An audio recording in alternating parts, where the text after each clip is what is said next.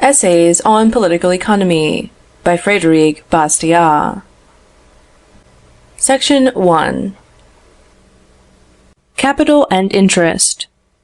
My object in this treatise is to examine into the real nature of the interest of capital, for the purpose of proving that it is lawful, and explaining why it should be perpetual.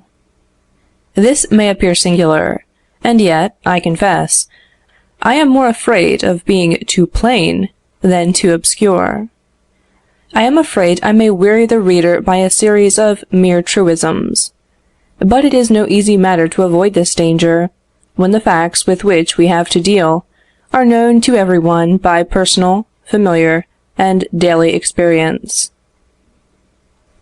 But then, you will say, what is the use of this treatise? Why explain what everybody knows? But, although this problem appears at first sight so very simple, there is more in it than you might suppose. I shall endeavor to prove this by an example. Mondor lends an instrument of labor today, which will be entirely destroyed in a week.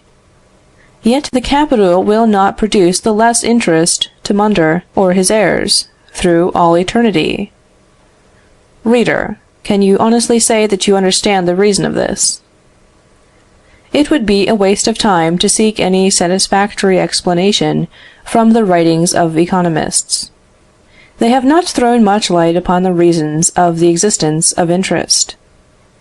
For this, they are not to be blamed, for at the time they wrote, its lawfulness was not called in question. Now, however, times are altered. The case is different. Men, who consider themselves to be in advance of their age, have organized an active crusade against capital and interest. It is the productiveness of capital which they are attacking, not certain abuses in the administration of it, but the principle itself. A journal has been established to serve as a vehicle for this crusade. It is conducted by M. Proudhon, and has, it is said, an immense circulation. The first number of this periodical contains the electoral manifesto of the people. Here we read, "The productiveness of capital, which is condemned by Christianity under the name of usury, is the true cause of misery, the true principle of destitution, the eternal obstacle to the establishment of the Republic." Another journal, La Ruche Populaire, after having said some excellent things on labor, adds, "But, above all, labor ought to be free. That is, it ought to be organized in such a manner that moneylenders and patrons, or masters, should not be paid for this liberty of labor, this right of labor, which is raised to so high a price by the traffickers of men." The only thought that I notice here is that expressed by the words in italics, which imply a denial of the right to interest. The remainder of the article explains it. It is thus that the democratic socialist, Thoreau, expresses himself. The revolution will always have to be recommenced, so long as we occupy ourselves with consequences only, without having the logic or the courage to attack the principle itself. This principle is capital, false property, interest, and usury, which, by the old regime, is made to weigh upon labor. Ever since the aristocrats invented the incredible fiction that capital possesses the power of reproducing itself, the workers have been at the mercy of the idle. At the end of a year, will you find an additional crown in a bag of 100 shillings? At the end of 14 years, will your shillings have doubled in your bag? Will a work of industry or of skill produce another at the end of 14 years? Let us begin, then, by demolishing this fatal fiction. I have quoted the above merely for the sake of establishing the fact that many persons consider the productiveness of capital a false, a fatal, and an iniquitous principle. But quotations are superfluous. It is well known that the people attribute their sufferings to what they call the trafficking in man by man. In fact, the phrase, tyranny of capital, has become proverbial. I believe there is not a man in the world who is aware of the whole importance of this question. Is the interest of capital natural, just, and lawful, and is useful to the payer as to the receiver? You answer no. I answer yes. Then we differ entirely. But it is of the utmost importance to discover which of us is in the right. Otherwise, we shall incur the danger of making a false solution of the question a matter of opinion. If the error is on my side, however, the evil would not be so great. It must be inferred that I know nothing about the true interests of the masses, or the march of human progress, and that all my arguments are but as so many grains of sand, by which the car of the revolution will certainly not be arrested. But if, on the contrary, Proudhon and Thoret are deceiving themselves, it follows that they are leading the people astray, that they are showing them the evil where it does not exist, and thus giving a false direction to their ideas, to their antipathies, to their dislikes, and to their attacks. It follows that the misguided people are rushing into a horrible and absurd struggle, in which victory would be more fatal than defeat, since, according to this supposition, the result would be the realization of universal evils, the destruction of every means of emancipation, the consummation of its own misery. This is just what Proudhon has acknowledged, with perfect good faith.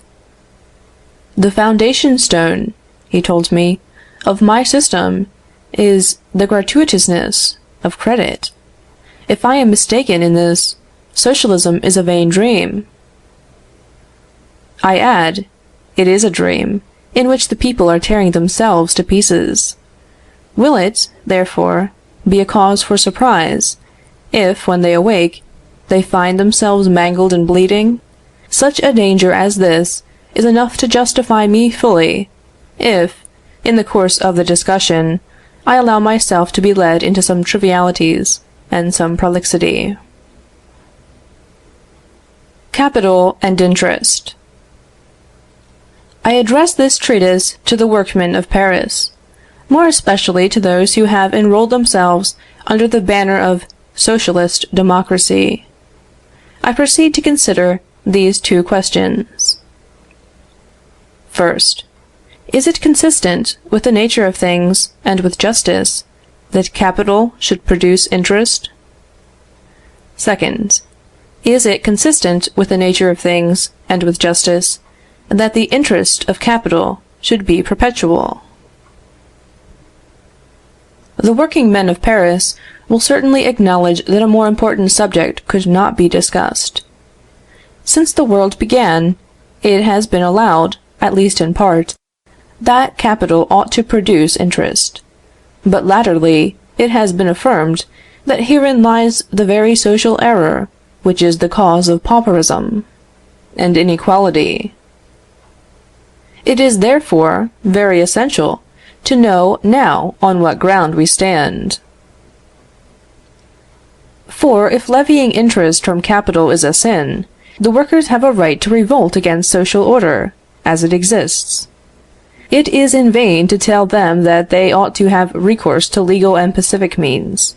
It would be a hypocritical recommendation.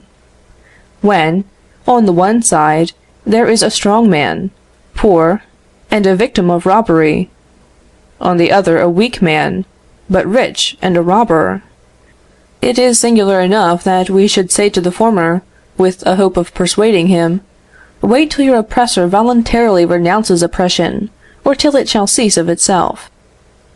This cannot be, and those who tell us that capital is by nature unproductive ought to know that they are provoking a terrible and immediate struggle.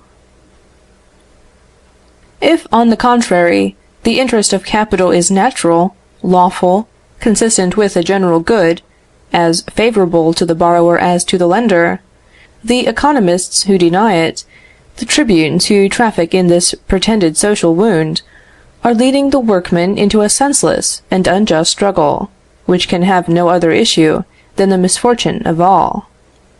In fact, they are arming labor against capital. So much the better, if these two powers are really antagonistic, and may the struggle soon be ended. But, if they are in harmony, the struggle is the greatest evil which can be inflicted on society.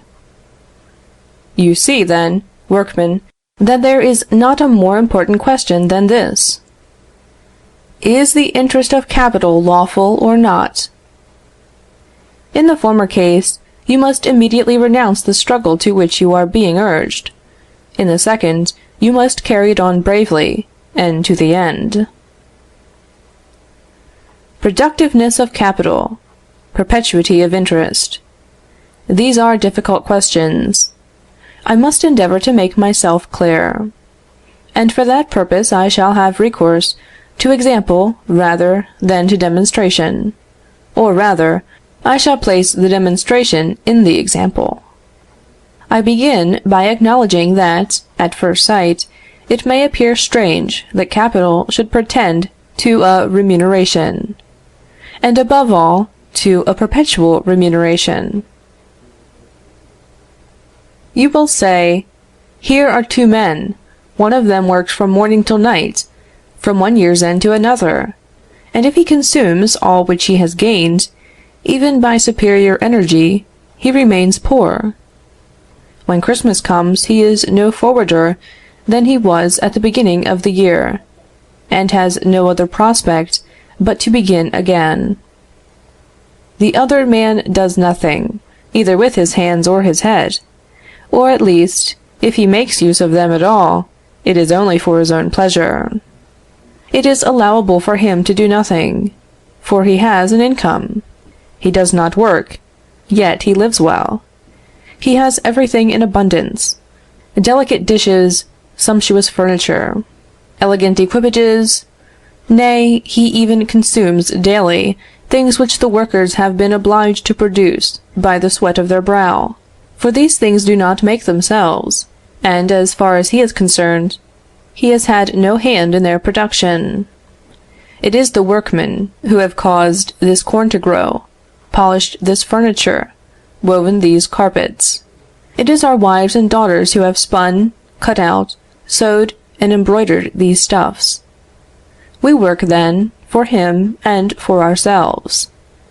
For him first, and then for ourselves, if there is anything left. But here is something more striking still. If the former of these two men, the worker, consumes within the year any profit which may have been left him in that year, he is always at the point from which he started, and his destiny condemns him to move incessantly in a perpetual circle, and a monotony of exertion. Labor, then, is rewarded only once.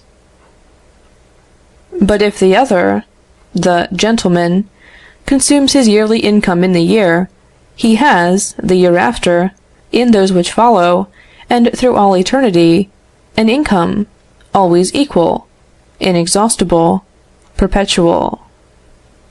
Capital, then, is remunerated not only once or twice, but an indefinite number of times, so that, at the end of 100 years, a family which has placed 20,000 francs at 5 per cent. will have had 100,000 francs, and this will not prevent it from having 100,000 more in the following century. In other words, for 20,000 francs, which represent its labor, it will have levied, in 2 centuries, a tenfold value on the labor of others. In this social arrangement, is there not a monstrous evil to be reformed? And this is not all.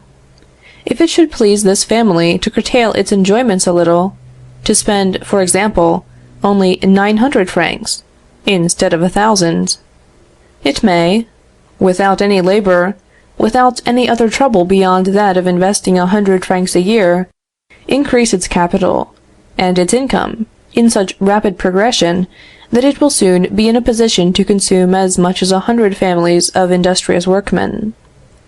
Does not all this go to prove that society itself has in its bosom a hideous cancer, which ought to be eradicated at the risk of some temporary suffering?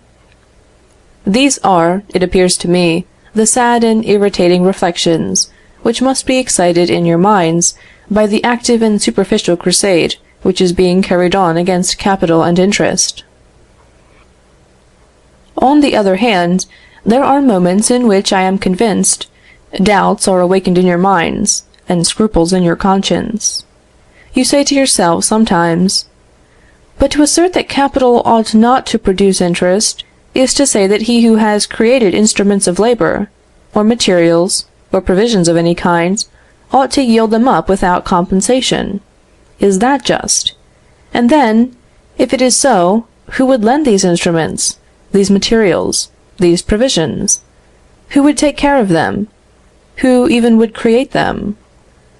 Every one would consume his proportion, and the human race would never advance a step. Capital would be no longer formed, since there would be no interest in forming it. It would become exceedingly scarce. A singular step towards gratuitous loans, a singular means of improving the condition of borrowers, to make it impossible for them to borrow at any price. What would become of labor itself?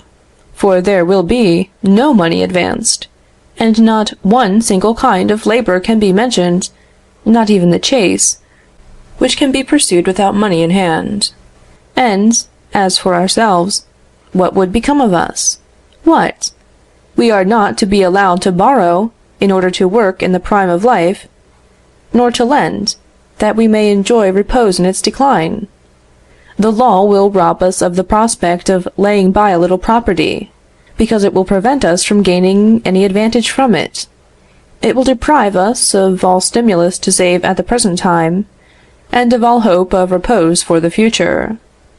It is useless to exhaust ourselves with fatigue. We must abandon the idea of leaving our sons and daughters a little property, since modern science renders it useless, for we should become traffickers in men if we were to lend it on interest. Alas! The world which these persons would open before us, as an imaginary good, is still more dreary and desolate than that which they condemn, for hope, at any rate, is not banished from the latter. Thus, in all respects, and in every point of view, the question is a serious one. Let us hasten to arrive at a solution. Our civil code has a chapter entitled On the Manner of Transmitting Property. I do not think it gives a very complete nomenclature on this point. When a man by his labor has made some useful thing, in other words, when he has created a value, it can only pass into the hands of another by one of the following modes: as a gift, by the right of inheritance, by exchange, loan, or theft. One word upon each of these, except the last, although it plays a greater part in the world than we may think. A gift needs no definition. It is essentially voluntary and spontaneous. It depends exclusively upon the giver, and the receiver cannot be said to have any right to it.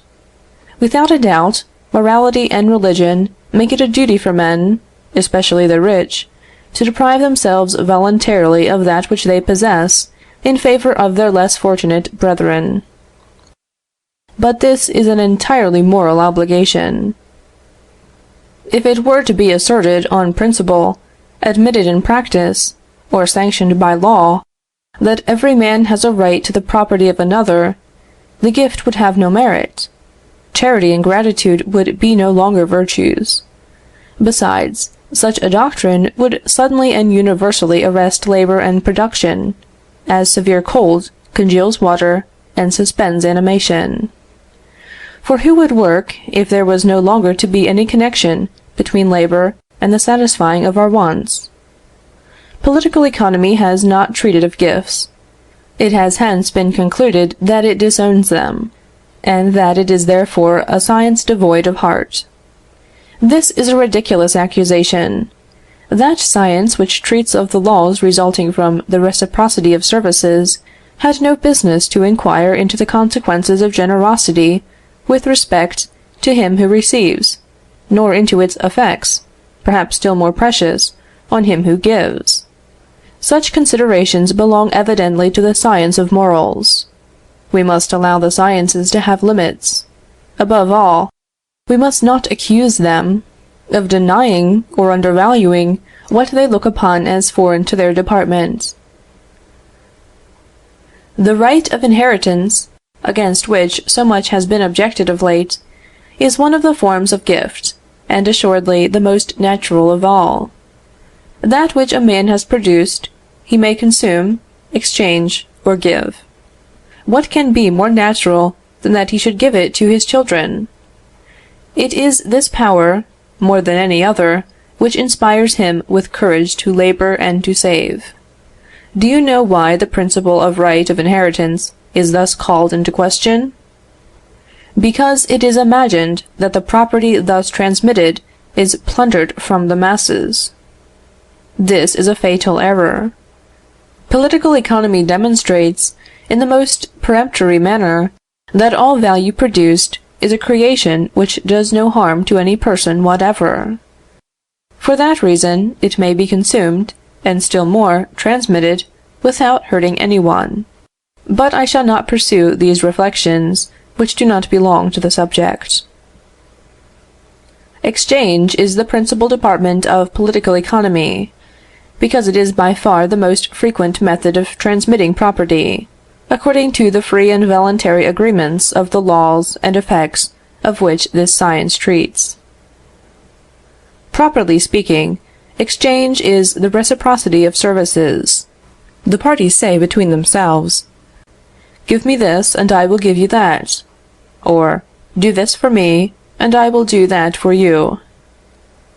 It is well to remark, for this will throw a new light on the notion of value, that the second form is always implied in the first. When it is said, "Do this for me, and I will do that for you," an exchange of service for service is proposed. Again, when it is said, "Give me this, and I will give you that," it is the same as saying, "I yield to you what I have done, yield to me what you have done." The labor is past, instead of present, but the exchange is not the less governed by the comparative valuation of the two services. So that it is quite correct to say that the principle of value is in the services rendered and received on account of the productions exchanged, rather than in the productions themselves. In reality, services are scarcely ever exchanged directly. There is a medium, which is termed money.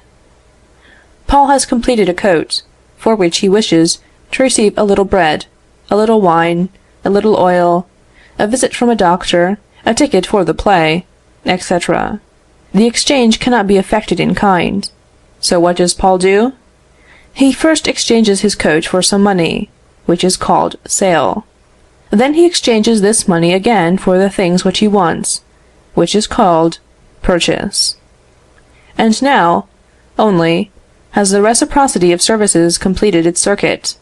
Now, only the labor and the compensation are balanced in the same individual. I have done this for society, it has done that for me. In a word, it is only now that the exchange is actually accomplished. Thus, nothing can be more correct than this observation of J.B. Say. Since the introduction of money, every exchange is resolved into two elements, sale and purchase. It is the reunion of these two elements which renders the exchange complete.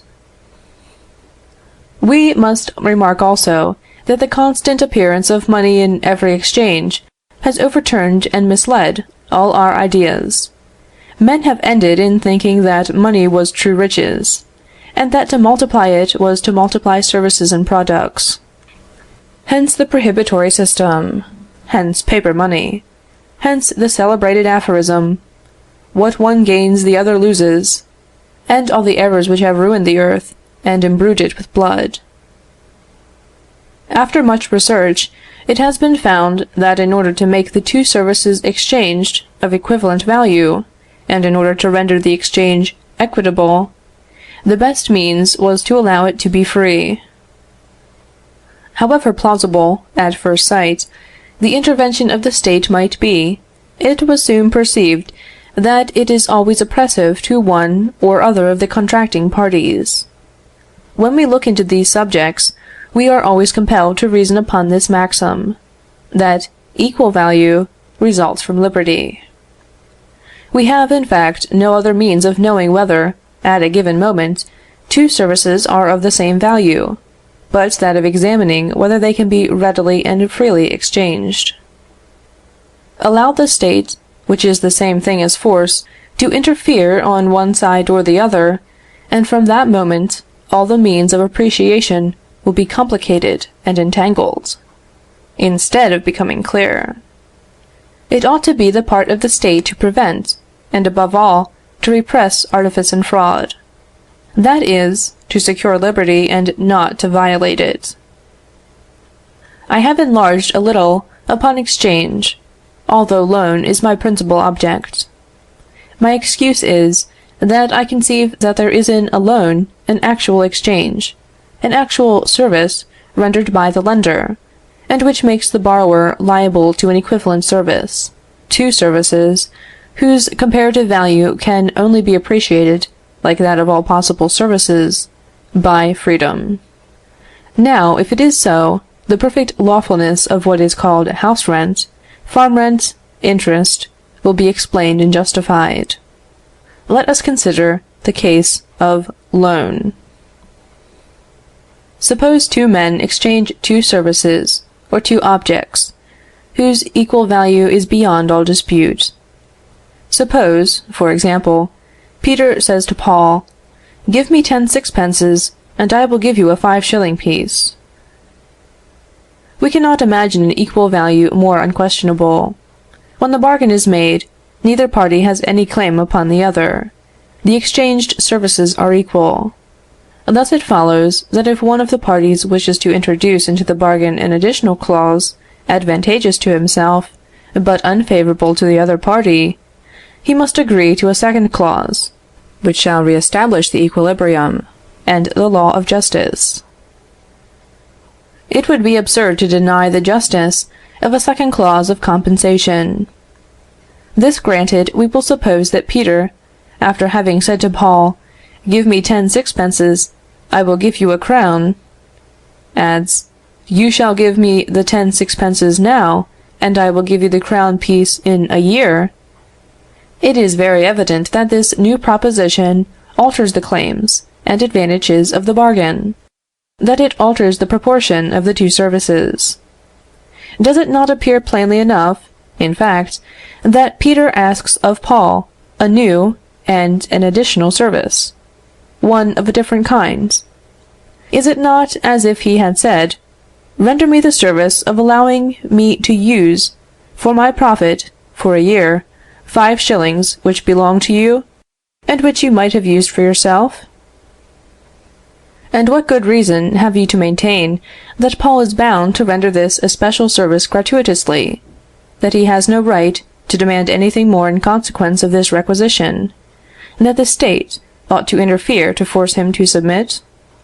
Is it not incomprehensible that the economist, who preaches such a doctrine to the people, can reconcile it with his principle of the reciprocity of services? Here I have introduced cash. I have been led to do so by a desire to place, side by side, two objects of exchange, of a perfect and indisputable equality of value. I was anxious to be prepared for objections.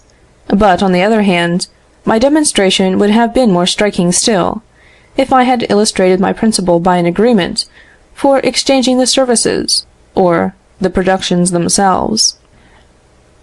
Suppose, for example, a house and a vessel of a value so perfectly equal that their proprietors are disposed to exchange them even-handed, without excess or abatement. In fact, let the bargain be settled by a lawyer. At the moment of each taking possession, the ship owner says to the citizen, "Very well, the transaction is completed, and nothing can prove its perfect equity better than our free and voluntary consent.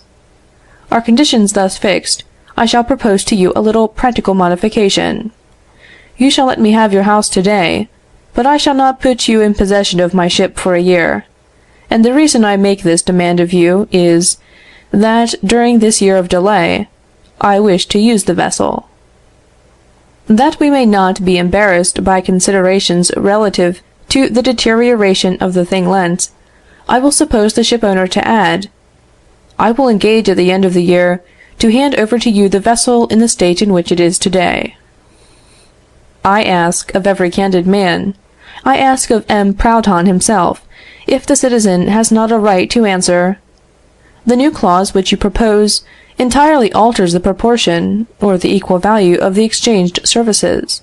By it, I shall be deprived, for the space of a year, both at once of my house and of your vessel. By it, you will make use of both. If, in the absence of this clause, the bargain was just, for the same reason the clause is injurious to me. It stipulates for a loss to me, and a gain to you. You are requiring of me a new service.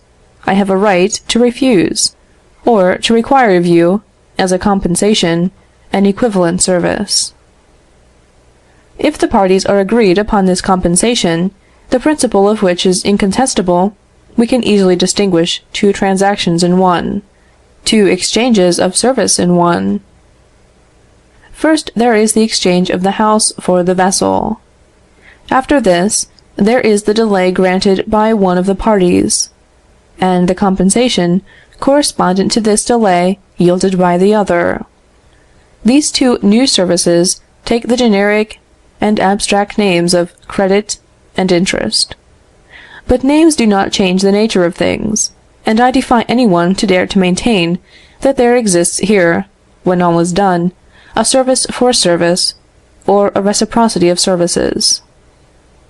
To say that one of these services does not challenge the other, to say that the first ought to be rendered gratuitously, without injustice, is to say that injustice consists in the reciprocity of services, that justice consists in one of the parties giving and not receiving, which is a contradiction in terms. To give an idea of interest and its mechanism, allow me to make use of 2 or 3 anecdotes. But first, I must say a few words upon capital. There are some persons who imagine that capital is money, and this is precisely the reason why they deny its productiveness. For, as M. Thoré says, crowns are not endowed with the power of reproducing themselves. But it is not true that capital and money are the same thing. Before the discovery of the precious metals, there were capitalists in the world, and I venture to say that at that time, as now, everybody was a capitalist to a certain extent. What is capital, then? It is composed of 3 things. First, of the materials upon which men operate, when these materials have already a value communicated by some human effort, which has bestowed upon them the principle of remuneration, wool, flax, leather, silk, wood, etc. Second, instruments which are used for working, tools, machines, ships, carriages, etc. Third, provisions which are consumed during labor, victuals, stuffs, houses, etc. Without these things, the labor of man would be unproductive and almost void. Yet these very things have required much work, especially at first.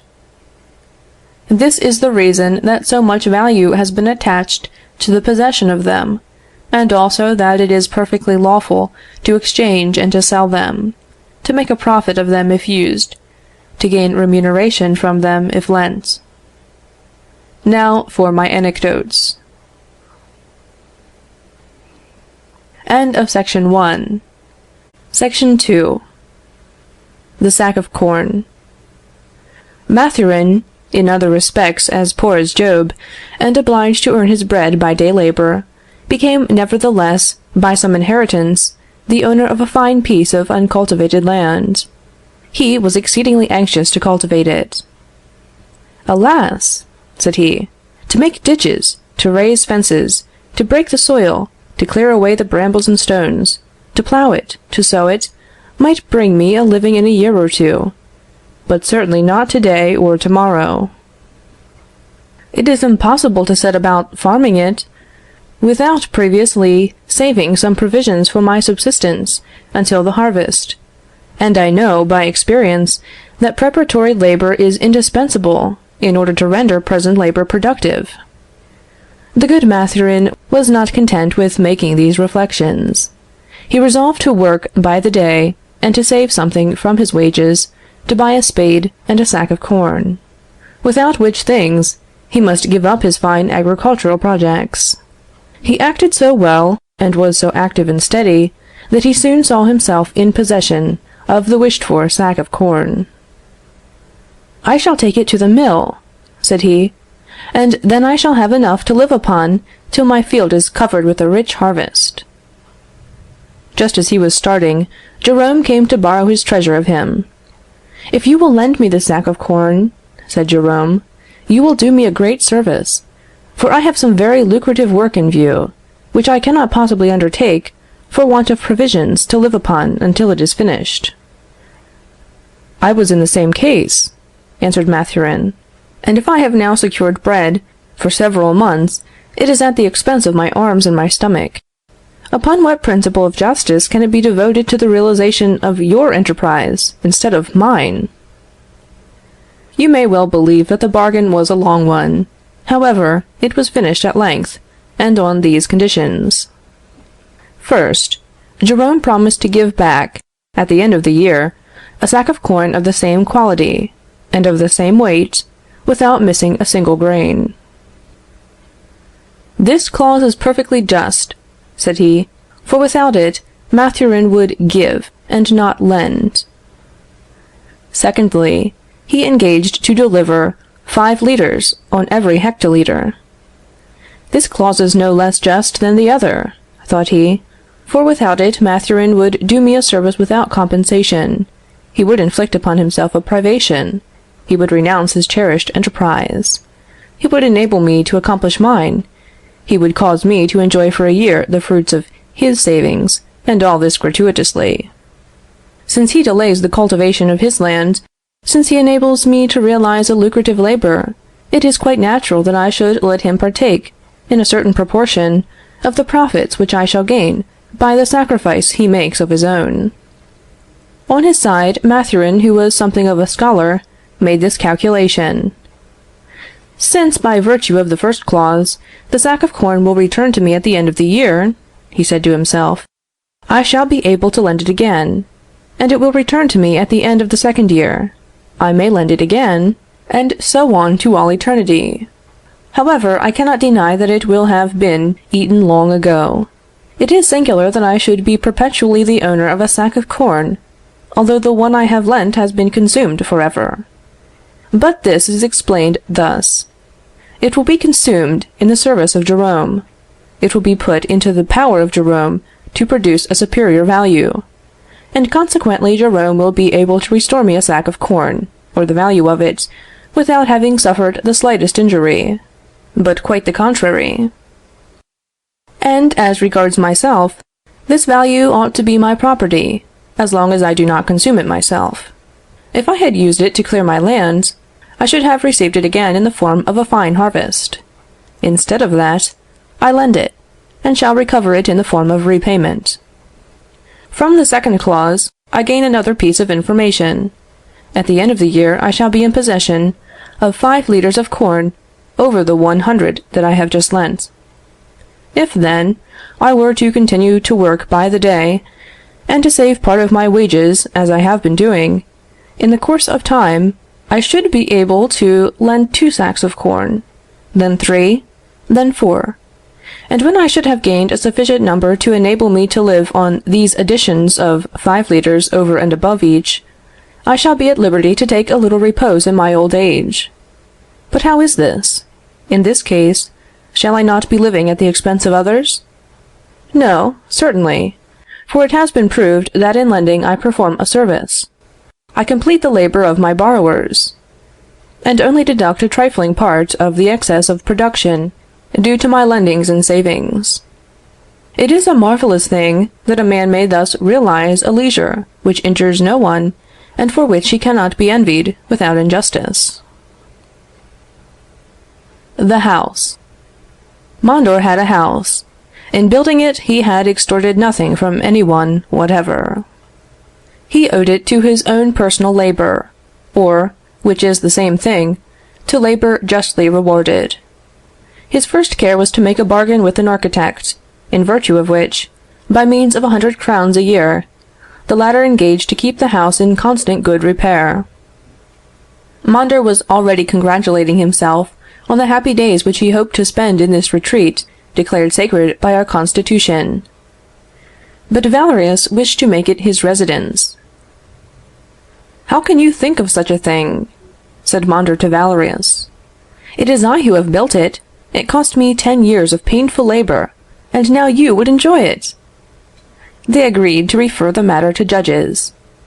They chose no profound economists. There were none such in the country. But they found some just and sensible men. It all comes to the same thing. Political economy, justice, good sense, are all the same thing. Now here is the decision made by the judges. If Valerius wishes to occupy Mondor's house for a year, he is bound to submit to 3 conditions. The first is to quit at the end of the year, and to restore the house in good repair, saving the inevitable decay resulting from mere duration. The second, to refund to Mondor the 300 francs, which the latter pays annually to the architect to repair the injuries of time. For these injuries taking place whilst the house is in the service of Valerius, it is perfectly just that he should bear the consequences. The third, that he should render to Mondor a service equivalent to that which he receives. As to this equivalence of service, it must be freely discussed between Mondor and Valerius. The Plain. A very long time ago there lived, in a poor village, a joiner, who was a philosopher, as all my heroes are in their own way. James worked from morning till night with his 2 strong arms, but his brain was not idle for all that. He was fond of reviewing his actions, their causes, and their effects. He sometimes said to himself, "With my hatchet, my saw, and my hammer, I can make only coarse furniture, and can only get the pay for such. If I only had a plane, I should please my customers more, and they would pay me more. It is quite just. I can only expect services proportioned to those which I render myself. Yes, I am resolved. I will make myself a plane." However, just as he was setting to work, James reflected further. "I work for my customers 300 days in the year. If I give 10 to making my plane, supposing it lasts me a year, only 290 days will remain for me to make my furniture. Now, in order that I be not the loser in this matter, I must gain henceforth, with the help of the plane, as much in 290 days as I do now in 300. I must even gain more, for unless I do so, it would not be worth my while to venture upon any innovations." James began to calculate. He satisfied himself that he should sell his finished furniture at a price which would amply compensate for the 10 days devoted to the plane, and when no doubt remained on this point, he set to work. I beg the reader to remark that the power which exists in the tool to increase the productiveness of labor is the basis of the solution which follows. At the end of 10 days, James had in his possession an admirable plane, which he valued all the more for having made it himself. He danced for joy, for, like the girl with her basket of eggs, he reckoned all the profits which he expected to derive from the ingenious instrument.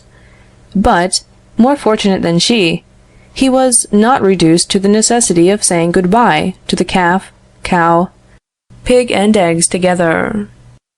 He was building his fine castles in the air, when he was interrupted by his acquaintance William, a joiner in the neighboring village. William, having admired the plane, was struck with the advantages which might be gained from it. He said to James, "W, you must do me a service. J. What service? W. Lend me the plane for a year. As might be expected, James at this proposal did not fail to cry out, "How can you think of such a thing, William?" "Well, if I do you this service, what will you do for me in return?" W. Nothing. Don't you know that a loan ought to be gratuitous? Don't you know that capital is naturally unproductive? Don't you know fraternity has been proclaimed? If you only do me a service, for the sake of receiving one from me in return, what merit would you have? J. William, my friend, fraternity does not mean that all the sacrifices are to be on one side. If so, I do not see why they should not be on yours. Whether a loan should be gratuitous, I don't know. But I do know that if I were to lend you my plane for a year, it would be giving it to you. To tell the truth, that was not what I made it for. W. Well, we will say nothing about the modern maxims discovered by the socialist gentleman. I ask you to do me a service. What service do you ask me in return? J. First, then, in a year, the plane will be done for. It will be good for nothing. It is only just that you should let me have another exactly like it, or that you should give me money enough to get it repaired, or that you should supply me the 10 days which I must devote to replacing it. W. This is perfectly just. I submit to these conditions. I engage to return it, or to let you have one like it, or the value of the same. I think you must be satisfied with this, and can require nothing further. J. I think otherwise. I made the plane for myself, and not for you.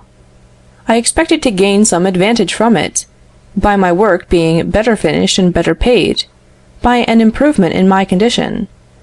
What reason is there that I should make the plane, and you should gain the profit? I might as well ask you to give me your saw and hatchet. What a confusion! Is it not natural that each should keep what he has made with his own hands, as well as his hands themselves? To use without recompense the hands of another, I call slavery. To use without recompense the plane of another, can this be called fraternity? W. But, then, I have agreed to return it to you at the end of a year, as well polished and as sharp as it is now. J. We have nothing to do with next year. We are speaking of this year. I have made the plane for the sake of improving my working condition. If you merely return it to me in a year, it is you who will gain the profit of it during the whole of that time. I am not bound to do you such a service without receiving anything from you in return. Therefore, if you wish for my plane, independently of the entire restoration already bargained for, you must do me a service, which we will now discuss, and you must grant me remuneration. And this was done thus. William granted a remuneration calculated in such a way that, at the end of the year, James received his plane quite new, and, in addition, a compensation consisting of a new plank, for the advantages of which he had deprived himself, and which he had yielded to his friend. It was impossible for any one acquainted with the transaction to discover the slightest trace in it of oppression or injustice. The singular part of it is, that, at the end of the year, the plane came into James' possession, and he lent it again, recovered it, and lent it a third and fourth time. It has passed into the hands of his son, who still lends it. Poor plane! How many times it has changed, sometimes its blade, sometimes its handle. It is no longer the same plane, but it has always the same value, at least for James's posterity. Workmen, let us examine into these little stories. I maintain, first of all, that the sack of corn and the plane are here the type, the model, a faithful representation, the symbol of all capital, as the 5 liters of corn and the plank are the type, the model, the representation, the symbol of all interest. This granted, the following are, it seems to me, a series of consequences, the justice of which it is impossible to dispute. First, If the yielding of a plank by the borrower to the lender is a natural, equitable, lawful remuneration, the just price of a real service, we may conclude that, as a general rule, it is in the nature of capital to produce interest. When this capital, as in the foregoing examples, takes the form of an instrument of labor, it is clear enough that it ought to bring an advantage to its possessor, to him who has devoted to it his time, his brains, and his strength. Otherwise, why should he have made it? No necessity of life can be immediately satisfied with instruments of labor. No one eats plains, or drinks saws, except indeed he be a conjurer.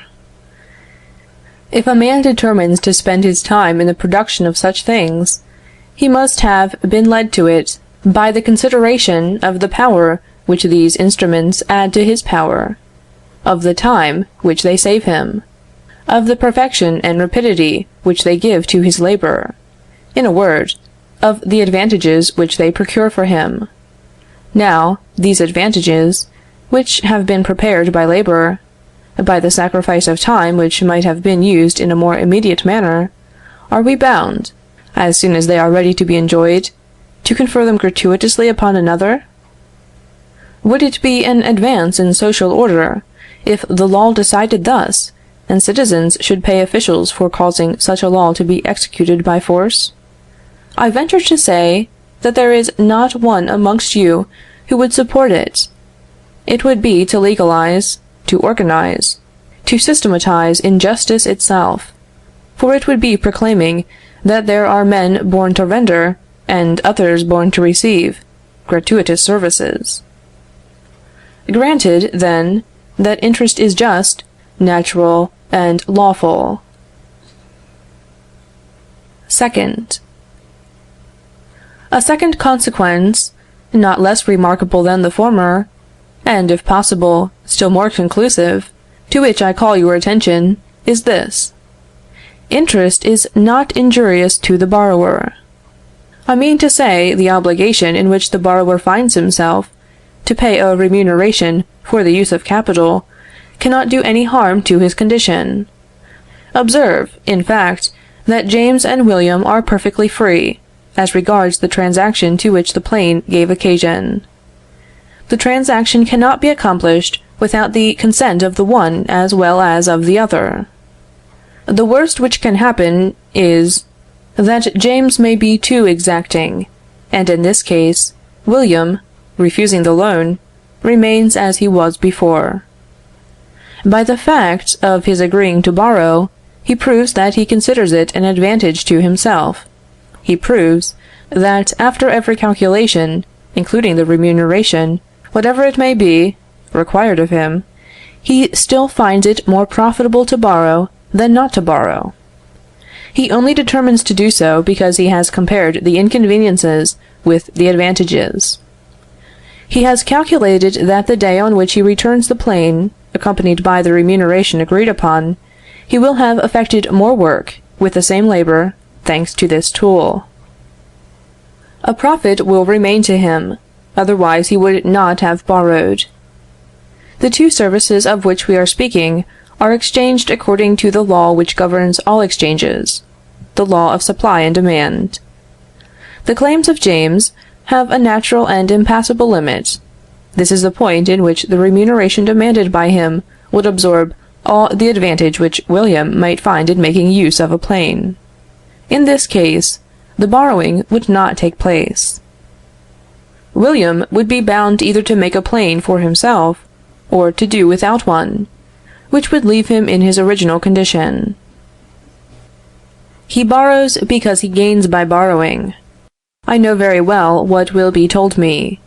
You will say, William may be deceived, or perhaps he may be governed by necessity, and be obliged to submit to a harsh law. It may be so. As to errors in calculation, they belong to the infirmity of our nature, and to argue from this against the transaction in question is objecting the possibility of loss in all imaginable transactions, in every human act. Error is an accidental fact, which is incessantly remedied by experience. In short, everybody must guard against it. As far as those hard necessities are concerned, which force persons to burdensome borrowings, it is clear that these necessities exist previously to the borrowing.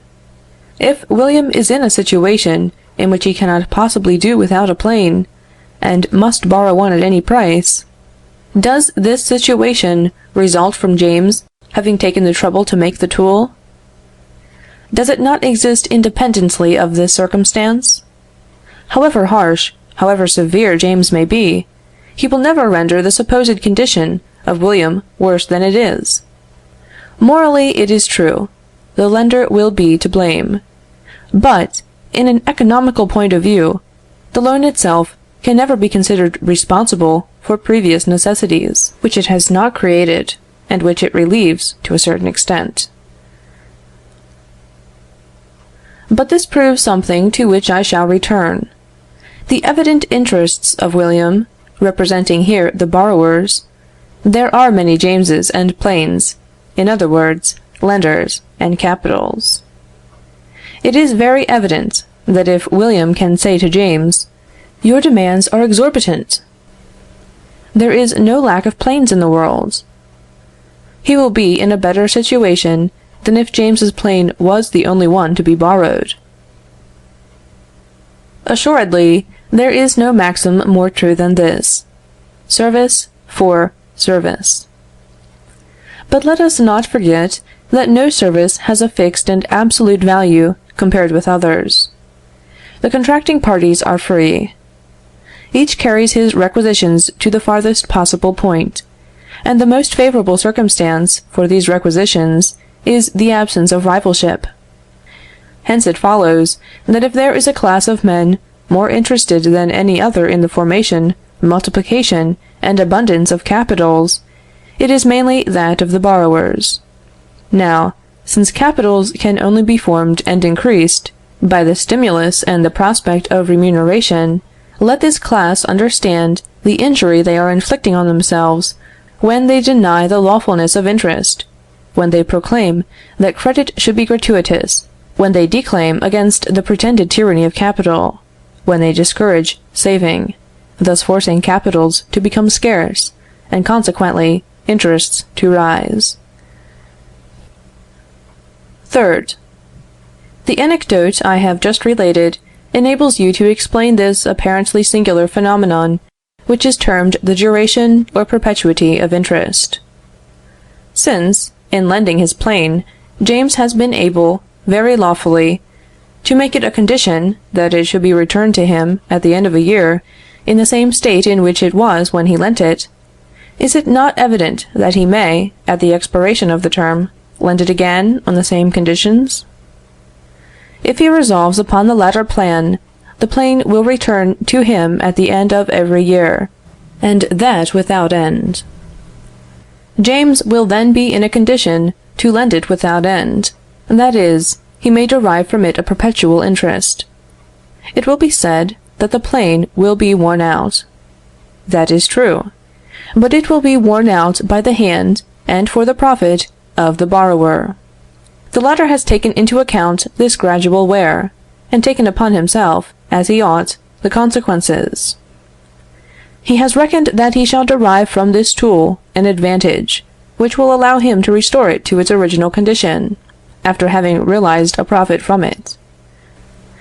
As long as James does not use this capital himself, or for his own advantage, as long as he renounces the advantages which allow it to be restored to its original condition, he will have an incontestable right to have it restored, and that independently of interest.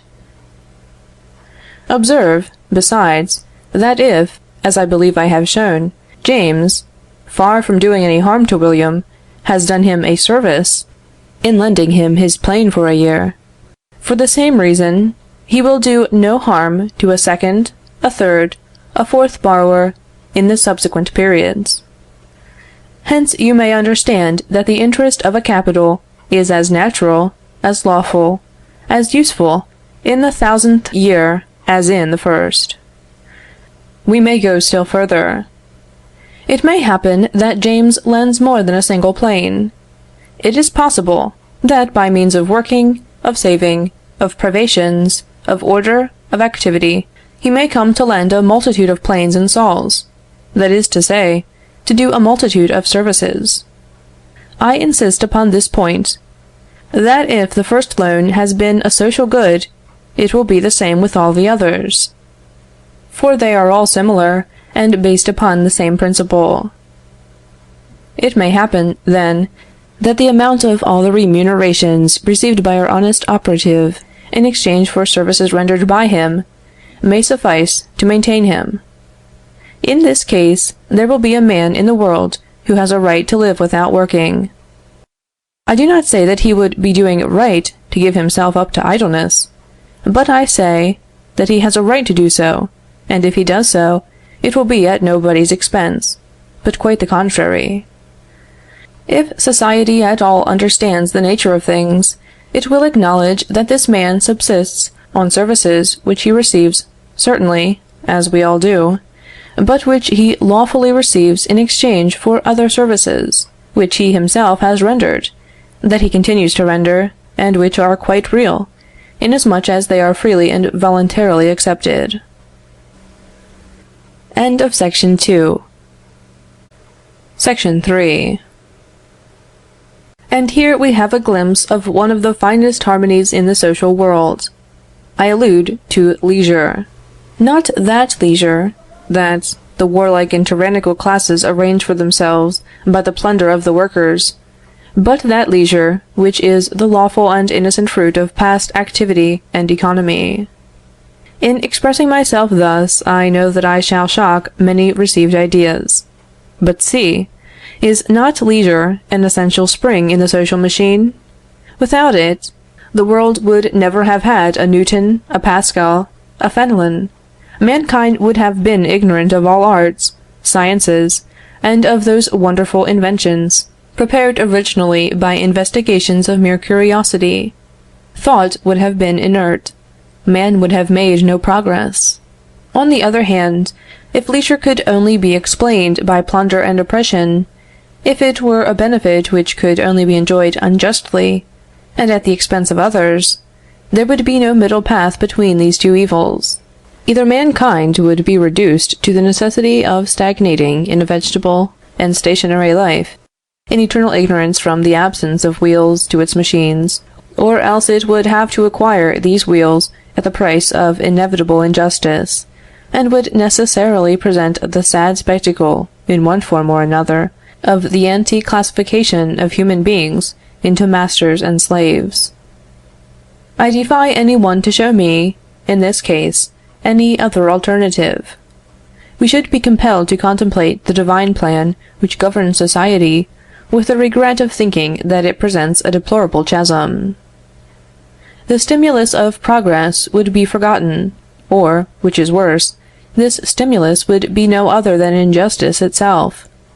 But no, God has not left such a chasm in his work of love. We must take care not to disregard his wisdom and power, for those whose imperfect meditations cannot explain the lawfulness of leisure are very much like the astronomer, who said, at a certain point in the heavens there ought to exist a planet which will be at last discovered, for without it the celestial world is not harmony, but discord.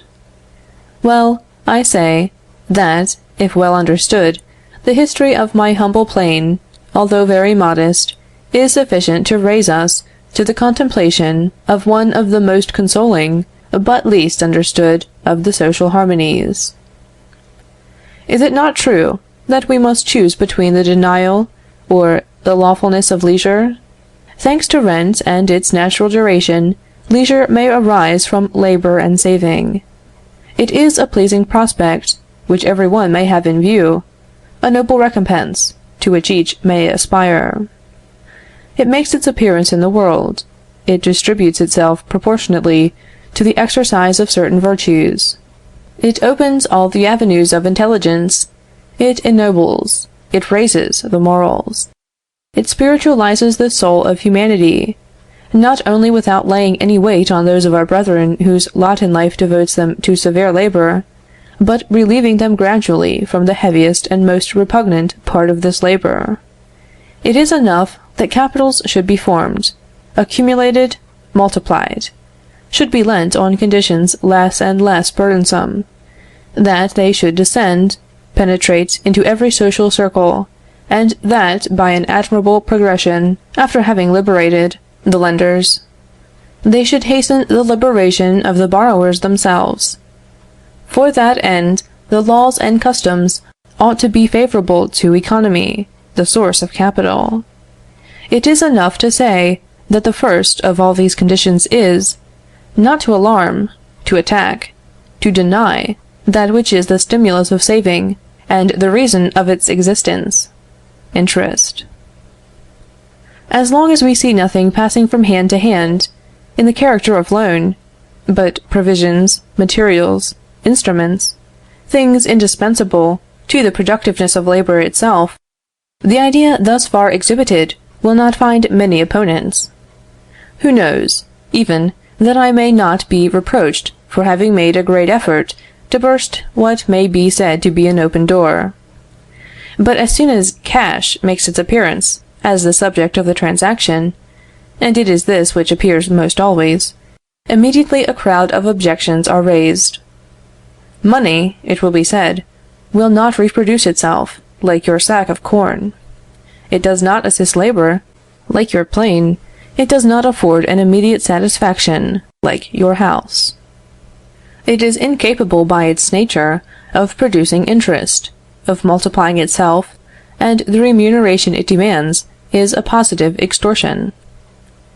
Who cannot see the sophistry of this, who does not see that cash is only a transient form, which men give at the time to other values, to real objects of usefulness, for the sole object of facilitating their arrangements? In the midst of social complications, the man who is in a condition to lend scarcely ever has the exact thing which the borrower wants. James, it is true, has a plane, but perhaps William wants a saw. They cannot negotiate. The transaction favorable to both cannot take place. And then what happens? It happens that James first exchanges his plane for money. He lends the money to William, and William exchanges the money for a saw. The transaction is no longer a simple one. It is decomposed into two parts, as I explained above in speaking of exchange. But, for all that, it has not changed its nature. It still contains all the elements of the direct loan. James has still got rid of a tool which was useful to him. William has still received an instrument which perfects his work and increases his profits. There is still a service rendered by the lender, which entitles him to receive an equivalent service from the borrower. This just balance is not the less established by free mutual bargaining. The very natural obligation to restore at the end of the term the entire value still constitutes the principle of the duration of interest. At the end of a year, says M. Thoré, will you find an additional crown in a bag of 100 pounds? No, certainly, if the borrower puts the bag of 100 pounds on the shelf. In such a case, neither the plane nor the sack of corn would reproduce themselves.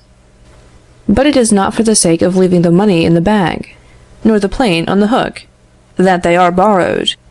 The plane is borrowed to be used, or the money to procure a plane. And if it is clearly proved that this tool enables the borrower to obtain profits which he would not have made without it, if it is proved that the lender has renounced creating for himself this excess of profits, we may understand how the stipulation of a part of this excess of profits in favor of the lender is equitable and lawful. Ignorance of the true part which cash plays in human transactions is the source of the most fatal errors. I intend devoting an entire pamphlet to this subject. From what we may infer from the writings of M. Proudhon, that which has led him to think that gratuitous credit was a logical and definite consequence of social progress, is the observation of the phenomenon which shows a decreasing interest, almost in direct proportion to the rate of civilization. In barbarous times, it is, in fact, cent per cent, and more. Then it descends to 80, 60, 50, 40, 20, 10, 5, 4, and 3%. In Holland, it has even been as low as 2%. Hence it is concluded that, in proportion as society comes to perfection, it will descend to zero by the time civilization is complete. In other words, that which characterizes social perfection is the gratuitousness of credit. When therefore we shall have abolished interest, we shall have reached the last step of progress. This is mere sophistry, and as such, false arguing may contribute to render popular the unjust, dangerous, and destructive dogma that credit should be gratuitous, by representing it as coincident with social perfection. With the reader's permission, I will examine in a few words this new view of the question. What is interest? It is the service rendered, after a free bargain, by the borrower to the lender, in remuneration for the service he has received by the loan. By what law is the rate of these remunerative services established? By the general law which regulates the equivalent of all services, that is, by the law of supply and demand. The more easily a thing is procured, the smaller is the service rendered by yielding it or lending it. The man who gives me a glass of water in the Pyrenees does not render me so great a service as he who allows me one in the desert of Sahara. If there are many plains, sacks of corn, or houses in a country, the use of them is obtained, other things being equal, on more favorable conditions than if they were few, for the simple reason that the lender renders in this case a smaller relative service. It is not surprising, therefore, that the more abundant capitals are, the lower is the interest. Is this saying that it will ever reach zero? No, because, I repeat, the principle of a remuneration is in the loan. To say that interest will be annihilated is to say there will never be any motive for saving, for denying ourselves, in order to form new capitals, nor even to preserve the old ones. In this case, the waste would immediately bring a void, and interest would directly reappear. In that, the nature of the services of which we are speaking does not differ from any other. Thanks to industrial progress, a pair of stockings, which used to be worth 6 francs, has successively been worth only 4, 3, and 2. No one can say to what point this value will descend, but we can affirm that it will never reach zero, unless the stockings finish by producing themselves spontaneously. Why? Because the principle of remuneration is in labor, because he who works for another renders a service, and ought to receive a service. If no one is paid for stockings, they would cease to be made, and, with the scarcity, the price would not fail to reappear. The sophism which I am now combating has its roots in the infinite divisibility which belongs to value, as it does to matter. It appears at first paradoxical, but it is well known to all mathematicians that, through all eternity, fractions may be taken from a weight without the weight ever being annihilated. It is sufficient that each successive fraction be less than the preceding one, in a determined and regular proportion. There are countries where people apply themselves to increasing the size of horses, or diminishing in sheep the size of the head. It is impossible to say precisely to what point they will arrive in this. No one can say that he has ever seen the largest horse, or the smallest sheep's head, that will ever appear in the world. But he may safely say that the size of horses will never attain to infinity, nor the heads of sheep to nothing. In the same way, no one can say to what point the price of stockings, nor the interest of capitals, will come down. But we may safely affirm, when we know the nature of things, that neither the one nor the other will ever arrive at zero. For labor and capital can no more live without recompense than a sheep without a head. The arguments of M. Proudhon reduce themselves, then, to this: since the most skilful agriculturists are those who have reduced the heads of sheep to the smallest size, We shall have arrived at the highest agricultural perfection when sheep have no longer any heads. Therefore, in order to realize the perfection, let us behead them. I have now done with this wearisome discussion. Why is it that the breath of false doctrine has made it needful to examine into the intimate nature of interest? I must not leave off without remarking upon a beautiful moral which may be drawn from this law. The depression of interest is proportioned to the abundance of capitals.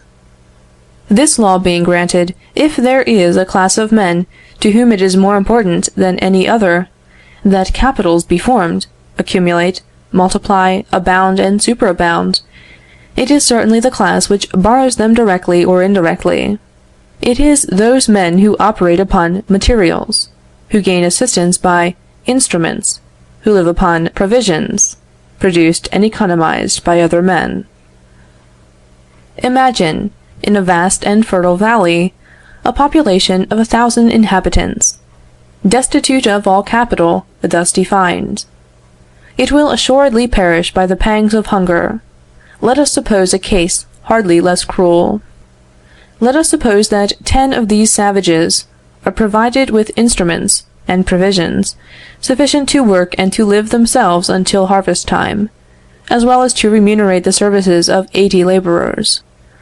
The inevitable result will be the death of 900 human beings. It is clear, then, that since 990 men, urged by want, will crowd upon the supports which would only maintain 100, the 10 capitalists will be masters of the market. They will obtain labor on the hardest conditions, for they will put it up to auction, or the highest bidder. And observe this: if these capitalists entertain such pious sentiments as would induce them to impose personal privations on themselves, in order to diminish the sufferings of some of their brethren, this generosity, which attaches to morality, will be as noble in its principle as useful in its effects. But, if duped by that false philosophy which persons wish so inconsiderately to mingle with economic laws, they take to remunerating labor largely, far from doing good, they will do harm. They will give double wages, it may be, but then 45 men will be better provided for, whilst 45 others will come to augment the number of those who are sinking into the grave. Upon this supposition, it is not the lowering of wages which is the mischief. It is the scarcity of capital. Low wages are not the cause, but the effect, of the evil. I may add that they are to a certain extent the remedy. It acts in this way: it distributes the burden of suffering as much as it can, and saves as many lives as a limited quantity of sustenance permits. Suppose, now, that instead of 10 capitalists, there should be 100, 200, 500. Is it not evident that the condition of the whole population, and above all, that of the prolétaires, will be more and more improved?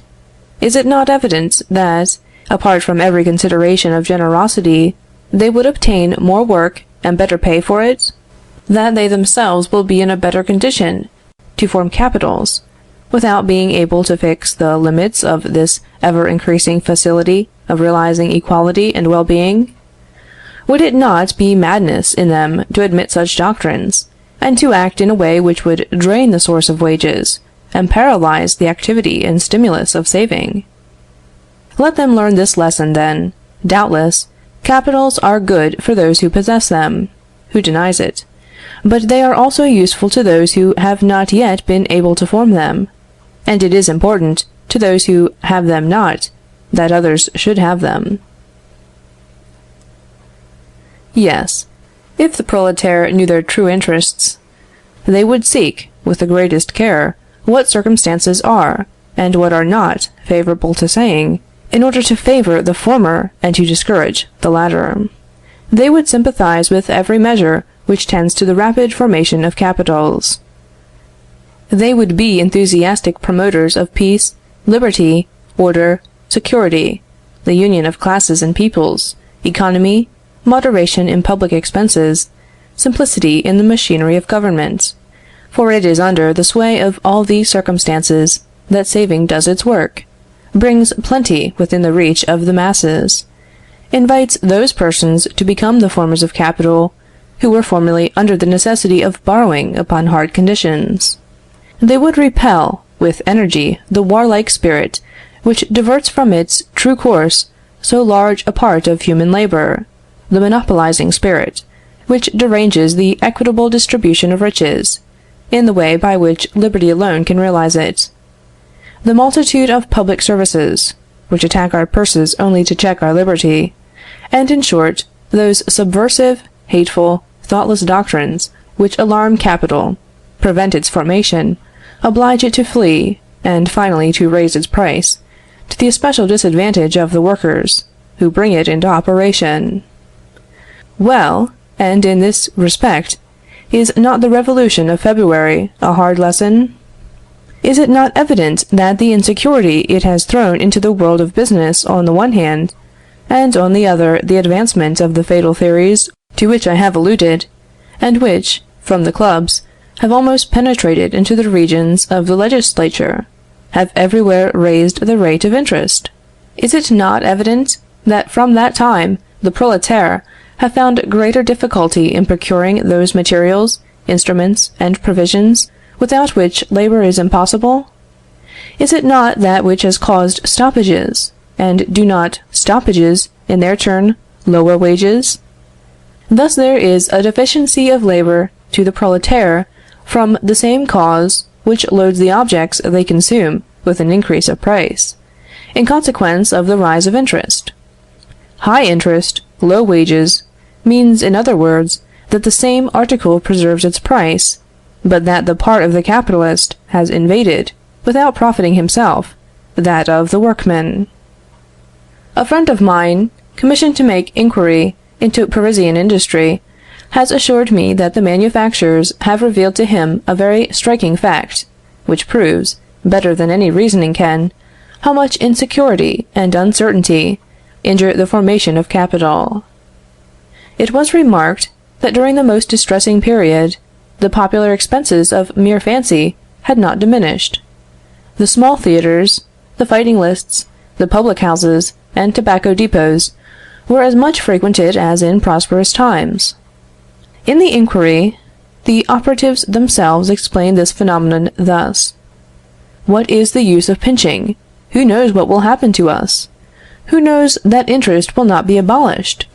Who knows but that the state will become a universal and gratuitous lender, and that it will wish to annihilate all the fruits which we might expect from our savings?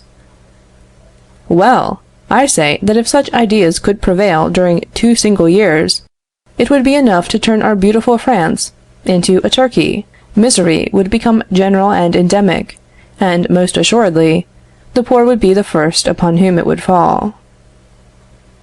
Workmen, they talk to you a great deal upon the artificial organization of labor. Do you know why they do so? Because they are ignorant of the laws of its natural organization, that is, of the wonderful organization which results from liberty. You are told that liberty gives rise to what is called the radical antagonism of classes, that it creates and makes to clash 2 opposite interests, that of the capitalists and that of the prolétaire. But we ought to begin by proving that this antagonism exists by a law of nature, and afterwards it would remain to be shown how far the arrangements of restraint are superior to those of liberty. For between liberty and restraint I see no middle path. Again, it would remain to be proved that restraint would always operate to your advantage, and to the prejudice of the rich. But, no, this radical antagonism, this natural opposition of interests, does not exist. It is only an evil dream of perverted and intoxicated imaginations. No, a plan so defective has not proceeded from the divine mind. To affirm it, we must begin by denying the existence of God, and see how, by means of social laws, and because men exchange amongst themselves their labors and their productions, see what a harmonious tie attaches the classes one to the other. There are the landowners. What is their interest? That the soil be fertile, and the sun beneficent. And what is the result? That corn abounds, that it falls in price, and the advantage turns to the profit of those who have no patrimony. There are the manufacturers. What is their constant thought?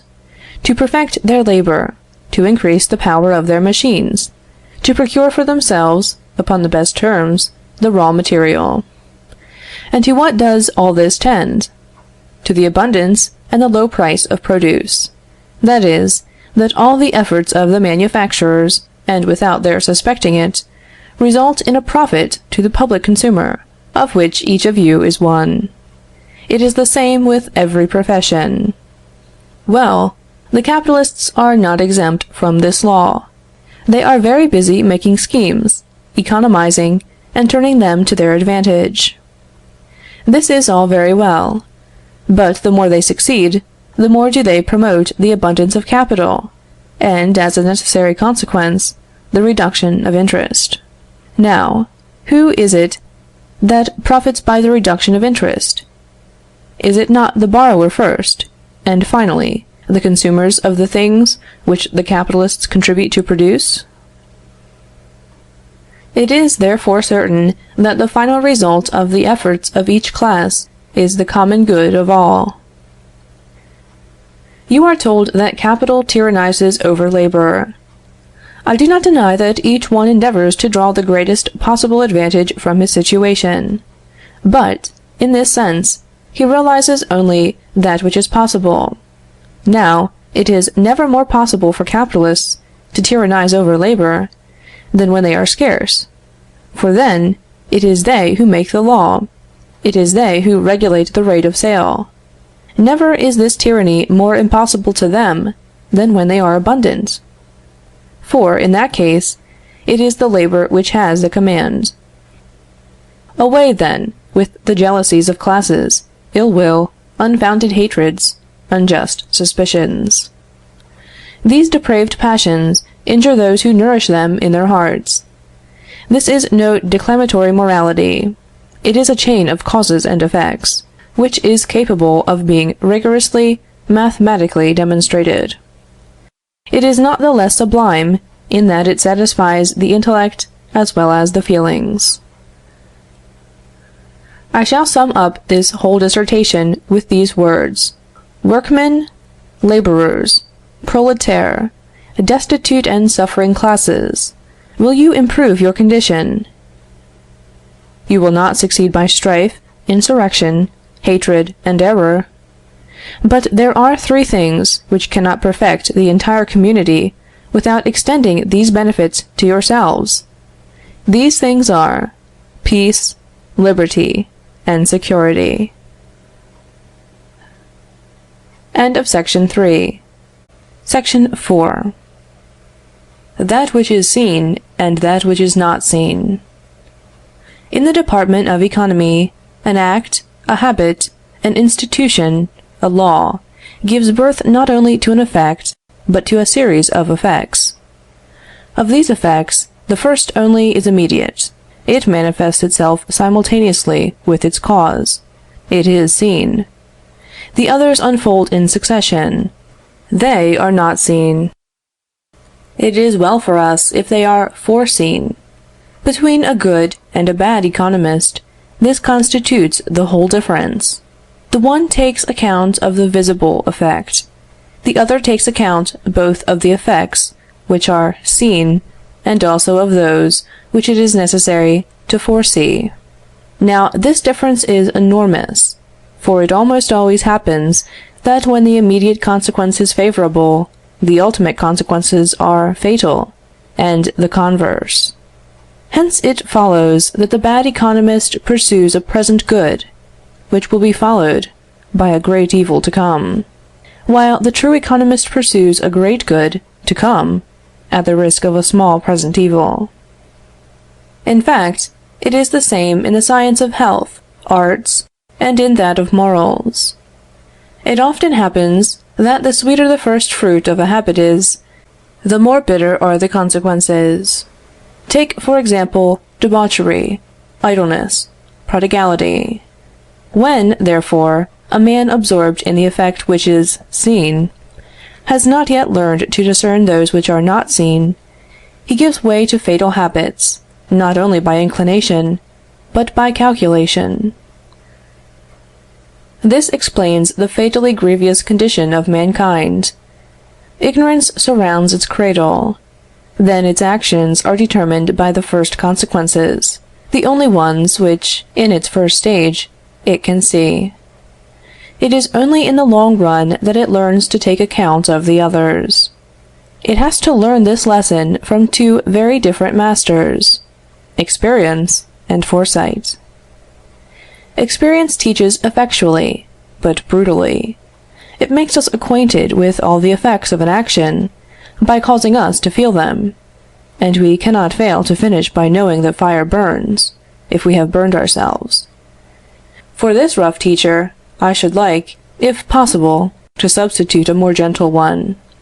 I mean foresight.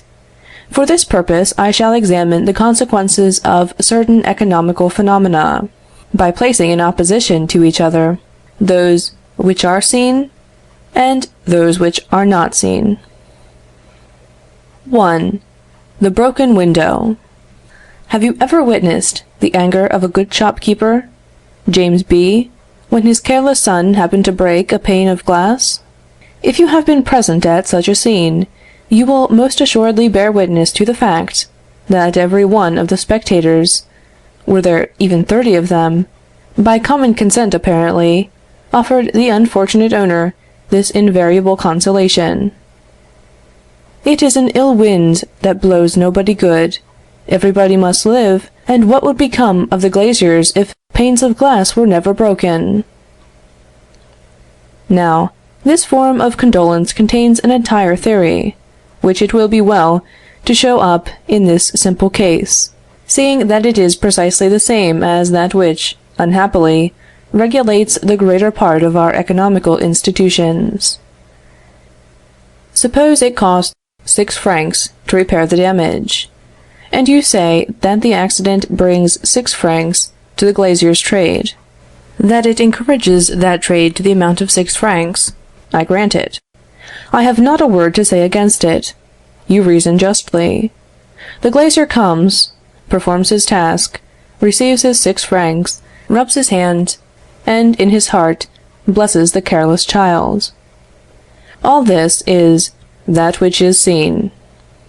But if, on the other hand, you come to the conclusion, as is too often the case, that it is a good thing to break windows, that it causes money to circulate, and that the encouragement of industry in general will be the result of it, you will oblige me to call out, "Stop there! Your theory is confined to that which is seen. It takes no account of that which is not seen." It is not seen, that as our shopkeeper has spent 6 francs upon one thing, he cannot spend them upon another.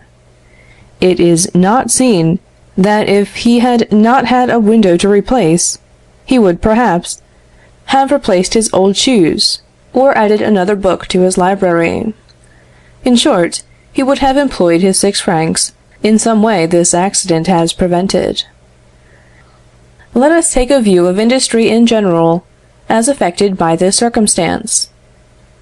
The window being broken, the glazier's trade is encouraged to the amount of 6 francs.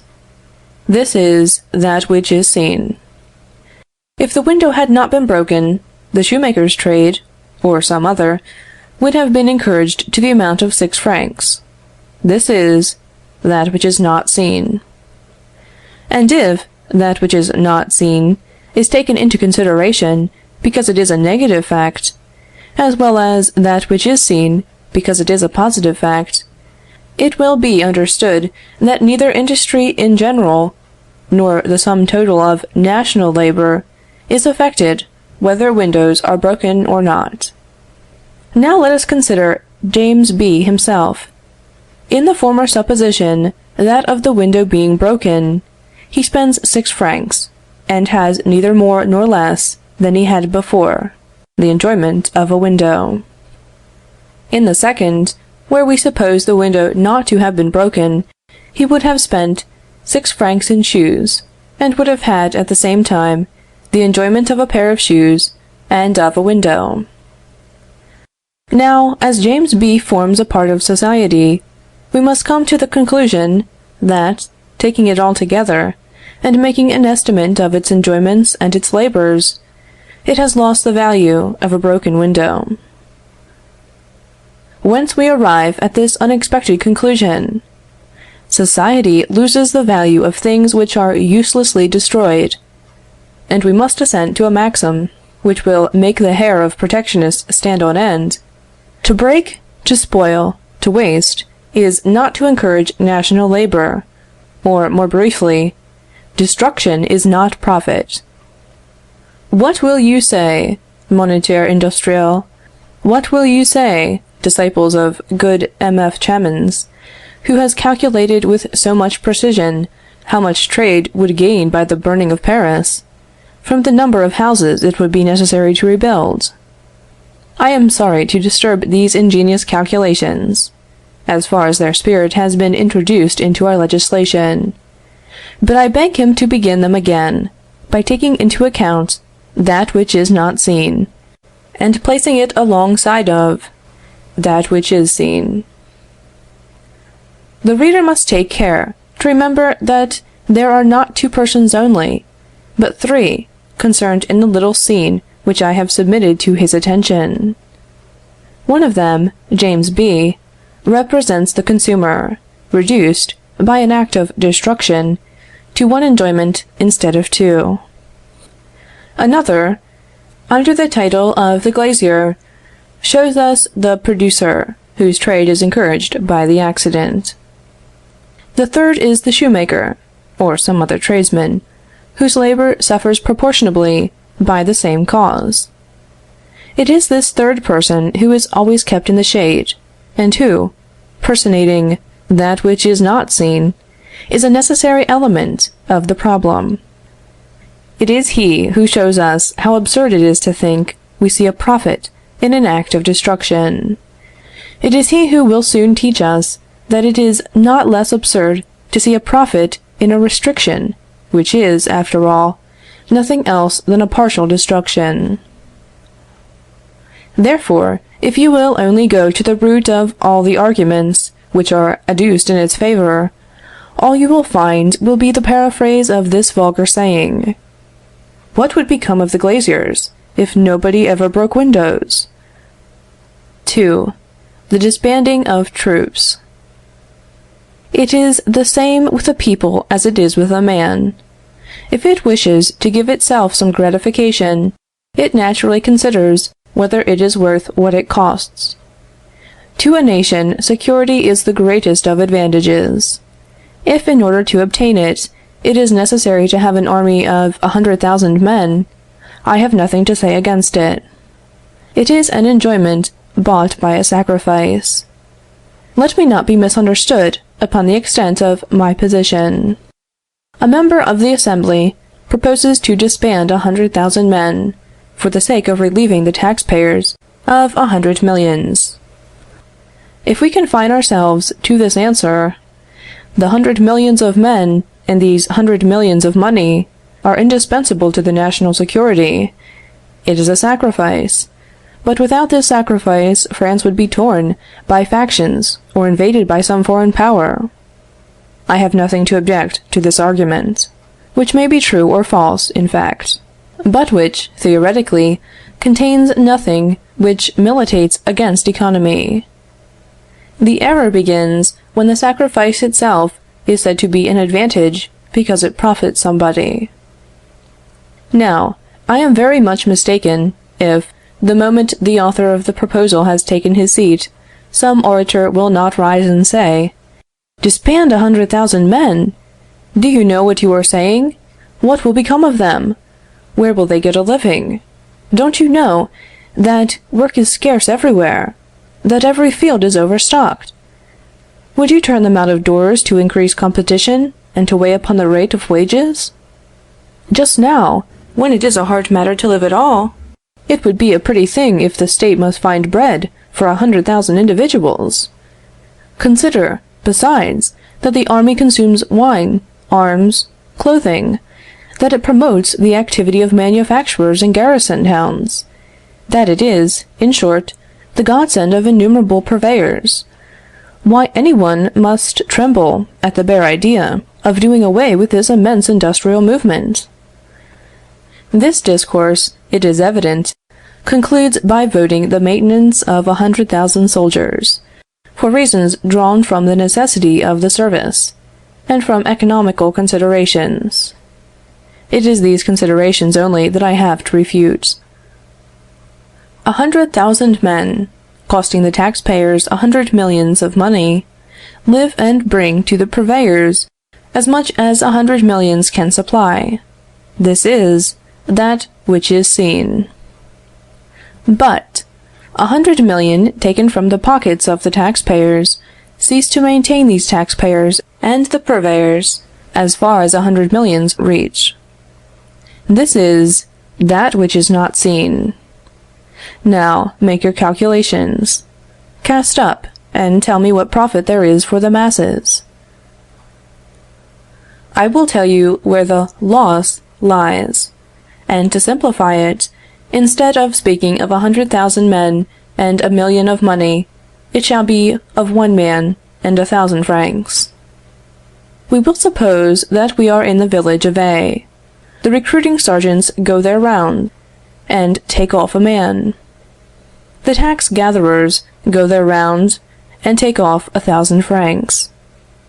The man and the sum of money are taken to Metz, and the latter is destined to support the former for a year without doing anything.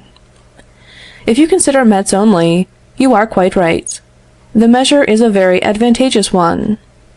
But, if you look towards the village of A, you will judge very differently, for, unless you are very blind indeed, you will see that that village has lost a worker, and the 1,000 francs which would remunerate his labor, as well as the activity, which, by the expenditure of those 1,000 francs, it would spread around it. At first sight, there would seem to be some compensation. What took place at the village now takes place at Metz. That is all. But the loss is to be estimated in this way. At the village, a man dug and worked. He was a worker. At Metz, he turns to the right about and to the left about. He is a soldier. The money and the circulation are the same in both cases, but in the one there were 300 days of productive labor. In the other, there are 300 days of unproductive labor, supposing, of course, that a part of the army is not indispensable to the public safety. Now suppose the disbanding to take place. You tell me there will be a surplus of 100,000 workers, that competition will be stimulated, and it will reduce the rate of wages. This is what you see. But what you do not see is this.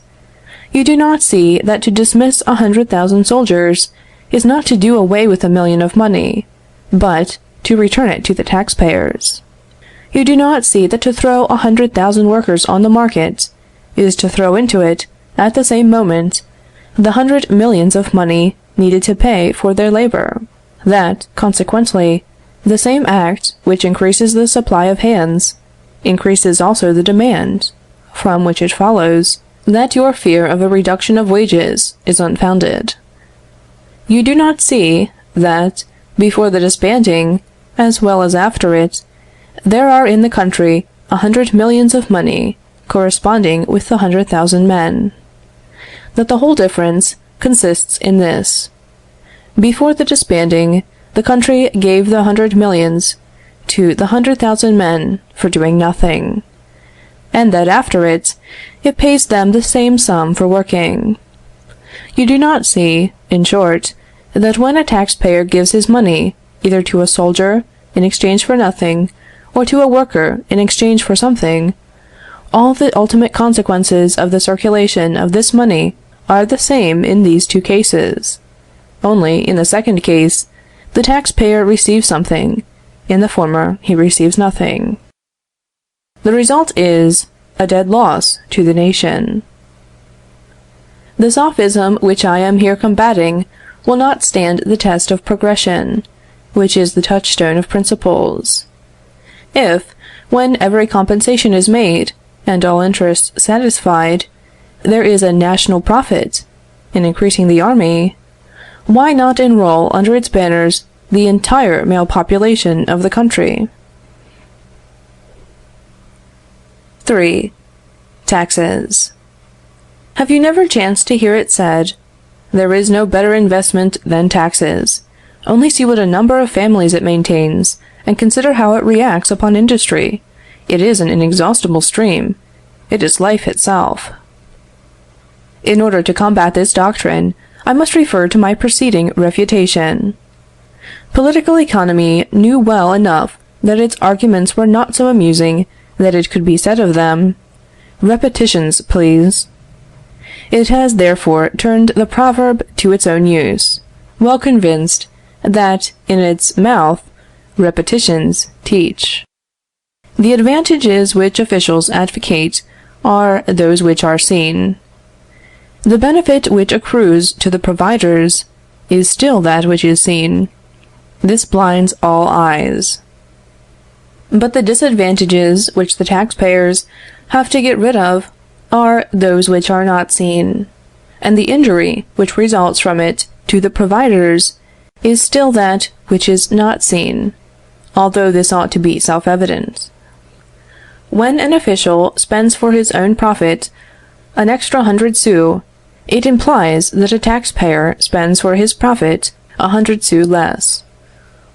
But the expense of the official is seen, because the act is performed, while that of the taxpayer is not seen, because, alas, he is prevented from performing it. You compare the nation, perhaps, to a parched tract of land, and the tax to a fertilizing rain. Be it so. But you ought also to ask yourself, where are the sources of this rain, and whether it is not the tax itself, which draws away the moisture from the ground and dries it up. Again, you ought to ask yourself whether it is possible that the soil can receive as much of this precious water by rain as it loses by evaporation. There is one thing very certain, that when James B. counts out 100 sous for the tax gatherer, he receives nothing in return. Afterwards, when an official spends these 100 sous and returns them to James B., it is for an equal value in corn or labor. The final result is a loss to James B. of 5 francs. It is very true that often, perhaps very often, the official performs for James B. an equivalent service. In this case, there is no loss on either side. There is merely an exchange. Therefore, my arguments do not at all apply to useful functionaries. All I say is, if you wish to create an office, prove its utility. Show that its value to James B., by the service which it performs for him, is equal to what it costs him. But, apart from this intrinsic utility, do not bring forward as an argument the benefit which it confers upon the official, his family, and his providers. Do not assert that it encourages labor. When James B. gives 100 sous to a government officer for a really useful service, it is exactly the same as when he gives 100 sous to a shoemaker for a pair of shoes. But when James B. gives 100 sous to a government officer, and receives nothing for them unless it be annoyances, he might as well give them to a thief. It is nonsense to say that the government officer will spend these 100 sous to the great profit of national labor. The thief would do the same, and so would James B. if he had not been stopped on the road by the extra-legal parasite, nor by the lawful sponger. Let us accustom ourselves, then, to avoid judging of things by what is seen only, but to judge of them by that which is not seen. Last year, I was on the Committee of Finance, for under the constituency the members of the opposition were not systematically excluded from all the commissions. in that the constituency acted wisely. We have heard M. Thiers say, "I have passed my life in opposing the Legitimist party and the Priest party, since the common danger has brought us together, now that I associate with them and know them, and now that we speak face to face, I have found out that they are not the monsters I used to imagine them." Yes, distrust is exaggerated. Hatred is fostered among parties who never mix. And if the majority would allow the minority to be present at the commissions, it would perhaps be discovered that the ideas of the different sides are not so far removed from each other, and, above all, that their intentions are not so perverse as is supposed. However, last year I was on the Committee of Finance. Every time that one of our colleagues spoke of fixing at a moderate figure the maintenance of the President of the Republic, that of the ministers, and of the ambassadors, it was answered, "For the good of the service, it is necessary to surround certain officers with splendor and dignity, as a means of attracting men of merit to them. A vast number of unfortunate persons apply to the President of the Republic, and it would be placing him in a very painful position to oblige him to be constantly refusing them. A certain style in the ministerial saloons is a part of the machinery of constitutional governments." Although such arguments may be controverted, they certainly deserve a serious examination. They are based upon the public interest, whether rightly estimated or not, and as far as I am concerned, I have much more respect for them than many of our Catos have, who are actuated by a narrow spirit of parsimony or of jealousy. But what revolts the economical part of my conscience, and makes me blush for the intellectual resources of my country, is when this absurd relic of feudalism is brought forward, which it constantly is, and it is favorably received too. Besides, the luxury of great government officers encourages the arts, industry, and labor. The heads of the state and his ministers cannot give banquets and soirées without causing life to circulate through all the veins of the social body. To reduce their means would starve Parisian industry, and consequently that of the whole nation. I must beg you, gentlemen, to pay some little regard to arithmetic, at least, and not to say before the National Assembly in France, lest to its shame it should agree with you, that an addition gives a different sum, according to whether it is added from the bottom to the top, or from the top to the bottom of the column. For instance, I want to agree with a drainer to make a trench in my field for 100 sous. Just as we have concluded our arrangement, the tax gatherer comes, takes my 100 sous, and sends them to the Minister of the Interior. My bargain is at end, but the Minister will have another dish added to his table. Upon what ground will you dare to affirm that this official expense helps the national industry? Do you not see that in this there is only a reversing of satisfaction and labor?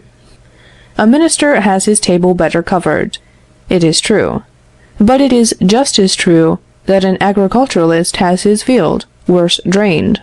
A Parisian tavern keeper has gained 100 sous, I grant you, but then you must grant me that a drainer has been prevented from gaining 5 francs. It all comes to this, that the official and the tavern keeper being satisfied, is that which is seen. The field undrained, and the drainer deprived of his job, is that which is not seen. Dear me, how much trouble there is in proving that 2 and 2 make 4, and if you succeed in proving it, it is said, the thing is so plain, it is quite tiresome, and they vote as if you had proved nothing at all. End of section 4. Section 5. 4. Theaters, fine arts. Ought the state to support the arts? There is certainly much to be said on both sides of this question. It may be said, in favor of the system of voting supplies for this purpose, that the arts enlarge, elevate, and harmonize the soul of a nation, that they divert it from too great an absorption in material occupations. encourage in it a love for the beautiful, and thus acts favorably on its manners, customs, morals, and even on its industry. It may be asked, what would become of music in France without her Italian theatre and her conservatoire? Of the dramatic arts without her Théâtre Français? Of painting and sculpture without our collections, galleries, and museums? It might even be asked, whether without centralization, and consequently the support of the fine arts, that exquisite taste would be developed which is the noble appendage of French labor, and which introduces its productions to the whole world. In the face of such results, would it not be the height of imprudence to renounce this moderate contribution from all her citizens, which, in fact, in the eyes of Europe, realizes their superiority and their glory? To these and many other reasons, whose force I do not dispute, arguments no less forcible may be opposed.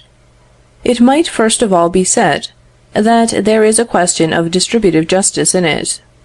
Does the right of the legislature extend to abridging the wages of the artisan, for the sake of adding to the profits of the artist?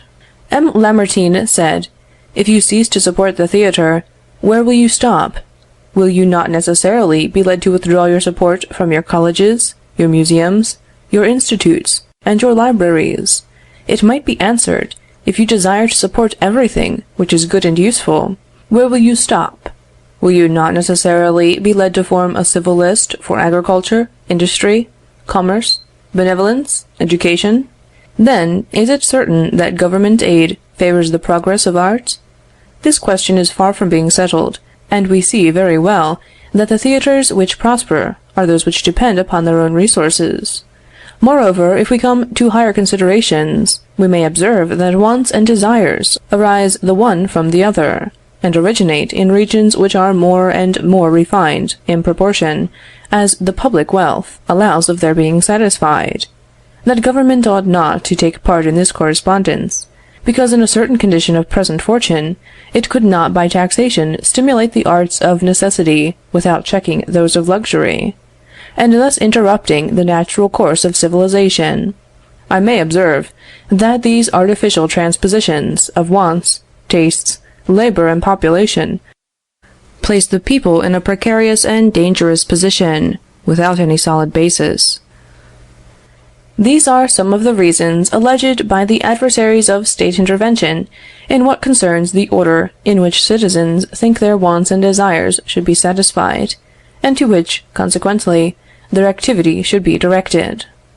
I am, I confess, one of those who think that choice and impulse ought to come from below, and not from above, from the citizen and not from the legislator, and the opposite doctrine appears to me to tend to the destruction of liberty and of human dignity. But, by a deduction as false as it is unjust, do you know what economists are accused of? It is, that when we disapprove of government support, we are supposed to disapprove of the thing itself whose support is discussed, and to be the enemies of every kind of activity, because we desire to see those activities, on the one hand free, and on the other seeking their own reward in themselves. Thus, if we think that the state should not interfere by taxation in religious affairs, we are atheists. If we think the state ought not to interfere by taxation in education, we are hostile to knowledge. If we say that the state ought not by taxation to give a fictitious value to land, or to any particular branch of industry, we are enemies to property and labor. If we think that the state ought not to support artists, we are barbarians, who look upon the arts as useless. Against such conclusions as these, I protest with all my strength. Far from entertaining the absurd idea of doing away with religion, education, property, labor, and the arts, when we say that the state ought to protect the free development of all these kinds of human activity, without helping some of them at the expense of others, we think, on the contrary, that all these living powers of society would develop themselves more harmoniously under the influence of liberty, and that, under such an influence, no one of them would, as is now the case, be a source of trouble, of abuses, of tyranny, and disorder. Our adversaries consider that an activity which is neither aided by supplies nor regulated by government is an activity destroyed. We think just the contrary. Their faith is in the legislator, not in mankind. Ours is in mankind, not in the legislator. Thus M. Lamartine said, "Upon this principle we must abolish the public exhibitions, which are the honor and the wealth of this country." But I would say to M. Lamartine, according to your way of thinking, not to support is to abolish. Because, setting out upon the maxim that nothing exists independently of the will of the State, you conclude that nothing lives but what the State causes to live. But I oppose to this assertion the very example which you have chosen, and beg you to remark that the grandest and noblest of exhibitions, one which has been conceived in the most liberal and universal spirit, and I might even make use of the term humanitary, for it is no exaggeration, is the exhibition now preparing in London, the only one in which no government is taking any part, and which is being paid for by no tax. To return to the fine arts. There are, I repeat, many strong reasons to be brought, both for and against the system of government assistance. The reader must see the especial object of this work leads me neither to explain these reasons, nor to decide in their favor, nor against them. But M. Lamartine has advanced one argument which I cannot pass by in silence, for it is closely connected with this economic study. The economical question, as regards theatres, is comprised in one word: labor. It matters little what is the nature of this labor. It is as fertile, as productive a labor as any other kind of labor in the nation. The theatres in France, you know, feed and salary no less than 80,000 workmen of different kinds: painters, masons, decorators, costumers, architects, etc., which constitute the very life and movement of several parts of this capital, and on this account they ought to have your sympathies. Your sympathies? Say rather your money. And further on he says, "The pleasures of Paris are the labor and the consumption of the provinces, and the luxuries of the rich are the wages and bread of 200,000 workmen of every description, who live by the manifold industry of the theatres on the surface of the Republic, and who receive from these noble pleasures, which render France illustrious, the sustenance of their lives, and the necessaries of their families and children. It is to them that you will give 60,000 francs. Very well, very well. Great applause. For my part, I am constrained to say, very bad, very bad. Confining this opinion, of course, within the bounds of the economical question which we are discussing. Yes, it is to the workmen of the theatres that a part, at least, of these 60,000 francs will go. A few bribes, perhaps, may be abstracted on the way. Perhaps, if we were to look a little more closely into the matter, we might find that the cake had gone another way, and that those workmen were fortunate who had come in for a few crumbs. But I will allow, for the sake of argument, that the entire sum does go to the painters, decorators, etc. This is that which is seen. But whence does it come? This is the other side of the question, and quite as important as the former. Where do these 60,000 francs spring from? And where would they go, if a vote of the legislature did not direct them first towards the Rue Rivoli, and thence towards the Rue Grenelle? This is what is not seen. Certainly, nobody will think of maintaining that the legislative vote has caused this sum to be hatched in a ballot urn; that it is a pure addition made to the national wealth; that but for this miraculous vote, these 60,000 francs would have been for ever invisible and impalpable. It must be admitted that all the majority can do is to decide that they shall be taken from one place, to be sent to another, and if they take one direction, it is only because they have been diverted from another. This being the case, it is clear that the taxpayer, who has contributed 1 franc, will no longer have this franc at his own disposal. It is clear that he will be deprived of some gratification to the amount of 1 franc, and that the workman, whoever he may be, who would have received it from him, will be deprived of a benefit to that amount. Let us not, therefore, be led by a childish illusion into believing that the vote of the 60,000 francs may add anything whatever to the well-being of the country and to national labor. It displaces enjoyments, it transposes wages. That is all. Will it be said that for one kind of gratification and one kind of labor, it substitutes more urgent, more moral, more reasonable gratifications in labor? I might dispute this. I might say, by taking 60,000 francs from the taxpayers, you diminish the wages of laborers, drainers, carpenters, blacksmiths, and increase in proportion those of the singers. There is nothing to prove that this latter class calls for more sympathy than the former. M. Lamartine does not say that it is so. He himself says that the labor of the theatres is as fertile, as productive, as any other, not more so. And this may be doubted, for the best proof that the latter is not so fertile as the former lies in this, that the other is to be called upon to assist it. But this comparison between the value and the intrinsic merit of different kinds of labor forms no part of my present subject. All I have to do here is to show that if M. Lamartine and those persons who commend his line of argument have seen on one side the salaries gained by the providers of the comedians, they ought on the other to have seen the salaries lost by the providers of the taxpayers. For want of this, they have exposed themselves to ridicule by mistaking a displacement for a gain. If they were true to their doctrine, there would be no limits to their demands for government aid, for that which is true of 1 franc and of 60,000 is true, under parallel circumstances, of 100 millions of francs. When taxes are the subject of discussion, you ought to prove their utility by reasons from the root of the matter, but not by this unlucky assertion: the public expenses support the working classes.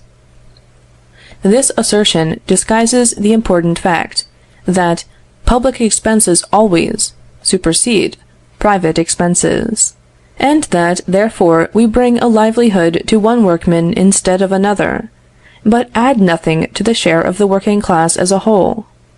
Your arguments are fashionable enough, but they are too absurd to be justified by anything like reason. 5. Public works. Nothing is more natural than that a nation, after having assured itself that an enterprise will benefit the community, should have it executed by means of a general assessment.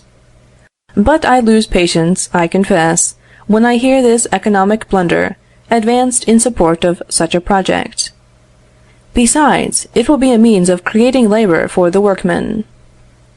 The state opens a road, builds a palace, straightens a street, cuts a canal, and so gives work to certain workmen. This is what is seen, but it deprives certain other workmen of work, and this is what is not seen. The road is begun. 1,000 workmen come every morning, leave every evening, and take their wages. This is certain. If the road had not been decreed, if the supplies had not been voted, these good people would have had neither work nor salary there. This also is certain. But is this all? Does not the operation, as a whole, contain something else? At the moment when M. Dupin pronounces the emphatic words, "The Assembly has adopted," do the millions descend miraculously on a moonbeam into the coffers of MM. Fuld and Bignot? In order that the evolution may be complete, as it is said, must not the State organize the receipts as well as the expenditure? Must it not set its tax gatherers and tax payers to work, the former to gather and the latter to pay? Study the question now, in both its elements. While you state the destination given by the State to the millions voted, do not neglect to state also the destination which the taxpayers would have given, but cannot now give, to the same. Then you will understand that a public enterprise is a coin with two sides. Upon one is engraved a laborer at work, with this device, that which is seen. On the other is a laborer out of work, with the device, that which is not seen. The sophism which this work is intended to refute is the more dangerous when applied to public works, inasmuch as it serves to justify the most wanton enterprises and extravagance. When a railroad or a bridge are of real utility, it is sufficient to mention this utility. But if it does not exist, what do? Recourse is had to this mystification. We must find work for the workmen. Accordingly, orders are given that the drains in the Champ de Mars be made and unmade. The great Napoleon, it is said, thought he was doing a very philanthropic work by causing ditches to be made and then filled up. He said, therefore, what signifies the result? All we want is to see wealth spread among the laboring classes. But let us go to the root of the matter. We are deceived by money. To demand the cooperation of all the citizens in a common work, in the form of money, is in reality to demand a concurrence in kind. For every one procures, by his own labor, the sum to which he is taxed. Now, if all the citizens were to be called together, and made to execute, in conjunction, a work useful to all, this would be easily understood. Their reward would be found in the results of the work itself. But, after having called them together, if you force them to make roads which no one will pass through, palaces which no one will inhabit, and this under the pretext of finding them work, it would be absurd, and they would have a right to argue, with this labor we have nothing to do, we prefer working on our own account.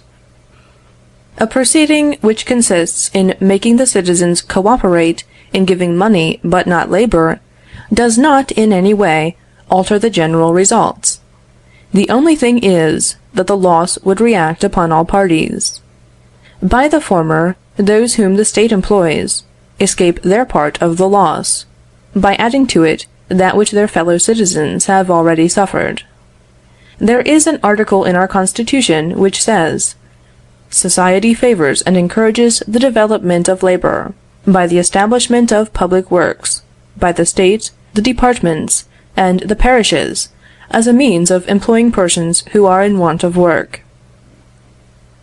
As a temporary measure, on any emergency, during a hard winter, this interference with the taxpayer may have its use. It acts in the same way as securities. It adds nothing either to labor or to wages, but it takes labor and wages from ordinary times to give them, at a loss, it is true, to times of difficulty. As a permanent, general, systematic measure, it is nothing else than a ruinous mystification, an impossibility, which shows a little excited labor, which is seen, and hides a great deal of prevented labor, which is not seen. 6. The intermediates. Society is the total of the forced or voluntary services which men perform for each other, that is to say, of public services and private services. The former, imposed and regulated by the law, which it is not always easy to change, even when it is desirable, may survive with it their own usefulness, and still preserve the name of public services, even when they are no longer public services at all, but rather public annoyances. The latter belong to the sphere of the will, of individual responsibility. Everyone gives and receives what he wishes, and what he can, after a debate. They have always the presumption of real utility, in exact proportion to their comparative value. This is the reason why the former description of services so often becomes stationary, while the latter obey the law of progress. While the exaggerated development of public services, by the waste of strength which it involves, fastens upon society a fatal sycophancy, it is a singular thing that several modern sects, attributing this character to free and private services, are endeavoring to transform professions into functions. These sects violently oppose what they call intermediates.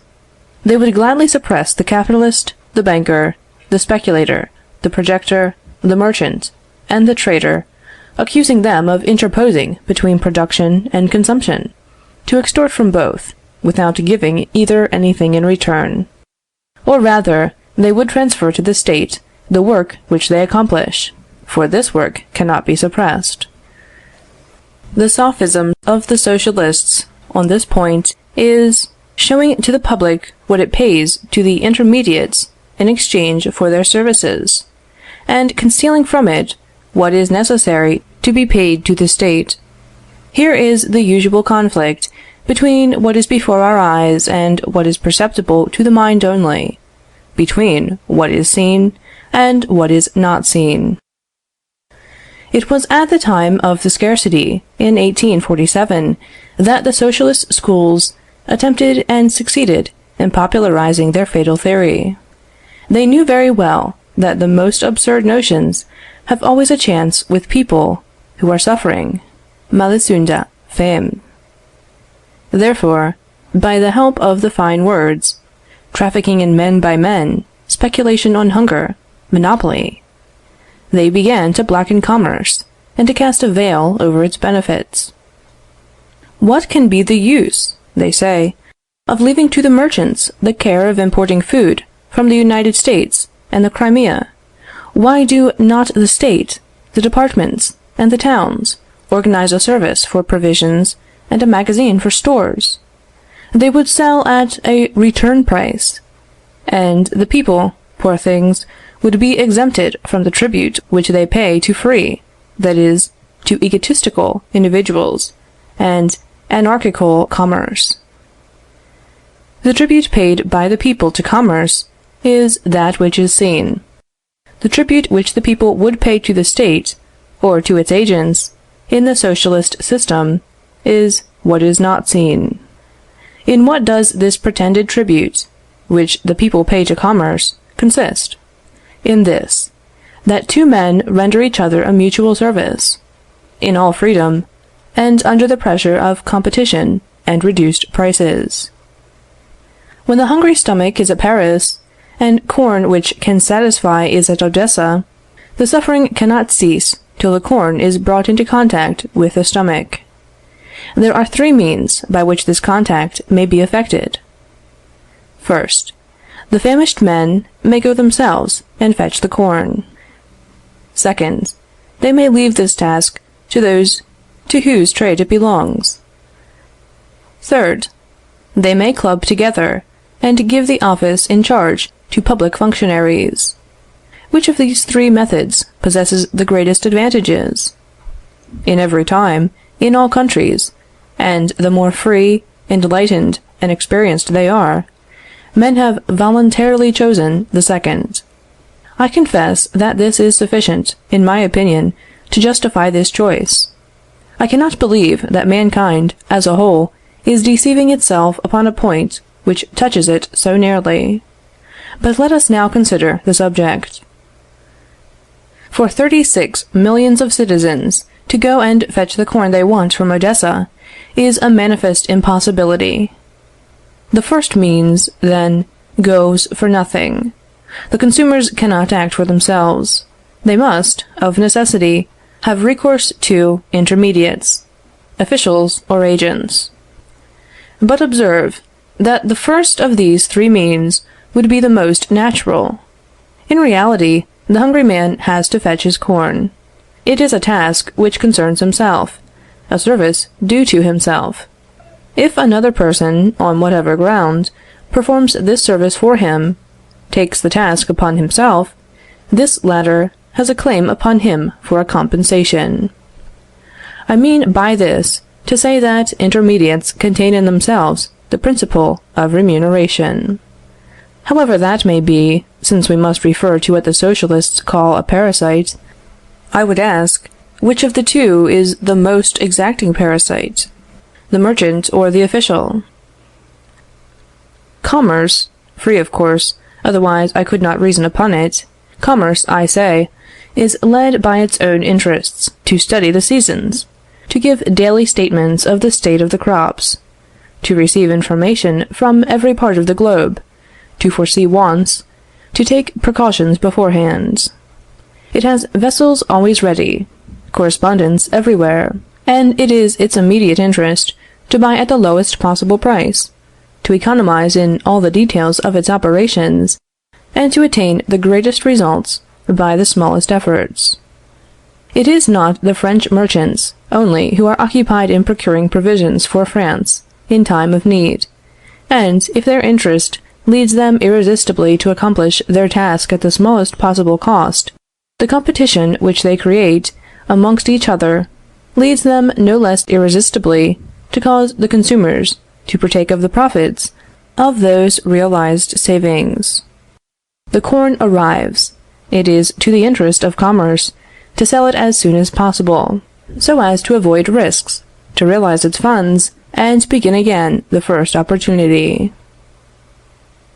Directed by the comparison of prices, it distributes food over the whole service of the country, beginning always at the highest price, that is, where the demand is the greatest. It is impossible to imagine an organization more completely calculated to meet the interest of those who are in want, and the beauty of this organization, unperceived as it is by the Socialists, results from the very fact that it is free. It is true, the consumer is obliged to reimburse commerce for the expenses of conveyance, freight, storeroom, commission, etc. But can any system be devised in which he who eats corn is not obliged to defray the expenses, whatever they may be, of bringing it within his reach? The remuneration for the service performed has to be paid also. But as regards its amount, this is reduced to the smallest possible sum by competition. And as regards its justice, it would be very strange if the artisans of Paris would not work for the artisans of Marseilles, when the merchants of Marseilles work for the artisans of Paris. If, according to the Socialist intervention, the state were to stand in the stead of commerce, what would happen? I should like to be informed where the saving would be to the public. Would it be in the price of purchase? Imagine the delegates of 40,000 parishes arriving at Odessa on a given day, and on the day of need. Imagine the effect upon prices. Would the saving be in the expenses? Would fewer vessels be required, fewer sailors, fewer transports, fewer sloops? Or would you be exempt from the payment of all these things? Would it be in the profits of the merchants? Would your officials go to Odessa for nothing? Would they travel and work on the principle of fraternity? Must they not live? Must not they be paid for their time? And do you believe that these expenses would not exceed 1,000 times the 2 or 3% which the merchant gains, at the rate of which he is ready to treat?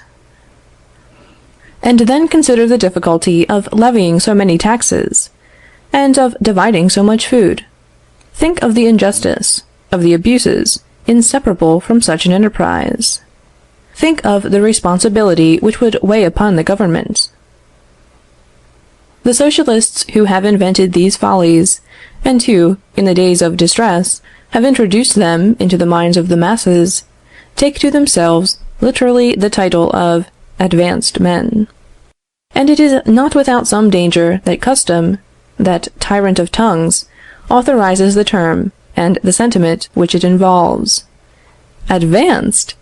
This supposes that these gentlemen can see further than the common people, that their only fault is that they are too much in advance of their age. And if the time is not yet come for suppressing certain free services, pretended parasites, the fault is to be attributed to the public, which is in the rear of socialism. I say, from my soul and my conscience, the reverse is the truth, and I know not to what barbarous age we should have to go back if we would find the level of socialist knowledge on this subject. These modern sectarians incessantly oppose association to actual society. They overlook the fact that society, under a free regulation, is a true association, far superior to any of those which proceed from their fertile imaginations. Let me illustrate this by an example. Before mutual services, and to helping each other in a common object, and that all may be considered, with respect to others, intermediates. If, for example, in the course of the operation, the conveyance becomes important enough to occupy one person, the spinning another, the weaving another, why should the first be considered a parasite more than the other two? The conveyance must be made, must it not? Does not he who performs it devote to it his time and trouble? And by doing so does he not spare that of his colleagues? Do these do more, or other than this, for him? Are they not equally dependent for remuneration, that is, for the division of the produce, upon the law of reduced price? Is it not, in all liberty, for the common good, that this separation of work takes place, and that these arrangements are entered into? What do we want with a socialist, then, who, under the pretense of organizing for us, comes despotically to break up our voluntary arrangements, to check the division of labor, to substitute isolated efforts for combined ones, and to send civilization back?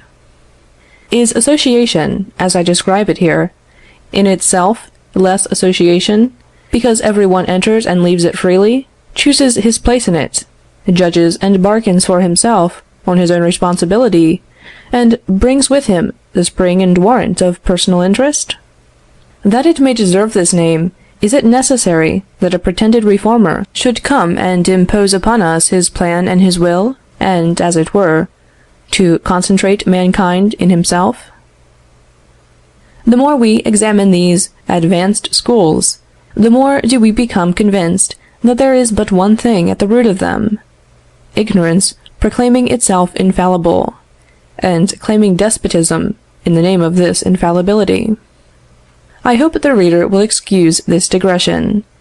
It may not be altogether useless, at a time when declamations, springing from St. Simonian, Philanstrian, and Icarian books, are invoking the press and the tribune, and which seriously threaten the liberty of labor and commercial transactions. End of Section 5. Section 6. 7. Restrictions. M. Prohibant, it was not I who gave him this name, but M. Charles Dupin, devoted his time and capital to converting the ore found on his land into iron. As nature had been more lavish towards the Belgians, they furnished the French with iron cheaper than M. Prohibant, which means that all the French, or France, could obtain a given quantity of iron with less labor by buying it from the honest Flemings. Therefore, guided by their own interest, they did not fail to do so, and every day there might be seen a multitude of nailsmiths, blacksmiths, cartwrights, machinists, farriers, and laborers, going themselves, or sending intermediates, to supply themselves in Belgium. This displeased M. Prohibant exceedingly. At first it occurred to him to put an end to this abuse by his own efforts. It was the least he could do, for he was the only sufferer. "I will take my carbine," said he. "I will put 4 pistols into my belt. I will fill my cartridge box. I will gird on my sword, and go thus equipped to the frontier. There, the first blacksmith, nailsmith, farrier, machinist, or locksmith, who presents himself to do his own business, and not mine, I will kill, to teach him how to live." At the moment of starting, M. Prohibant made a few reflections which calmed down his warlike ardor a little. He said to himself, "In the first place, It is not absolutely impossible that the purchasers of iron, my countrymen and enemies, should take the thing ill, and, instead of letting me kill them, should kill me instead. And then, even were I to call out all my servants, we should not be able to defend the passages. In short, this proceeding would cost me very dear, much more so than the result would be worth. M. Prohibant was on the point of resigning himself to his sad fate, that of being only as free as the rest of the world, when a ray of light darted across his brain. He recollected that at Paris there is a great manufactory of laws. What is a law? Said he to himself. It is a measure, to which, when once it is decreed, be it good or bad, everybody is bound to conform. For the execution of the same, a public force is organized, and to constitute the said public force, men and money are drawn from the whole nation. If, then, I could only get the great Parisian manufactory to pass a little law, Belgian iron is prohibited, I should obtain the following results. The government would replace the few valets that I was going to send to the frontier by 20,000 of the sons of those refractory blacksmiths, farriers, artisans, machinists, locksmiths, nailsmiths, and laborers. Then, to keep these 20,000 custom-house officers in health and good humor, it would distribute among them 25 millions of francs taken from these blacksmiths, nailsmiths, artisans, and laborers. They would guard the frontier much better, would cost me nothing, I should not be exposed to the brutality of the brokers, should sell the iron at my own price, and have the sweet satisfaction of seeing our great people shamefully mystified. That would teach them to proclaim themselves perpetually the harbingers and promoters of progress in Europe. Oh, it would be a capital joke, and deserves to be tried. So M. Prohibant went to the law manufactory. Another time, perhaps, I shall relate the story of his underhand dealings, but now I shall merely mention his visible proceedings. He brought the following consideration before the view of the legislating gentlemen. Belgian iron is sold in France at 10 francs, which obliges me to sell mine at the same price. I should like to sell at 15, but cannot do so on account of this Belgian iron, which I wish was at the bottom of the Red Sea. I beg you will make a law that no more Belgian iron shall enter France.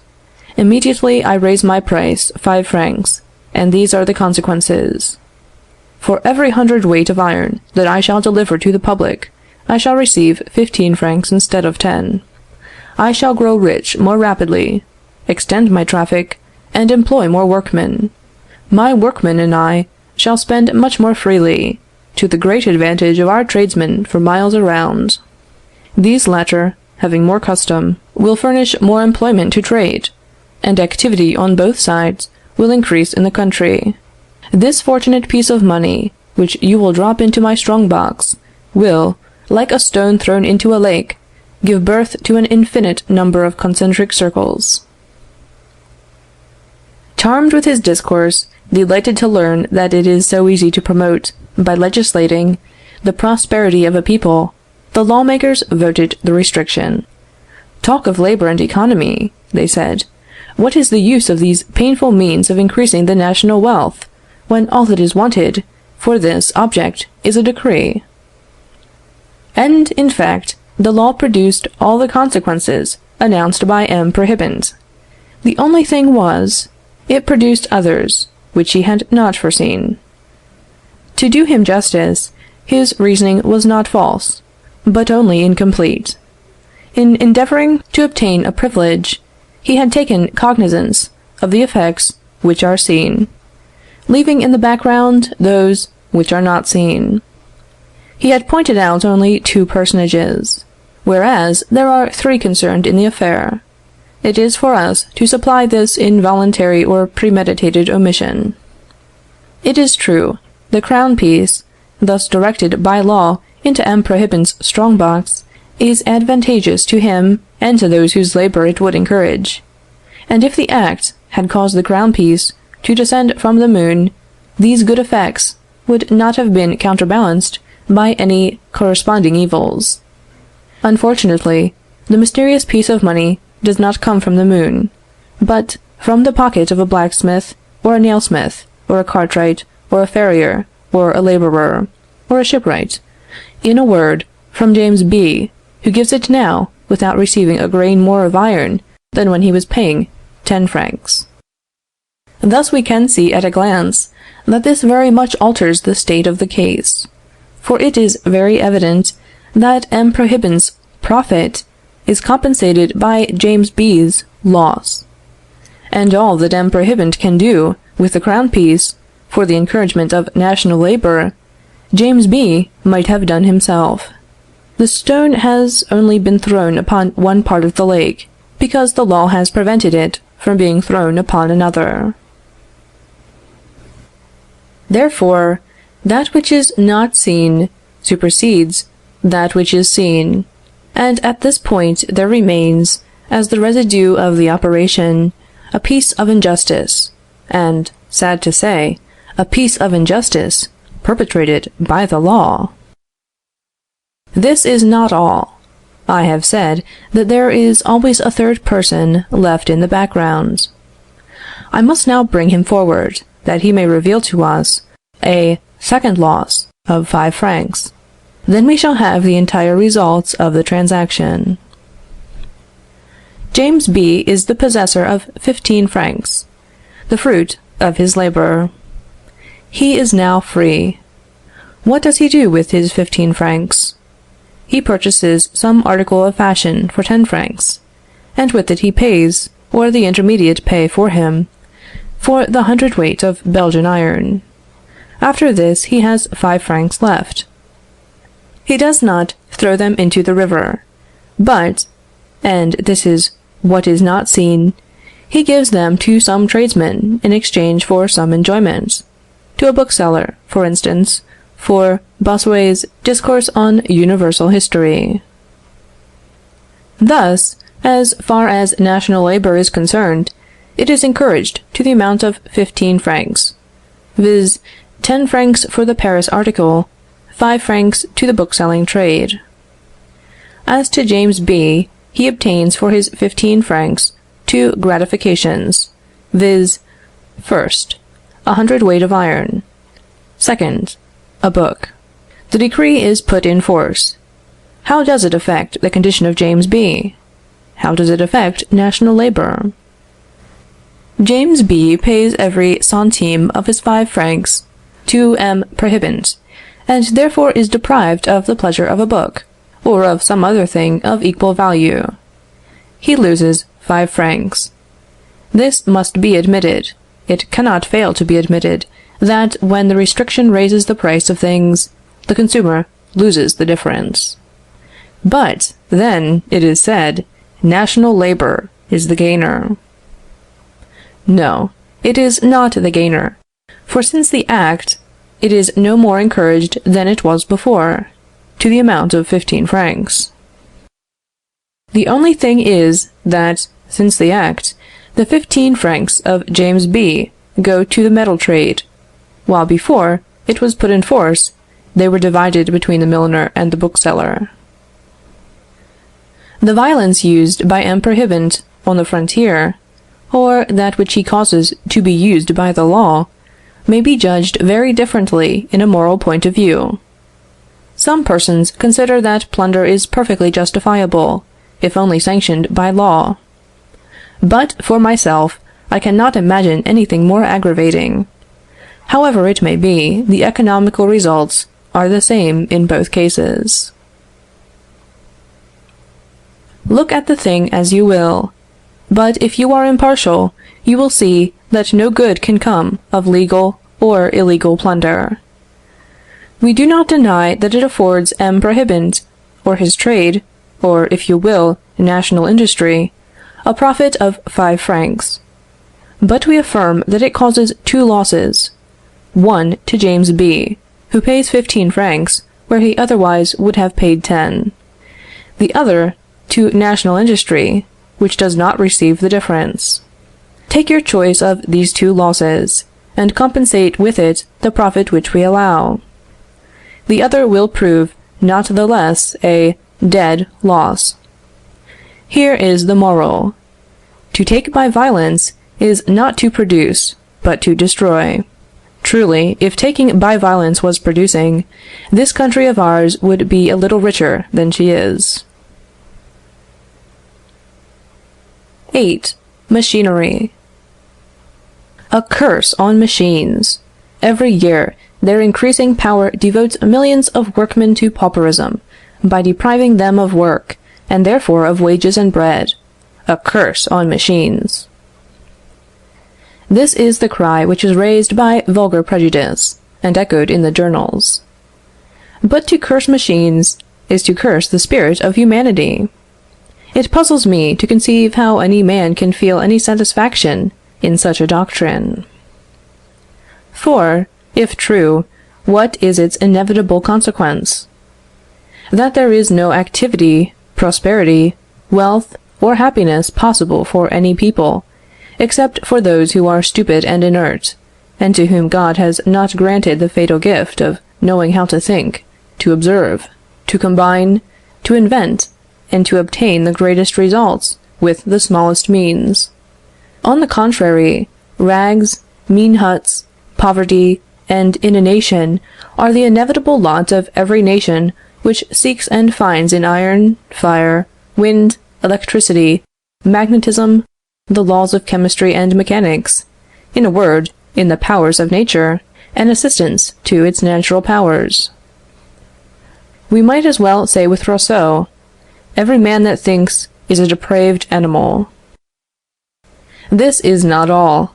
If this doctrine is true, since all men think and invent, since all, from first to last, and at every moment of their existence, seek the cooperation of the powers of nature, and try to make the most of a little, by reducing either the work of their hands or their expenses, so as to obtain the greatest possible amount of gratification with the smallest possible amount of labor, it must follow, as a matter of course, that the whole of mankind is rushing towards its decline, by the same mental aspiration towards progress which torments each of its members. Hence it ought to be made known, by statistics, that the inhabitants of Lancashire, abandoning that land of machines, seek for work in Ireland, where they are unknown, and by history, that barbarism darkens the epochs of civilization, and that civilization shines in times of ignorance and barbarism. There is evidently in this mass of contradictions something which revolts us, and which leads us to suspect that the problem contains within it an element of solution which has not been sufficiently disengaged. Here is the whole mystery.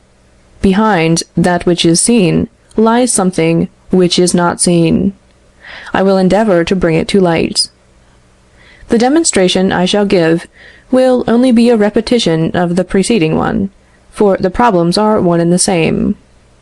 Men have a natural propensity to make the best bargain they can, when not prevented by an opposing force. That is, they like to obtain as much as they possibly can for their labor, whether the advantage is obtained from a foreign producer, or a skillful mechanical producer. The theoretical objection which is made to this propensity is the same in both cases. In each case, it is reproached with the apparent inactivity which it causes to labor.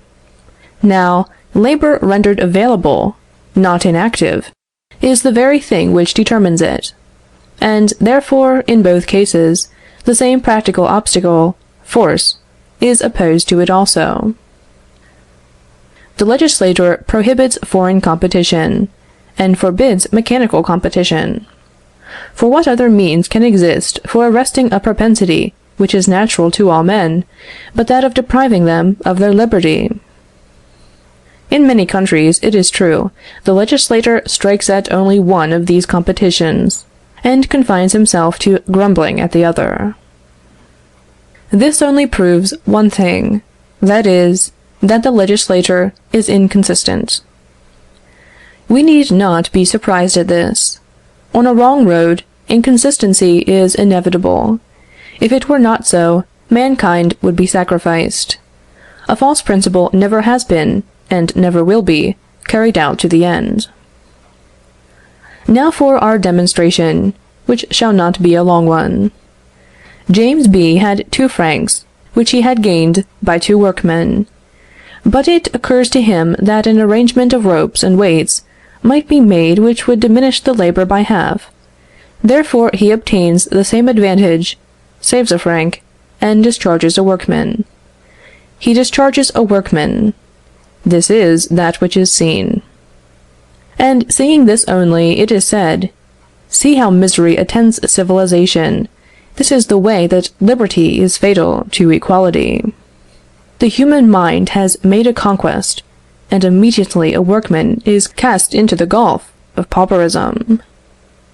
James B. may possibly employ the 2 workmen, but then he will give them only half their wages, for they will compete with each other, and offer themselves at the lowest price. Thus the rich are always growing richer, and the poor poorer. Society wants remodeling. A very fine conclusion, and worthy of the preamble. Happily, preamble and conclusion are both false, because behind the half of the phenomenon which is seen lies the other half, which is not seen. The franc saved by James B. is not seen, no more are the necessary effects of this saving. Since, in consequence of his invention, James B. spends only 1 franc on hand labor in the pursuit of a determined advantage, another franc remains to him. If, then, there is in the world a workman with unemployed arms, there is also in the world a capitalist with an unemployed franc. These 2 elements meet and combine, and it is as clear as daylight that between the supply and demand of labor, and between the supply and demand of wages, the relation is in no way changed. The invention and the workman, paid with the 1st franc, now perform the work which was formerly accomplished by 2 workmen. The 2nd workman, paid with the 2nd franc, realizes a new kind of work. What is the change, then, which has taken place? An additional national advantage has been gained. In other words, the invention is a gratuitous triumph, a gratuitous profit for mankind. From the form which I have given to my demonstration, the following inference might be drawn. It is the capitalist who reaps all the advantage from machinery. The working class, if it suffers only temporarily, never profits by it, since, by your own showing, they displace a portion of the national labor, without diminishing it, it is true, but also without increasing it. I do not pretend, in this slight treatise, to answer every objection. The only end I have in view is to combat a vulgar, widely spread, and dangerous prejudice.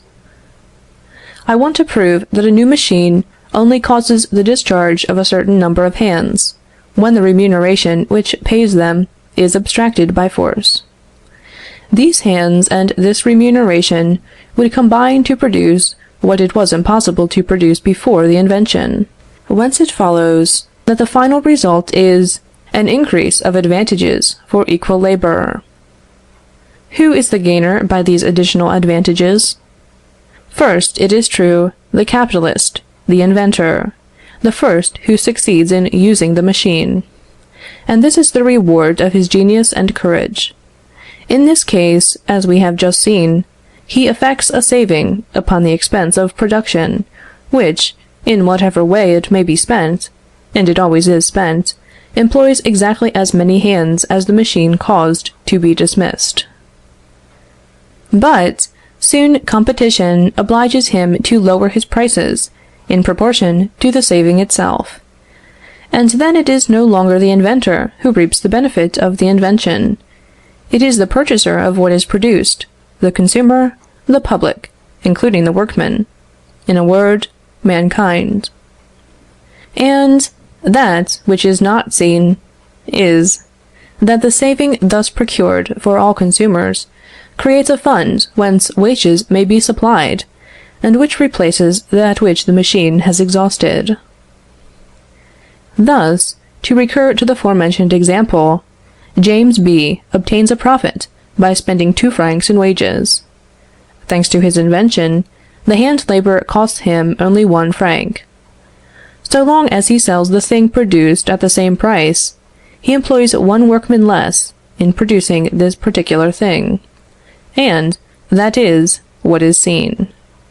But there is an additional workman employed by the franc which James B. has saved. This is that which is not seen. When, by the natural progress of things, James B. is obliged to lower the price of the thing produced by 1 franc, then he no longer realizes a saving. Then he has no longer a franc to dispose of, to procure for the national labor a new production. But then another gainer takes his place, and this gainer is mankind. Whoever buys the thing he has produced pays a franc less, and necessarily adds this saving to the fund of wages. And this, again, is what is not seen. Another solution, founded upon facts, has been given of this problem of machinery. It was said, machinery reduces the expense of production, and lowers the price of the thing produced. The reduction of the profit causes an increase of consumption, which necessitates an increase of production, and, finally, the introduction of as many workmen, or more, after the invention as were necessary before it. As a proof of this, printing, weaving, etc., are instanced. This demonstration is not a scientific one. It would lead us to conclude that if the consumption of the particular production of which we are speaking remains stationary, or nearly so, machinery must injure labor. This is not the case. Suppose that in a certain country all the people wore hats. If, by machinery, the price could be reduced half, it would not necessarily follow that the consumption would be doubled. Would you say that in this case a portion of the national labor had been paralyzed? Yes, according to the vulgar demonstration. But, according to mine, no. For even if not a single hat more should be bought in the country, the entire fund of wages would not be the less secure. That which failed to go to the hat-making trade would be found to have gone to the economy realized by all the consumers, and would thence serve to pay for all the labor which the machine had rendered useless, and to excite a new development of all the trades. And thus it is that things go on. I have known newspapers to cost 80 francs. Now we pay 48. Here is a saving of 32 francs to the subscribers. It is not certain, or at least necessary, that the 32 francs should take the direction of the journalist trade. But it is certain, and necessary too, that if they do not take this direction, they will take another. One makes use of them for taking in more newspapers, another to get better living, another better clothes, another better furniture. It is thus that the trades are bound together. They form a vast whole, whose different parts communicate by secret canals. What is saved by one, profits all. It is very important for us to understand that savings never take place at the expense of labor and wages. 9. Credit. In all times, but more especially of late years, attempts have been made to extend wealth by the extension of credit. I believe it is no exaggeration to say, that since the Revolution of February, the Parisian presses have issued more than 10,000 pamphlets, crying up this solution of the social problem. The only basis, alas, of this solution is an optical delusion, if, indeed, an optical delusion can be called a basis at all. The first thing done is to confuse cash with produce, then paper money with cash, and from these two confusions it is pretended that a reality can be drawn. It is absolutely necessary in this question to forget money, coin, bills, and other instruments by means of which productions pass from hand to hand. Our business is with the productions themselves, which are the real objects of the loan. For when a farmer borrows 50 francs to buy a plough, it is not, in reality, the 50 francs which are lent to him, but the plough. And when a merchant borrows 20,000 francs to purchase a house, it is not the 20,000 francs which he owes, but the house. Money only appears for the sake of facilitating the arrangements between the parties. Peter may not be disposed to lend his plough, but James may be willing to lend his money. What does William do in this case? He borrows money of James, and with this money he buys the plough of Peter. But, in point of fact, no one borrows money for the sake of money itself. Money is only the medium by which to obtain possession of productions. Now, it is impossible in any country to transmit from one person to another more productions than that country contains. Whatever may be the amount of cash and of paper which is in circulation, the whole of the borrowers cannot receive more ploughs, houses, tools, and supplies of raw material than the lenders altogether can furnish. For we must take care not to forget that every borrower supposes a lender, and that what is once borrowed implies a loan. This granted, what advantage is there in institutions of credit? It is, that they facilitate, between borrowers and lenders, the means of finding and trading with each other. But it is not in their power to cause an instantaneous increase of the things to be borrowed and lent, and yet they ought to be able to do so, if the aim of the reformers is to be attained, since they aspire to nothing less than to place ploughs, houses, tools, and provisions in the hands of all those who desire them. And how do they intend to effect this? By making the state security for the loan. Let us try and fathom the subject, for it contains something which is seen, and also something which is not seen. We must endeavor to look at both. We will suppose that there is but one plough in the world, and that 2 farmers apply for it. Peter is the possessor of the only plough which is to be had in France. John and James wish to borrow it. John, by his honesty, his property, and good reputation, offers security. He inspires confidence. He has credit. James inspires little or no confidence. It naturally happens that Peter lends his plough to John. But now, according to the socialist plan, the state interferes, and says to Peter, "Lend your plough to James. I will be security for its return, and this security will be better than that of John, for he has no one to be responsible for him but himself, and I, although it is true that I have nothing, dispose of the fortune of the taxpayers, and it is with their money that, in case of need, I shall pay you the principal and interest." Consequently, Peter lends his plough to James. This is what is seen. And the socialists rub their hands, and say, "See how well our plan has answered. Thanks to the intervention of the state, poor James has a plough. He will no longer be obliged to dig the ground. He is on the road to make a fortune. It is a good thing for him, and an advantage to the nation as a whole." Indeed, it is no such thing. It is no advantage to the nation, for there is something behind, which is not seen. It is not seen that the plough is in the hands of James, only because it is not in those of John. It is not seen that if James farms instead of digging, John will be reduced to the necessity of digging instead of farming. That, consequently, what was considered an increase of loan is nothing but a displacement of loan. Besides, it is not seen that this displacement implies 2 acts of deep injustice. It is an injustice to John, who, after having deserved and obtained credit by his honesty and activity, sees himself robbed of it. It is an injustice to the taxpayers, who are made to pay a debt which is no concern of theirs.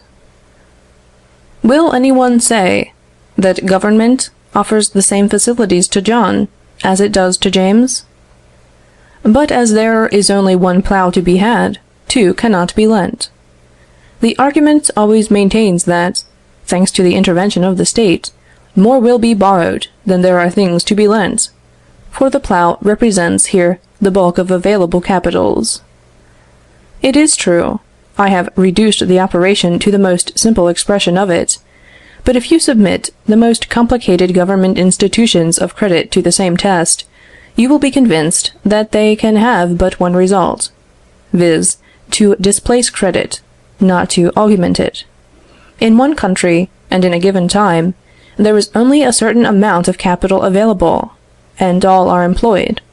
In guaranteeing the non-payers, the State may, indeed, increase the number of borrowers, and thus raise the rate of interest, always to the prejudice of the taxpayer, but it has no power to increase the number of lenders, and the importance of the total of the loans. There is one conclusion, however, which I would not for the world be suspected of drawing. I say that the law ought not to favor, artificially, the power of borrowing, but I do not say that it ought not to restrain them artificially. If, in our system of mortgage, or in any other, there be obstacles to the diffusion of the application of credit, let them be got rid of. Nothing can be better or more just than this. But this is all which is consistent with liberty, and it is all that any who are worthy of the name of reformers will ask. End of section 6. Section 7. 10. Algeria. Here are 4 orators, disputing for the platform. First, all the 4 speak at once. Then they speak one after the other. What have they said? Some very fine things, certainly, about the power and the grandeur of France, about the necessity of sowing, if we would reap, about the brilliant future of our gigantic colony, about the advantage of diverting to a distance the surplus of our population, etc., etc. Magnificent pieces of eloquence, and always adorned with this conclusion: vote 50 millions, more or less, for making ports and roads in Algeria, for sending emigrants thither, for building houses and breaking up land. By doing so, you will relieve the French workmen, encourage African labor, and give a stimulus to the commerce of Marseilles. It would be profitable every way. Yes, it is all very true, if you take no account of the 50 millions, until the moment when the State begins to spend them. If you only see where they go, and not whence they come, if you look only at the good they are to do, when they come out of the tax-gatherer's bag, and not at the harm which has been done, and the good which has been prevented, by putting them into it. Yes, at this very limited point of view, all is profit. The house which is built in Barbary is that which is seen. The harbor made in Barbary is that which is seen.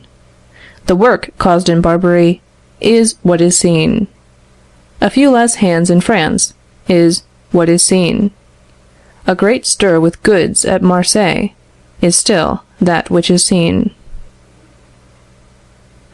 But, besides all this, there is something which is not seen. The 50 millions expended by the States cannot be spent, as they otherwise would have been, by the taxpayers.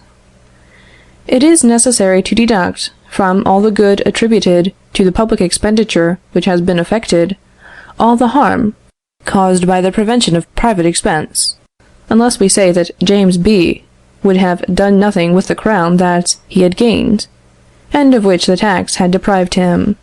An absurd assertion, for if he took the trouble to earn it, it was because he expected the satisfaction of using it.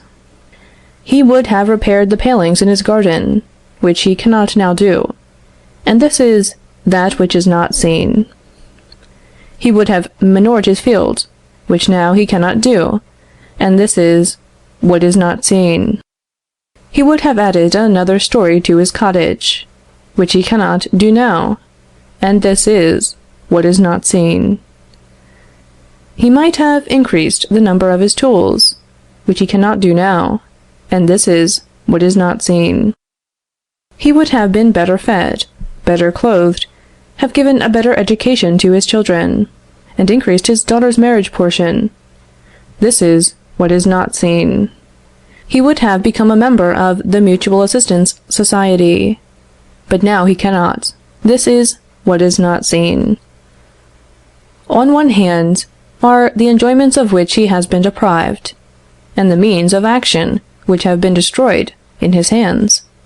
On the other are the labor of the drainer, the carpenter, the smith, the tailor, the village schoolmaster, which he would have encouraged, and which are now prevented. All this is what is not seen. Much is hoped from the future prosperity of Algeria. Be it so. But the drain to which France is being subjected ought not to be kept entirely out of sight. The commerce of Marseilles is pointed out to me. But if this is to be brought about by means of taxation, I shall always show that an equal commerce is destroyed thereby in other parts of the country. It is said, there is an emigrant transported into Barbary. There is a relief to the population which remains in the country. I answer, how can that be, if, in transporting this emigrant to Algiers, you also transport 2 or 3 times the capital which would have served to maintain him in France? The only object I have in view is to make it evident to the reader that in every public expense, behind the apparent benefit, there is an evil which it is not so easy to discern. As far as in me lies, I would make him form a habit of seeing both, and taking account of both. When a public expense is proposed, it ought to be examined in itself, separately from the pretended encouragement of labor which results from it. For Tin's encouragement is a delusion. Whatever is done in this way at the public expense, private expense would have done all the same. Therefore, the interest of labor is always out of the question. It is not the object of this treatise to criticize the intrinsic merit of the public expenditure, as applied to Algeria. But I cannot withhold a general observation. It is, that the presumption is always unfavorable to collective expenses by way of tax. Why? For this reason. First, justice always suffers from it in some degree. Since James B. had labored to gain his crown, in the hope of receiving a gratification from it, it is to be regretted that the Exchequer should interpose and take from James B. this gratification, to bestow it upon another. Certainly, it behooves the Exchequer, or those who regulate it, to give good reasons for this. It has been shown that the state gives a very provoking one, when it says, "With this crown I shall employ workmen," for James B., as soon as he sees it, will be sure to answer, "It is all very fine, but with this crown I might employ them myself."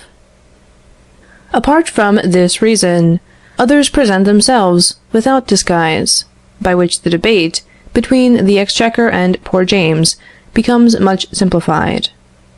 If the state says to him, "I take your crown to pay the gendarme," who saves you the trouble of providing for your own personal safety, for paving the street which you are passing through every day, for paying the magistrate who causes your property and your liberty to be respected, to maintain the soldier who maintains our frontiers, James B., unless I am much mistaken, will pay for all this without hesitation.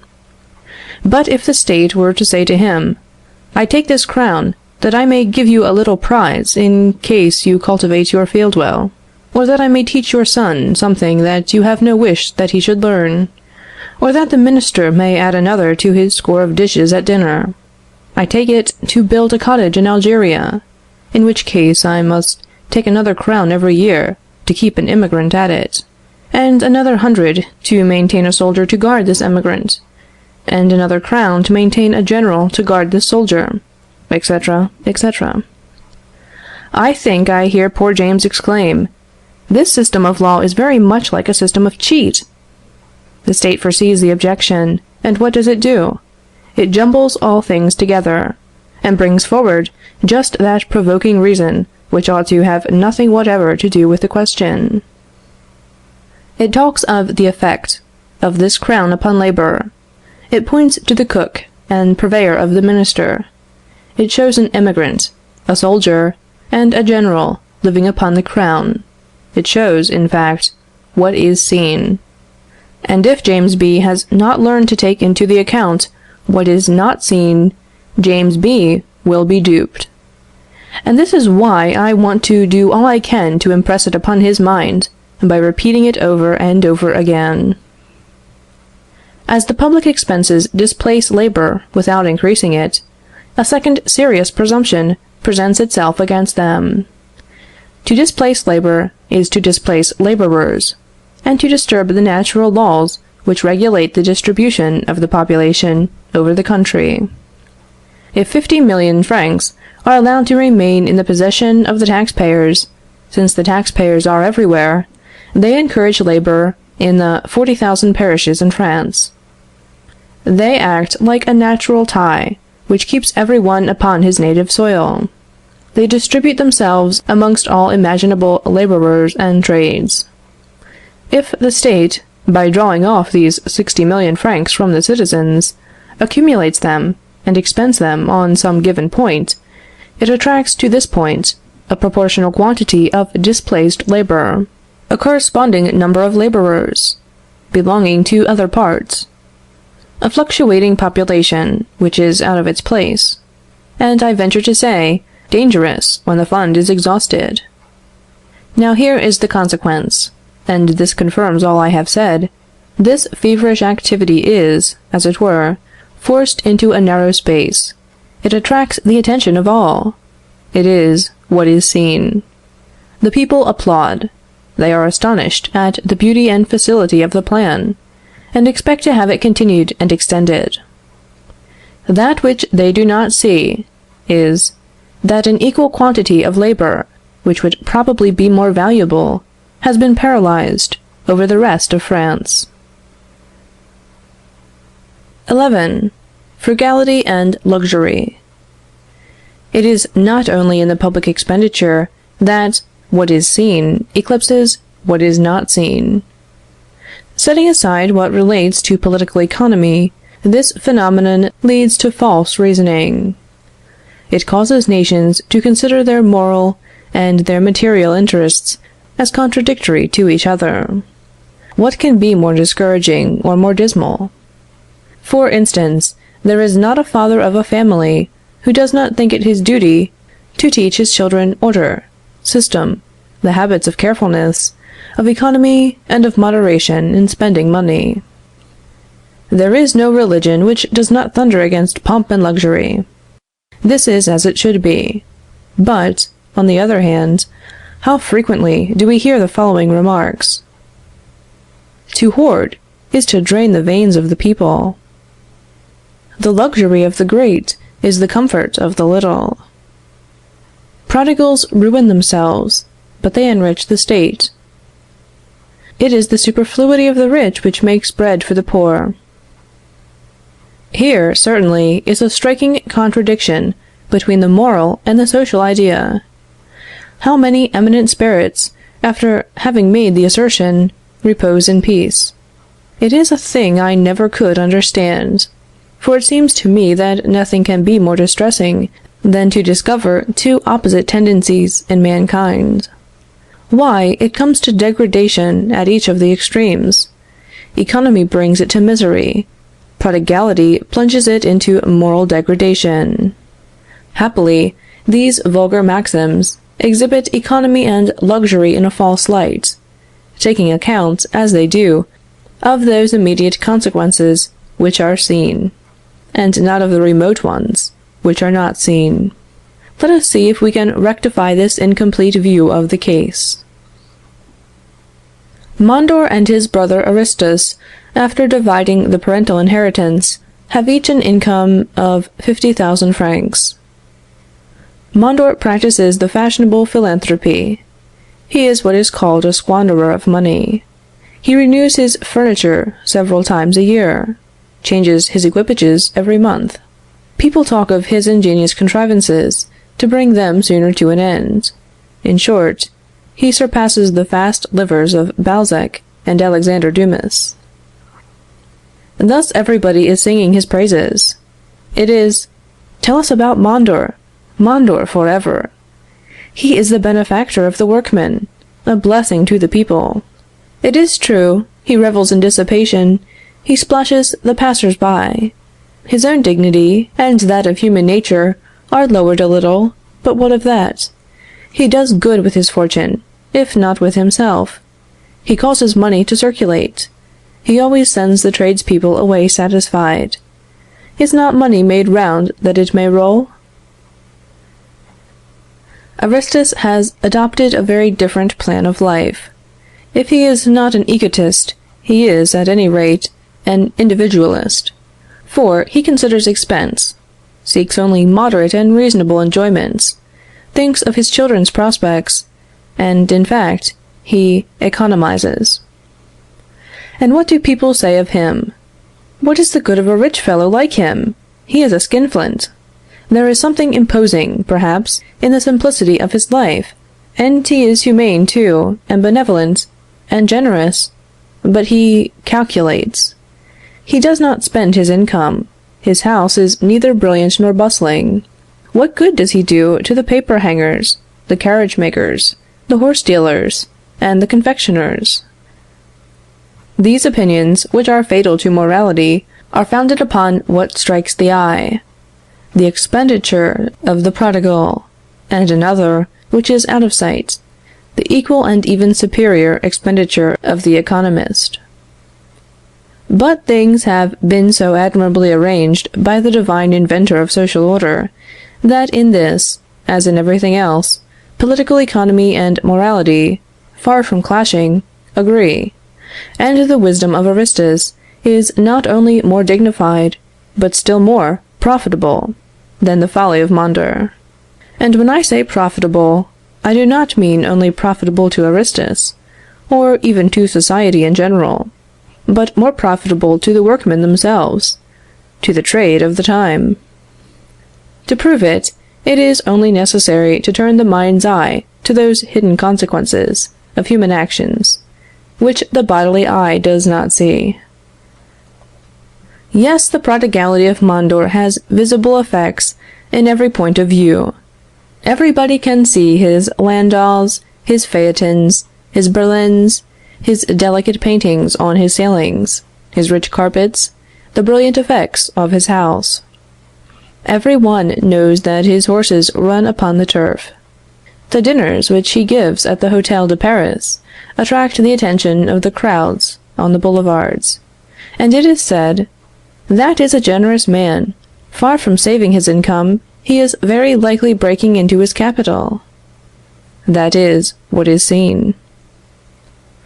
It is not so easy to see, with regard to the interest of workers, what becomes of the income of Aristus. If we were to trace it carefully, however, we should see that the whole of it, down to the last farthing, affords work to the laborers, as certainly as the fortune of Mondor. Only there is this difference. The wanton extravagance of Mondor is doomed to be constantly decreasing, and to come to an end without fail, whilst the wise expenditure of Aristus will go on increasing from year to year. And if this is the case, then, most assuredly, the public interest will be in unison with morality. Aristus spends upon himself and his household 20,000 francs a year. If that is not sufficient to content him, he does not deserve to be called a wise man. He is touched by the miseries which oppress the poorer classes.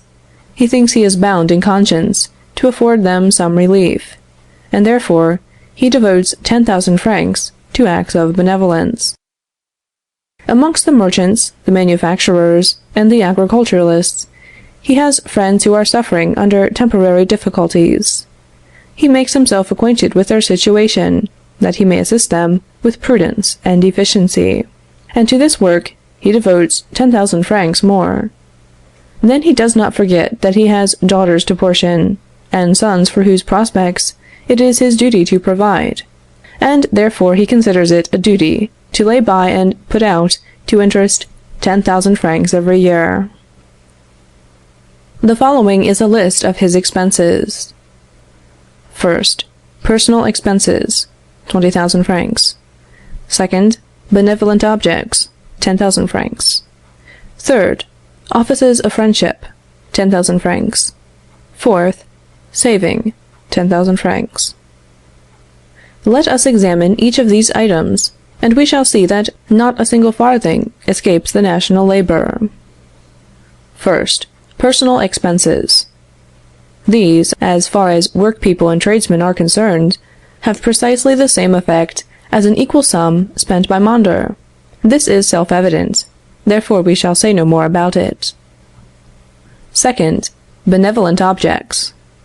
The 10,000 francs devoted to this purpose benefit trade in an equal degree. They reach the butcher, the baker, the tailor, and the carpenter. The only thing is, that the bread, the meat, and the clothing are not used by Aristus, but by those whom he has made his substitutes. Now, this simple substitution of one consumer for another in no way affects trade in general. It is all one, whether Aristus spends a crown or desires some unfortunate person to spend it instead. Third, offices of friendship. The friend to whom Aristus lends or gives 10,000 francs does not receive them to bury them. That would be against the hypothesis. He uses them to pay for goods, or to discharge debts. In the first case, trade is encouraged. Will any one pretend to say that it gains more by Mondor's purchase of a thoroughbred horse for 10,000 francs, than by the purchase of 10,000 francs worth of stuffs by Aristus or his friends? For if this sum serves to pay a debt, a third person appears, viz., the creditor, who will certainly employ them upon something in his trade, his household, or his farm. He forms another medium between Aristus and the workmen. The names only are changed. The expense remains, and also the encouragement to trade. Fourth, saving. There remains now the 10,000 francs saved, and it is here, as regards the encouragement to the arts, to trade, labor, and the workmen, that Mondor appears far superior to Aristus, although, in a moral point of view, Aristus shows himself, in some degree, superior to Mondor. I can never look at these apparent contradictions between the great laws of nature without a feeling of physical uneasiness, which amounts to suffering. Were mankind reduced to the necessity of choosing between two parties, one of whom injures his interest, and the other his conscience, we should have nothing to hope from the future. Happily this is not the case, and to see Aristus regain his economical superiority, as well as his moral superiority, it is sufficient to understand this consoling maxim, which is no less true from having a paradoxical experience. To save is to spend. What is Aristus's object in saving 10,000 francs? Is it to bury them in his garden? No, certainly. He intends to increase his capital and his income. Consequently, this money, instead of being employed upon his own personal gratification, is used for buying land, a house, etc., or it is placed in the hands of a merchant or a banker. Follow the progress of this money in any one of these cases, and you will be convinced that, through the medium of vendors or lenders, it is encouraging labor quite as certainly as if Aristus, following the example of his brother, had exchanged it for furniture, jewels, and horses. For when Aristus buys lands or rents for 10,000 francs, he is determined by the consideration that he does not want to spend this money. This is why you complain of him. But, at the same time, the man who sells the land, or the rent, is determined by the consideration that he does want to spend the 10,000 francs in some way, so that, the money is spent, in any case, either by Aristus or by others in his stead. With respect to the working class, to the encouragement of labor, there is only one difference between the conduct of Aristus and that of Mondor. Mondor spends the money himself, and around him, and therefore the effect is seen. Aristus, spending it partly through intermediate parties and at a distance, the effect is not seen. But, in fact, those who know how to attribute effects to their proper causes will perceive that what is not seen is as certain as what is seen. This is proved by the fact that in both cases the money circulates, and does not lie in the iron chest of the wise man, any more than it does in that of the spendthrift. It is therefore false to say that economy does actual harm to trade. As described above, it is equally beneficial with luxury. But how far superior is it, if, instead of confining our thoughts to the present moment, we let them embrace a longer period? 10 years pass away. What is become of Mondor, and his fortune, and his great popularity? Mondor is ruined. Instead of spending 60,000 francs every year in the social body, he is, perhaps, a burden to it. In any case, he is no longer the delight of shopkeepers. He is no longer the patron of the arts and of trade. He is no longer of any use to the workmen, nor are his successors, whom he has brought to want. At the end of the same 10 years, Aristus not only continues to throw his income into circulation, but he adds an increasing sum from year to year to his expenses. He enlarges the national capital, that is, the fund which supplies wages, and as it is upon the extent of this fund that the demand for hands depends, he assists in progressively increasing the remuneration of the working class, and if he dies, he leaves children, whom he has taught to succeed him in this work of progress and civilization. In a moral point of view, the superiority of frugality over luxury is indisputable. It is consoling to think that it is so in political economy, to every one who, not confining his views to the immediate effects of phenomena, knows how to extend his investigations to their final effects. 12. He who has a right to work has a right to profit. Brethren, you must club together to find me work at your own price. This is the right to work, i.e., elementary socialism of the first degree. Brethren, you must club together to find me work at my own price. This is the right to profit, i.e., refined socialism, or socialism of the second degree. Both of these live upon such of their effects as are seen. They will die by means of those effects which are not seen. That which is seen is the labor and the profit excited by social combination. That which is not seen is the labor and the profit to which the same combination would give rise, if it were left to the taxpayers. In 1848, the right to labor for a moment showed two faces. This was sufficient to ruin it in public opinion. One of these faces was called national workshops. The other, 45 centimes. Millions of francs went daily from the Rue Rivoli to the national workshops. This was the fair side of the medal. And this is the reverse. If millions are taken out of a cash box, they must first have been put into it. This is why the organizers of the right to public labor apply to the taxpayers. Now, the peasants said, I must pay 45 centimes. Then I must deprive myself of some clothing. I cannot manure my field. I cannot repair my house. And the country workman said, As our townsman deprives himself of some clothing, there will be less work for the tailor. As he does not improve his field, there will be less work for the drainer. As he does not repair his house, there will be less work for the carpenter and mason. It was then proved that two kinds of meal cannot come out of one sack, and that the work furnished by the government was done at the expense of labor, paid for by the taxpayer.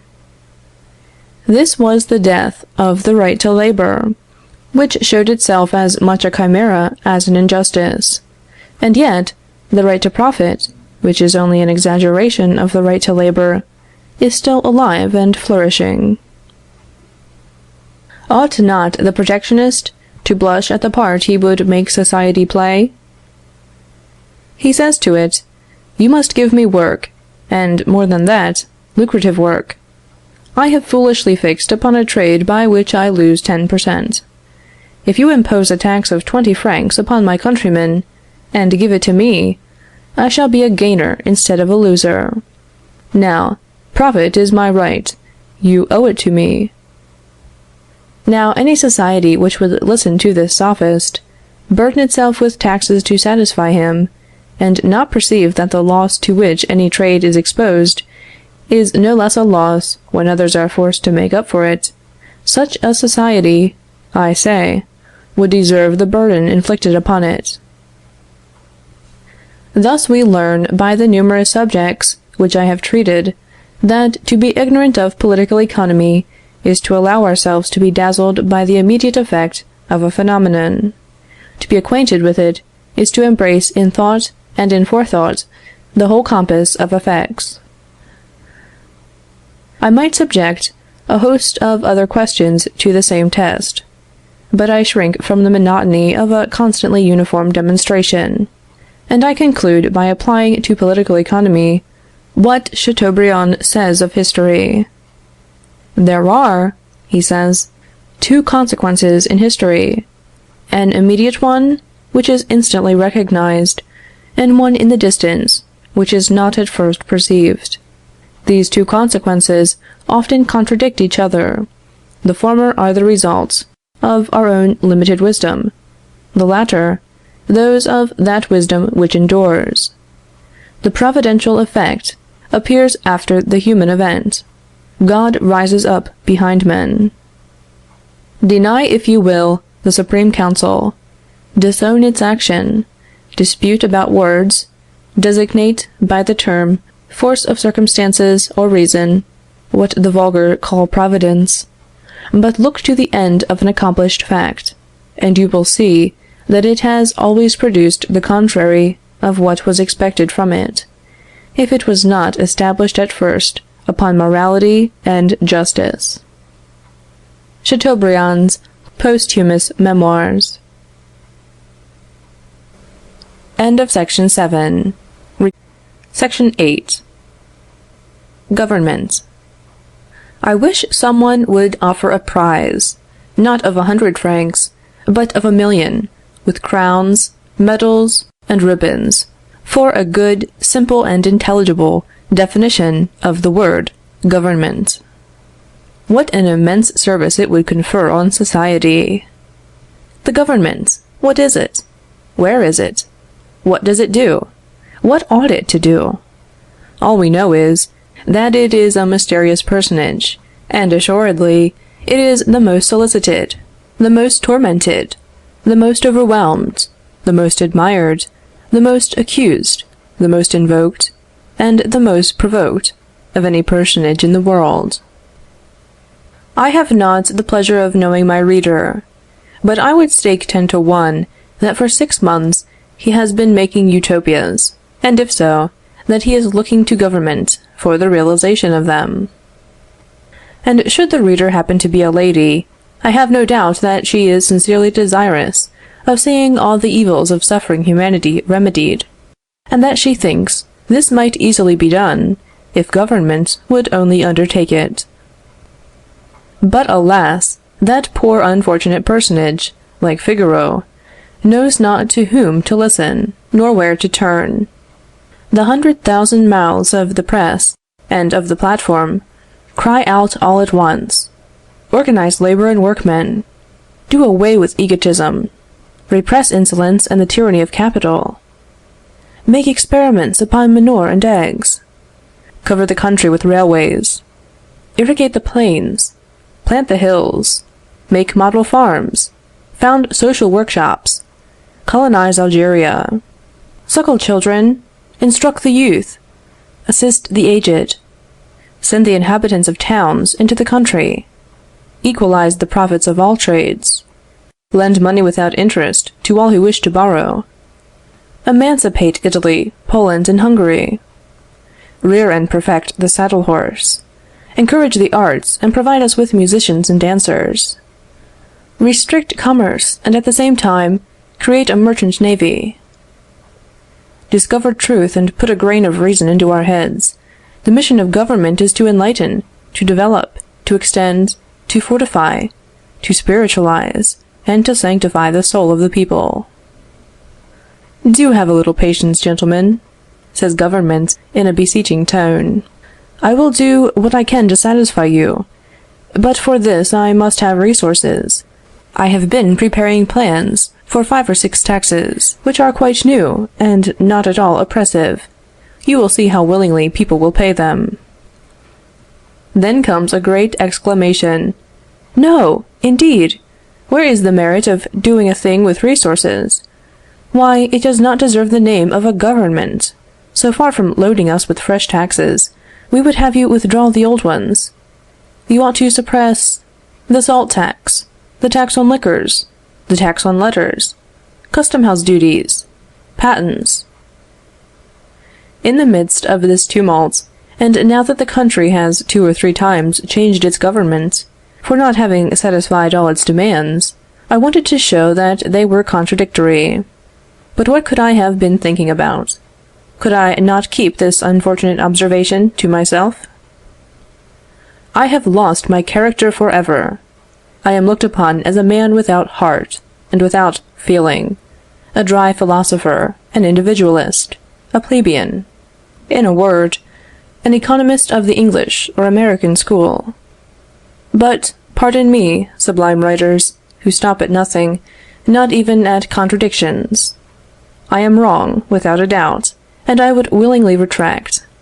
I should be glad enough, you may be sure, if you had really discovered a beneficent and inexhaustible being, calling itself the government, which has bread for all mouths, work for all hands, capital for all enterprises, credit for all projects, oil for all wounds, balm for all sufferings, advice for all perplexities, solutions for all doubts, truths for all intellects, diversions for all who want them, milk for infancy, and wine for old age, which can provide for all our wants, satisfy all our curiosity, correct all our errors, repair all our faults, and exempt us henceforth from the necessity of foresight, prudence, judgment, sagacity, experience, order, economy, temperance, and activity. What reason could I have for not desiring to see such a discovery made? Indeed, the more I reflect upon it, the more do I see that nothing could be more convenient than that we should all of us have within our reach an inexhaustible source of wealth and enlightenment, a universal physician, an unlimited treasure, and an infallible counselor, such as you describe government to be. Therefore it is that I want to have it pointed out and defined, and that a prize should be offered to the first discoverer of the phoenix. For no one would think of asserting that this precious discovery has yet been made, since up to this time everything presenting itself under the name of the government is immediately overturned by the people, precisely because it does not fulfill the rather contradictory conditions of the program. I will venture to say that I fear we are, in this respect, the dupes of one of the strangest illusions which have ever taken possession of the human mind. Man recoils from trouble, from suffering, and yet he is condemned by nature to the suffering of privation if he does not take the trouble to work. He has to choose, then, between these 2 evils. What means can he adopt to avoid both? There remains now, and there will remain, only one way, which is, to enjoy the labor of others. Such a course of conduct prevents the trouble and the satisfaction from preserving their natural proportion, and causing all the trouble to become the lot of one set of persons, and all the satisfaction that of another. This is the origin of slavery and of plunder, whatever its form may be, whether that of wars, impositions, violence, restrictions, frauds, etc., monstrous abuses, but consistent with the thought which has given them birth. Oppression should be detested and resisted. It can hardly be called absurd. Slavery is subsiding, thank heaven, and on the other hand, our disposition to defend our property prevents direct and open plunder from being easy. One thing, however, remains. It is the original inclination which exists in all men to divide the lot of life into two parts, throwing the trouble upon others, and keeping the satisfaction for themselves. It remains to be shown under what new form this sad tendency is manifesting itself. The oppressor no longer acts directly, and with his own powers upon his victim. No, our conscience has become too sensitive for that. The tyrant and his victim are still present, but there is an intermediate person between them, which is the government, that is, the law itself. What can be better calculated to silence our scruples, and, which is perhaps better appreciated, to overcome all resistance? We all, therefore, put in our claim, under some pretext or other, and apply to government. We say to it, I am dissatisfied at the proportion between my labor and my enjoyments. I should like, for the sake of restoring the desired equilibrium, to take a part of the possessions of others. But this would be dangerous. Could not you facilitate the thing for me? Could you not, perhaps, lend me gratuitously some capital, which you may take from its possessor? Could you not bring up my children at the public expense, or grant me some prizes, or secure me a competence when I have attained my 50th year? By this means I shall gain my end with an easy conscience, and the law will have acted for me, and I shall have all the advantages of plunder, without its risk or its disgrace.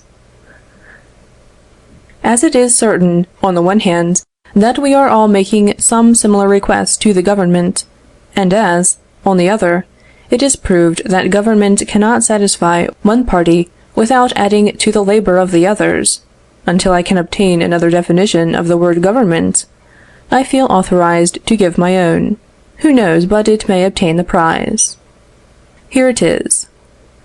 Government is the great fiction through which everybody endeavors to live at the expense of everybody else.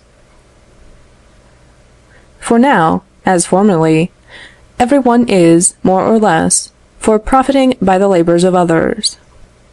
No one would dare to profess such a sentiment. He even hides it from himself. And then what is done? A medium is thought of, government is applied to, and every class in its turn comes to it, and says, You who can take justifiably and honestly, take from the public, and we will partake. Alas! Government is only too much disposed to follow this diabolical advice, for it is composed of ministers and officials, of men, in short, who, like all other men, desire in their hearts, and always seize every opportunity with eagerness, to increase their wealth and influence. A government is not slow to perceive the advantages it may derive from the part which is entrusted to it by the public. It is glad to be the judge and the master of the destinies of all. It will take much, for then a large share will remain for itself. It will multiply the number of its agents. It will enlarge the circle of its privileges. It will end by appropriating a ruinous proportion. But the most remarkable part of it is the astonishing blindness of the public through it all. When successful soldiers used to reduce the vanquished to slavery, they were barbarous, but they were not absurd. Their object, like ours, was to live at other people's expense, and they did not fail to do so. What are we to think of a people who never seem to suspect that reciprocal plunder is no less plunder because it is reciprocal, that it is no less criminal because it is executed legally and with order, that it adds nothing to the public good, that it diminishes it, just in proportion to the cost of the expensive medium which we call the government? And it is this great chimera which we have placed for the edification of the people as a frontispiece to the Constitution. The following is the beginning of the introductory discourse. France has constituted itself a republic for the purpose of raising all the citizens to an ever-increasing degree of morality, enlightenment, and well-being.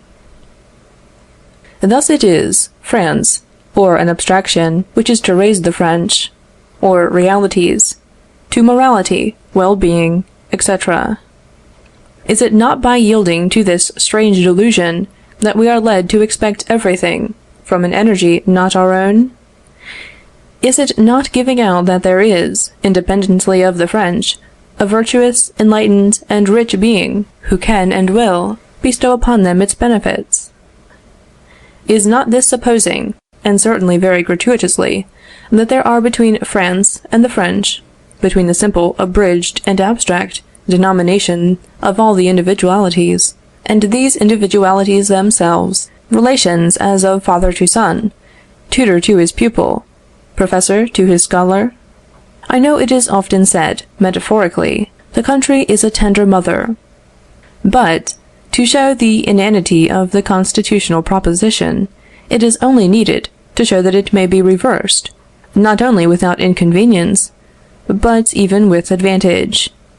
Would it be less exact to say, the French have constituted themselves a republic to raise France to an ever-increasing degree of morality, enlightenment, and well-being? Now, where is the value of an axiom where the subject and the attribute may change places without inconvenience? Everybody understands what is meant by this. The mother will feed the child. But it would be ridiculous to say, the child will feed the mother. The Americans formed another idea of the relations of the citizens with the government, when they placed these simple words at the head of their Constitution: We, the people of the United States, for the purpose of forming a more perfect union, of establishing justice, of securing interior tranquillity, of providing for our common defense, of increasing the general well-being, and of securing the benefits of liberty to ourselves and to our posterity, decree, etc. Here there is no chimerical creation, no abstraction, from which the citizens may demand everything. They expect nothing except from themselves and their own energy. If I may be permitted to criticize the first words of our Constitution, I would remark that what I complain of is something more than a mere metaphysical subtlety, as might seem at first sight. I contend that this personification of government has been, in past times, and will be hereafter, a fertile source of calamities and revolutions. There is the public on one side, government on the other, considered as two distinct beings. The latter bound to bestow upon the former, and the former having the right to claim from the latter all imaginable human benefits. What will be the consequence? In fact, government is not maimed, and cannot be so. It has two hands, one to receive, and the other to give. In other words, it has a rough hand and a smooth one. The activity of the second is necessarily subordinate to the activity of the first. Strictly, government may take and not restore. This is evident, and may be explained by the porous and absorbing nature of its hands, which always retain a part, and sometimes the whole, of what they touch. But the thing that never was seen, and never will be seen or conceived, is, that the government can restore more to the public than it has taken from it. It is therefore ridiculous for us to appear before it in the humble attitude of beggars. It is radically impossible for it to confer a particular benefit upon any one of the individualities which constitute the community, without inflicting a greater injury upon the community as a whole. Our requisitions, therefore, place it in a dilemma. If it refuses to grant the requests made to it, it is accused of weakness, ill will, and incapacity. If it endeavors to grant them, it is obliged to load the people with fresh taxes, to do more harm than good, and to bring upon itself from another quarter the general displeasure. Thus the public has two hopes, and the government makes two promises: many benefits and no taxes. Hopes and promises, which, being contradictory, can never be realized. Now, is not this the cause of all our revolutions? For, between the government, which lavishes promises which it is impossible to perform, and the public, which has conceived hopes which can never be realized, two classes of men interpose, the ambitious and the utopians. It is circumstances which give these their cue. It is enough if these vassals of popularity cry out to the people, "The authorities are deceiving you. If we were in their place, we would load you with benefits and exempt you from taxes." And the people believe, and the people hope, and the people make a revolution. No sooner are their friends at the head of affairs than they are called upon to redeem their pledge. "Give us work, bread, assistance, credit, instruction, colonies," say the people, "and withal deliver us, as you promised, from the talons of the exchequer." The new government is no less embarrassed than the former one, for it soon finds that it is much more easy to promise than to perform. It tries to gain time, for this is necessary for maturing its vast projects. At first it makes a few timid attempts. On one hand, it institutes a little elementary instruction. On the other, it makes a little reduction in the liquor tax, 1850. But the contradiction is for ever starting up before it. If it would be philanthropic, it must attend to its exchequer. If it neglects its exchequer, it must abstain from being philanthropic. These two promises are for ever clashing with each other. It cannot be otherwise. To live upon credit, which is the same as exhausting the future, is certainly a present means of reconciling them. An attempt is made to do a little good now, at the expense of a great deal of harm in future. But such proceedings call forth the spectre of bankruptcy, which puts an end to credit. What is to be done then? Why, then, the new government takes a bold step. It unites all its forces in order to maintain itself. It smothers opinion, has recourse to arbitrary measures, ridicules its former maxims, declares that it is impossible to conduct the administration, except at the risk of being unpopular. In short, it proclaims itself governmental. And it is here that the other candidates for popularity are waiting for it. They exhibit the same illusion, pass by the same way, obtain the same success, and are soon swallowed up in the same gulf. We had arrived at this point in February. At this time, the illusion which is the subject of this article had made more way than at any former period in the ideas of the people, in connection with socialist doctrines. They expected, more firmly than ever, that government, under a republican form, would open in grand style the source of benefits, and close that of taxation. "We have often been deceived," said the people, "but we will see to it ourselves this time, and take care not to be deceived again." What could the provisional government do?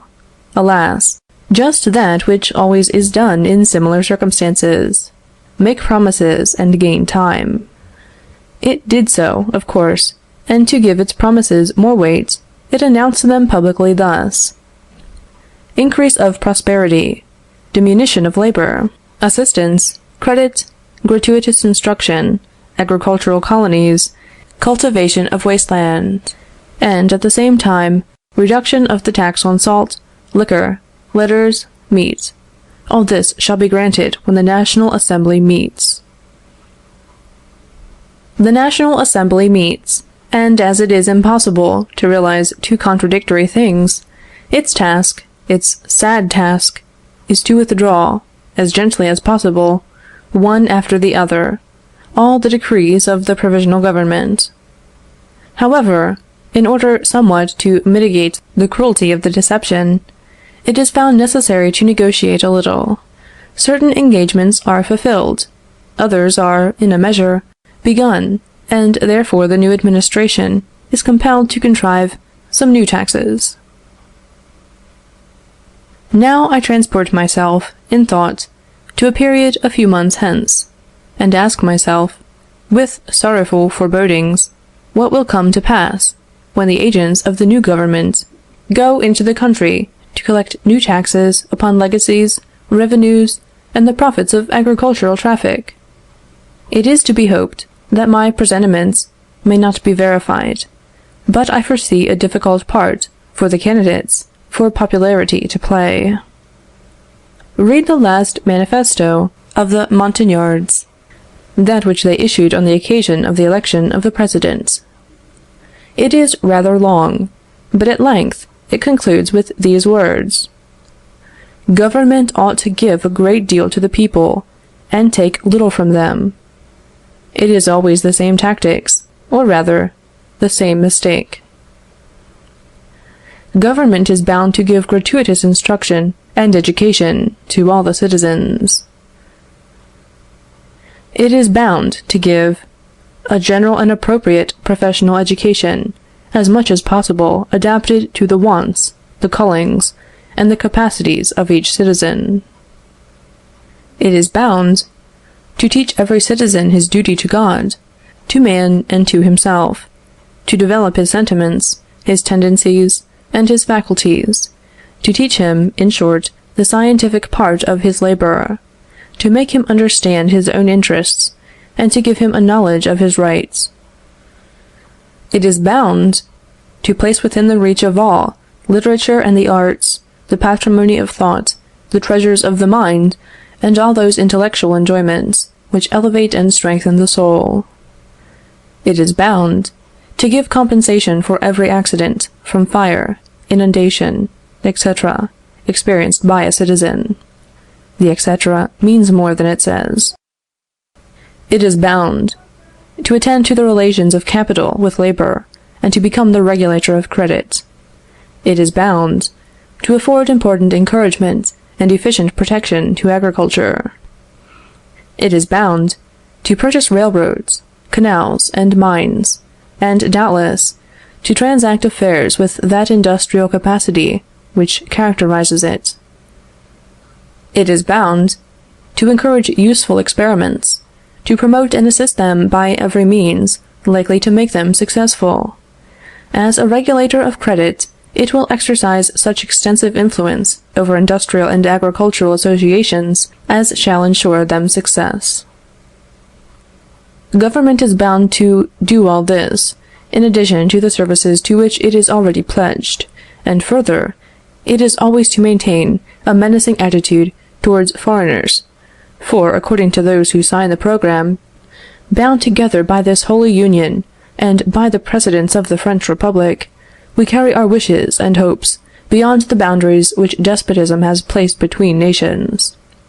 The rights which we desire for ourselves, we desire for all those who are oppressed by the yoke of tyranny. We desire that our glorious army should still, if necessary, be the army of liberty. You see that the gentle hand of government, that good hand which gives and distributes, will be very busy under the government of the Montagnards. You think, perhaps, that it will be the same with the rough hand, that hand which dives into our pockets. Do not deceive yourselves. The aspirants after popularity would not know their trade if they had not the art, when they show the gentle hand, to conceal the rough one. Their reign will assuredly be the jubilee of the taxpayers. It is superfluities, not necessaries, they say, which ought to be taxed. Truly, it will be a good time when the exchequer, for the sake of loading us with benefits, will content itself with curtailing our superfluities. This is not all. The Montagnards intend that taxation shall lose its oppressive character, and be only an act of fraternity. Good heavens! I know it is the fashion to thrust fraternity in everywhere, but I did not imagine it would ever be put into the hands of the tax-gatherer. To come to the details, those who sign the program say, "We desire the immediate abolition of those taxes which affect the absolute necessaries of life, as salt, liquors, etc., etc., the reform of the tax on landed property, customs, and patents, gratuitous justice, that is, the simplification of its forms, and reduction of its expenses." This, no doubt, has reference to stamps. Thus the tax on landed property, customs, patents, stamps, salt, liquors, postage, all are included. These gentlemen have found out the secret of giving an excessive activity to the gentle hands of government, while they entirely paralyze its rough hands. Well, I ask the impartial reader, is it not childishness, and more than that, dangerous childishness? Is it not inevitable that we shall have revolution after revolution, if there is a determination never to stop till this contradiction is realized, to give nothing to government, and to receive much from it? If the Montagnards were to come into power, would they not become the victims of the means which they employ to take possession of it? Citizens. In all times, two political systems have been in existence, and each may be maintained by good reasons. According to one of them, government ought to do much, but then it ought to take much. According to the other, this twofold activity ought to be little felt. We have to choose between these two systems. But as regards the third system, which partakes of both the others, and which consists in extracting everything from government, without giving it anything, it is chimerical, absurd, childish, contradictory, and dangerous. Those who parade it, for the sake of the pleasure of accusing all governments of weakness, and thus exposing them to your attacks, are only flattering and deceiving you, while they are deceiving themselves. For ourselves, we consider that government is, and ought to be, nothing whatever but common force, organized, not to be an instrument of oppression and mutual plunder among citizens, but, on the contrary, to secure to every one his own, and to cause justice and security to reign. End of Section 8. Section 9. What is money? Hateful money! Hateful money! Cried F., the economist, despairingly, as he came from the Committee of Finance, where a project of paper money had just been discussed. What's the matter? Said I. What is the meaning of this sudden dislike of the most extolled of all the divinities of this world? F. Hateful money! Hateful money! B. You alarm me. I hear peace, liberty, and life cried down, and Brutus went so far even as to say, Virtue, thou art but a name. But what can have happened? F. Hateful money! Hateful money! B. Come, come, exercise a little philosophy. What has happened to you? Has Croesus been affecting you? Has Mondor been playing you false? Or has Zoilus been libeling you in the papers? F. I have nothing to do with Croesus. My character, by its insignificance, is safe from any slander of Zoilus. And as to Mondor... B. Ah, now I have it. How could I be so blind? You, too, are the inventor of a social reorganization of the F. system, in fact. Your society is to be more perfect than that of Sparta, and therefore all money is to be rigidly banished from it. And the thing that troubles you is how to persuade your people to empty their purses. What would you have? This is the rock on which all reorganizers split. There is not one but would do wonders, if he could only contrive to overcome all resisting influences, and if all mankind would consent to become soft wax in his fingers. But men are resolved not to be soft wax. They listen, applaud, or reject, and go on as before. F. Thank heaven, I am still free from this fashionable mania. Instead of inventing social laws, I am studying those which it has pleased Providence to invent, and I am delighted to find them admirable in their progressive development. This is why I exclaim, hateful money, hateful money. B. You are a disciple of Proudhon, then? Well, there is a very simple way for you to satisfy yourself. Throw your purse into the Seine, only reserving 100 sous to take an action from the Bank of Exchange. F. If I cry out against money, is it likely I should tolerate its deceitful substitute? B. Then I have only one more guess to make. You are a new Diogenes, and are going to victimize me with a discourse a la Seneca on the contempt of riches. F. Heaven preserve me from that! For riches, don't you see, are not a little more or a little less money. They are bread for the hungry, clothes for the naked, fuel to warm you, oil to lengthen the day, a career open to your son, a certain portion for your daughter, a day of rest after fatigue, a cordial for the faint, a little assistance slipped into the hand of a poor man, a shelter from the storm, a diversion for a brain worn by thought, the incomparable pleasure of making those happy who are dear to us. Riches are instruction, independence, dignity, confidence, charity. They are progress and civilization. Riches are the admirable civilizing result of two admirable agents, more civilizing even than riches themselves, labor and exchange. B. Well, now you seem to be singing the praises of riches, when, a moment ago, you were loading them with imprecations. F. Why, don't you see that it was only the whim of an economist? I cry out against money, just because everybody confounds it, as you just did now, with riches, and that this confusion is the cause of errors and calamities without number. I cry out against it, because its function in society is not understood, and very difficult to explain. I cry out against it, because it jumbles all ideas, causes the means to be taken for the end, the obstacle for the cause, the alpha for the omega, because its presence in the world, though in itself beneficial, has nevertheless introduced a fatal notion, a perversion of principles, a contradictory theory, which, in a multitude of forms, has impoverished mankind and deluged the earth with blood. I cry out against it, because I feel that I am incapable of contending against the error to which it has given birth, otherwise than by a long and fastidious dissertation, to which no one would listen. Oh, if I could only find a patient and benevolent listener! B. Well, it shall not be said that for want of a victim you remain in the state of irritation in which you are now. I am listening. Speak. Lecture. Do not restrain yourself in any way. F.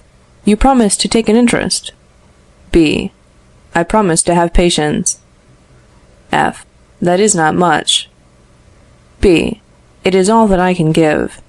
Begin and explain to me, at first, how a mistake on the subject of cash, if mistake there be, is to be found at the root of all economical errors. F. Well, now, is it possible that you can conscientiously assure me that you have never happened to confound wealth with money? B. I don't know, but, after all, what would be the consequence of such a confusion? F. Nothing very important. An error in your brain, which would have no influence over your actions, for you see that, with respect to labor and exchange, although there are as many opinions as there are heads, we all act in the same way. B. Just as we walk upon the same principle, although we are not agreed upon the theory of equilibrium and gravitation. F. Precisely. A person who argued himself into the opinion that during the night our heads and feet changed places, might write very fine books upon the subject, but still he would walk about like everybody else. B. So I think. Nevertheless, he would soon suffer the penalty of being too much of a logician. F. In the same way, a man would die of hunger, who, having decided that money is real wealth, should carry out the idea to the end. That is the reason that this theory is false, for there is no true theory but such as results from facts themselves, as manifested at all times, and in all places. B. I can understand that practically, and under the influence of personal interest, the fatal effects of the erroneous action would tend to correct an error. But if that of which you speak has so little influence, why does it disturb you so much? F. Because, when a man, instead of acting for himself, decides for others, personal interest, that ever watchful and sensible sentinel, is no longer present to cry out, "Stop! The responsibility is misplaced." It is Peter who is deceived, and John suffers. The false system of the legislator necessarily becomes the rule of action of whole populations. And, observe the difference. When you have money, and are very hungry, whatever your theory on cash may be, what do? B. I go to a baker's and buy some bread. F. You do not hesitate about getting rid of your money. B. The only use of money is to buy what one wants. F. And if the baker should happen to be thirsty, what does he do? B. He goes to the wine merchants, and buys wine with the money I have given him. F. What? Is he not afraid he shall ruin himself? B. The real ruin would be to go without eating or drinking. F. And everybody in the world, if he is free, acts in the same manner? B. Without a doubt. Would you have them die of hunger for the sake of laying by pence? F. So far from it, that I consider they act wisely, and I only wish that the theory was nothing but the faithful image of this universal practice. But, suppose now that you were the legislator, the absolute king of a vast empire, where there were no gold mines. B. No unpleasant fiction. F. Suppose again that you were perfectly convinced of this, that wealth consists solely and exclusively in cash. To what conclusion would you come? B. I should conclude that there was no other means for me to enrich my people, or for them to enrich themselves, but to draw away the cash from other nations. F. That is to say, to impoverish them. The first conclusion, then, to which you would arrive would be this: a nation can only gain when another loses. B. This axiom has the authority of Bacon and Montaigne. F. It is not the less sorrowful for that, for it implies that progress is impossible. Two nations, no more than two men, cannot prosper side by side. B. It would seem that such is the result of this principle. F. And as all men are ambitious to enrich themselves, it follows that all are desirous, according to a law of Providence, of ruining their fellow creatures. B. This is not Christianity, but it is political economy. F. Such a doctrine is detestable. But, to continue, I have made you an absolute king. You must not be satisfied with reasoning. You must act. There is no limit to your power. How would you treat this doctrine? Wealth is money. B. It would be my endeavor to increase, incessantly, among my people the quantity of cash. F. But there are no mines in your kingdom. How would you set about it? What would you do? B. I should do nothing. I should merely forbid, on pain of death, that a single crown should leave the country. F. And if your people should happen to be hungry as well as rich? B. Never mind. In the system we are discussing, to allow them to export crowns would be to allow them to impoverish themselves. F. So that, by your own confession, you would force them to act upon a principle equally opposite to that upon which you would yourself act under similar circumstances. Why so? B. Just because my own hunger touches me, and the hunger of a nation does not touch legislators. F. Well, I can tell you that your plan would fail, and that no superintendents would be sufficiently vigilant, when the people were hungry, to prevent the crowns from going out and the corn from coming in. B. If so, this plan, whether erroneous or not, would affect nothing. It would do neither good nor harm, and therefore requires no further consideration. F. You forget that you are a legislator. A legislator must not be disheartened at trifles, when he is making experiments on others. The first measure not having succeeded, you want to take some other means of attaining your end. B. What end? F. You must have a bad memory. Why, that of increasing, in the midst of your people, the quantity of cash, which is presumed to be true wealth. B. Ah, to be sure, I beg your pardon. But then you see, as they say of music, a little is enough, and this may be said, I think, with still more reason, of political economy. I must consider, but really I don't know how to contrive. F. Ponder it well. First, I would have you observe that your first plan solved the problem only negatively.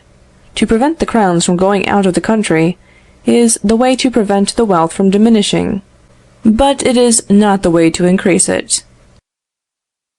B. Ah, now I am beginning to see. The corn which is allowed to come in. A bright idea strikes me. The contrivance is ingenious, the means infallible. I am coming to it now. F. Now, I, in turn, must ask you, to what? B. Why, to a means of increasing the quantity of cash. F. How would you set about it, if you please? B. Is it not evident that if the heap of money is to be constantly increasing, the first condition is that none must be taken from it? F. Certainly. B. And the second, that additions must constantly be made to it? F. To be sure. B. Then the problem will be solved, either negatively or positively, as the Socialists say, if on the one hand I prevent the foreigner from taking it, and on the other, I oblige him to add to it. F. Better and better. B. And for this, there must be two simple laws made, in which cash will not even be mentioned. By the one, my subjects will be forbidden to buy anything abroad, and by the other, they will be required to sell a great deal. F. A well-advised plan. B. Is it new? I must take out a patent for the invention. F. You need do no such thing. You have been forestalled. But you must take care of one thing.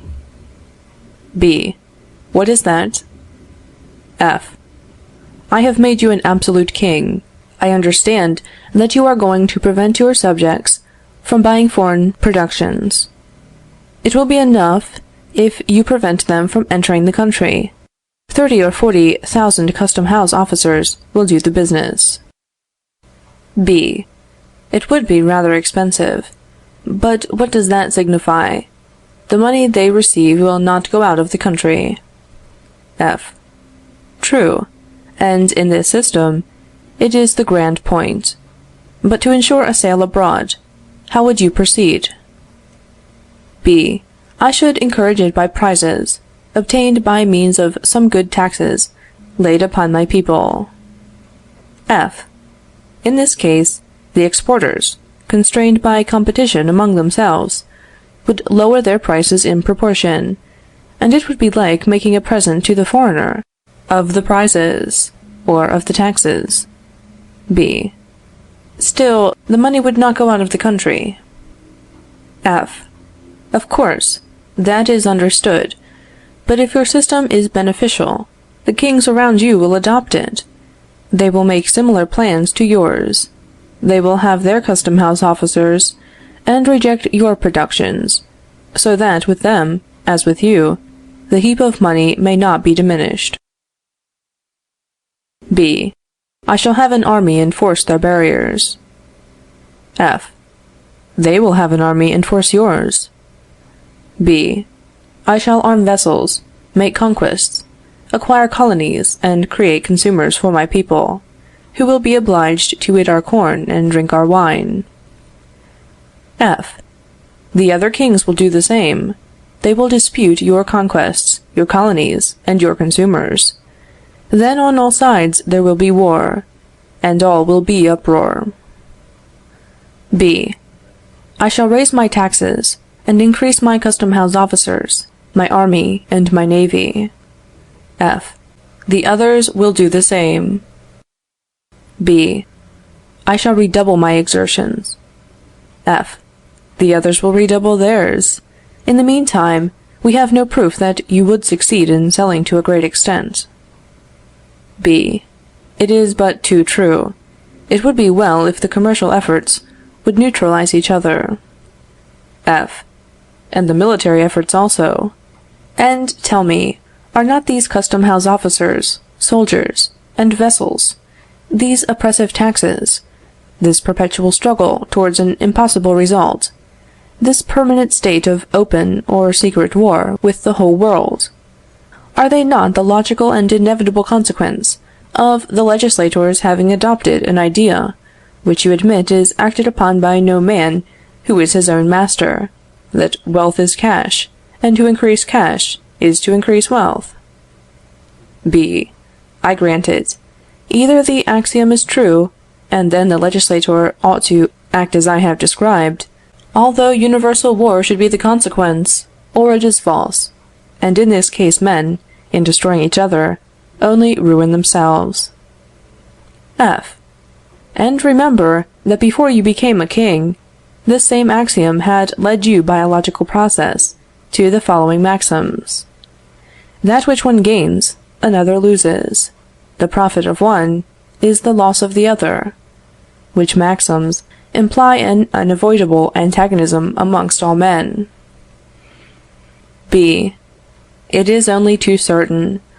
Whether I am a philosopher or a legislator, whether I reason or act upon the principle that money is wealth, I always arrive at one conclusion, or one result: universal war.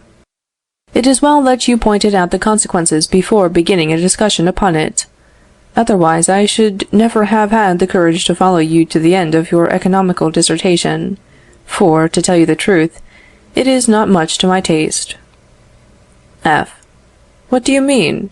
I was just thinking of it when you heard me grumbling against money. I was lamenting that my countrymen have not the courage to study what is so important that they should know. B. And yet the consequences are frightful. F. The consequences!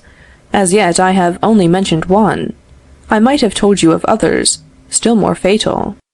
B. You make my hair stand on end. What other evils can have been caused to mankind by this confusion between money and wealth? F. It would take me a long time to enumerate them. This doctrine is one of a very numerous family. The eldest, whose acquaintance we have just made, is called the prohibitive system; the next, the colonial system; the third, hatred of capital; the Benjamin, paper money. B. What? Does paper money proceed from the same error? F. Yes, directly. When legislators, after having ruined men by war and taxes, persevere in their idea, they say to themselves, if the people suffer, it is because there is not money enough. We must make some. And as it is not easy to multiply the precious metals, especially when the pretended resources of prohibition have been exhausted, they add, we will make fictitious money. Nothing is more easy, and then every citizen will have his pocketbook full of it, and they will all be rich. B. In fact, this proceeding is more expeditious than the other, and then it does not lead to foreign war. F. No, but it leads to civil war. B. You are a grumbler. Make haste and dive to the bottom of the question. I am quite impatient, for the first time, to know if money, or its sign, is wealth. F. You will grant that men do not satisfy any of their wants immediately with crown pieces. If they are hungry, they want bread. If naked, clothing. If they are ill, they must have remedies. If they are cold, they want shelter and fuel. If they would learn, they must have books. If they would travel, they must have conveyances, and so on. The riches of a country consist in the abundance and proper distribution of all these things. Hence you may perceive and rejoice at the falseness of this gloomy maxim of Bacon's. What one people gains, another necessarily loses.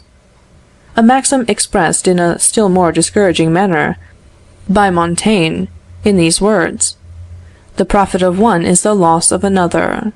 When Shem, Ham, and Japheth divided amongst themselves the vast solitudes of this earth, they surely might each of them build, drain, sow, reap, and obtain improved lodging, food and clothing, and better instruction, perfect and enrich themselves, in short, increase their enjoyments, without causing a necessary diminution in the corresponding enjoyments of their brothers.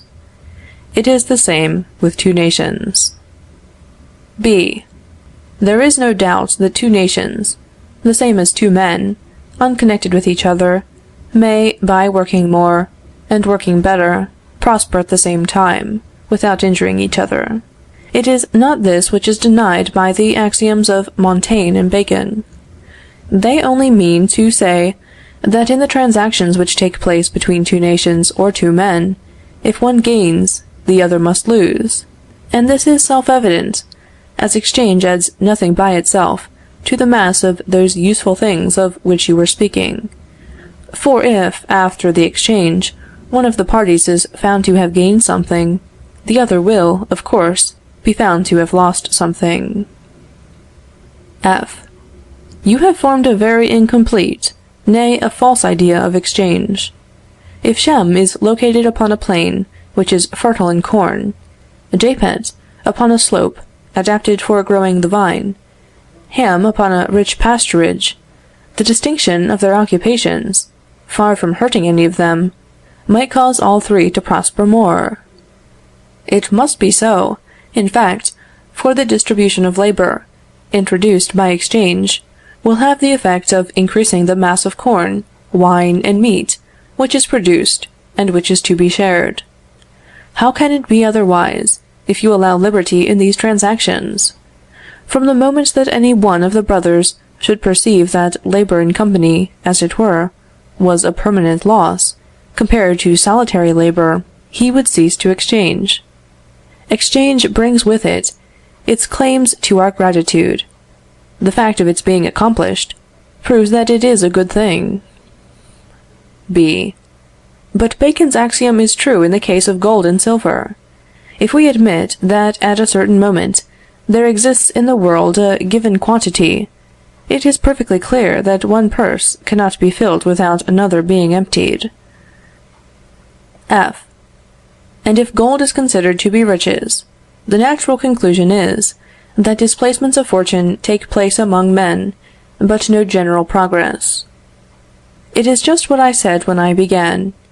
If, on the contrary, you look upon an abundance of useful things, fit for satisfying our wants and our tastes, as true riches, you will see that simultaneous prosperity is possible. Cash serves only to facilitate the transmission of these useful things from one to another, which may be done equally well with an ounce of rare metal like gold, with a pound of more abundant material as silver, or with 100 weight of still more disposable metal, as copper. According to that, if the French had at their disposal as much again of all these useful things, France would be twice as rich, although the quantity of cash remained the same. But it would not be the same if there were double the cash, for in that case the amount of useful things would not increase. B. The question to be decided is, whether the presence of a greater number of crowns has not the effect, precisely, of augmenting the sum of useful things. F. What connection can there be between these two terms? Food, clothing, houses, fuel, all come from nature and from labor, from more or less skillful labor exerted upon a more or less liberal nature. B. You are forgetting one great force, which is exchange. If you acknowledge that this is a force, as you have admitted that crowns facilitate it, you must also allow that they have an indirect power of production. F. But I have added that a small quantity of rare metal facilitates transactions as much as a large quantity of abundant metal, whence it follows that a people is not enriched by being forced to give up useful things for the sake of having more money. B. Thus, it is your opinion that the treasures discovered in California will not increase the wealth of the world. F. I do not believe that, on the whole, they will add much to the enjoyments, to the real satisfactions of mankind. If the Californian gold merely replaces in the world that which has been lost and destroyed, it may have its use. If it increases the amount of cash, it will depreciate it. The gold diggers will be richer than they would have been without it. But those in whose possession the gold is at the moment of its depreciation will obtain a smaller gratification for the same amount. I cannot look upon this as an increase, but as a displacement of true riches, as I have defined them. B. All that is very plausible, but you will not easily convince me that I am not richer, all other things being equal, if I have 2 crowns, than if I had only 1. F. I do not deny it. B. And what is true of me is true of my neighbor, and of the neighbor of my neighbor, and so on, from one to another, all over the country. Therefore, if every Frenchman has more crowns, France must be more rich. F. And here you fall into the common mistake of concluding that what affects one affects all, and thus confusing the individual with the general interest. B. Why, what can be more conclusive? What is true of one must be so of all. What are all but a collection of individuals? You might as well tell me that every Frenchman could suddenly grow an inch taller, without the average height of Frenchmen being increased. F. Your reasoning is apparently sound, I grant you, and that is why the illusion it conceals is so common. However, let us examine it a little. 10 persons were at play. For greater ease, they had adopted the plan of each taking 10 counters, and against these they had placed 100 francs under a candlestick, so that each counter corresponded to 10 francs. After the game, the winnings were adjusted, and the players drew from the candlestick as many 10 francs as would represent the number of counters. Seeing this, one of them, a great arithmetician, perhaps, but an indifferent reasoner, said, Gentlemen, experience invariably teaches me that, at the end of the game, I find myself a gainer in proportion to the number of my counters. Have you not observed the same with regard to yourselves? Thus, what is true of me must be true of each of you, and what is true of each must be true of all. We should, therefore, all of us gain more at the end of the game, if we all had more counters. Now, nothing can be easier. We have only to distribute twice the number. This was done, but when the game was finished, and they came to adjust the winnings, it was found that the 1,000 francs under the candlestick had not been miraculously multiplied, according to the general expectation. They had to be divided accordingly, and the only result obtained, chimerical enough, was this: everyone had, it is true, his double number of counters, but every counter, instead of corresponding to 10 francs, only represented 5. Thus it was clearly shown that what is true of each is not always true of all. B. I see. You are supposing a general increase of counters, without a corresponding increase of the sum placed under the candlestick. F. And you are supposing a general increase of crowns, without a corresponding increase of things, the exchange of which is facilitated by these crowns. B. Do you compare the crowns to counters? F. In any other point of view, certainly not. But in the case you place before me, and which I have to argue against, I do. Remark one thing. In order that there be a general increase of crowns in a country, this country must have mines, or its commerce must be such as to give useful things in exchange for cash.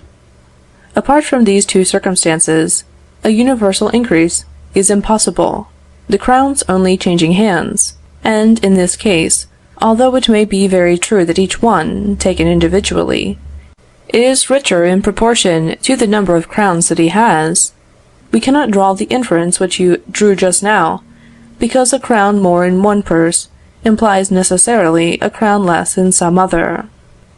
It is the same as with your comparison of the middle height.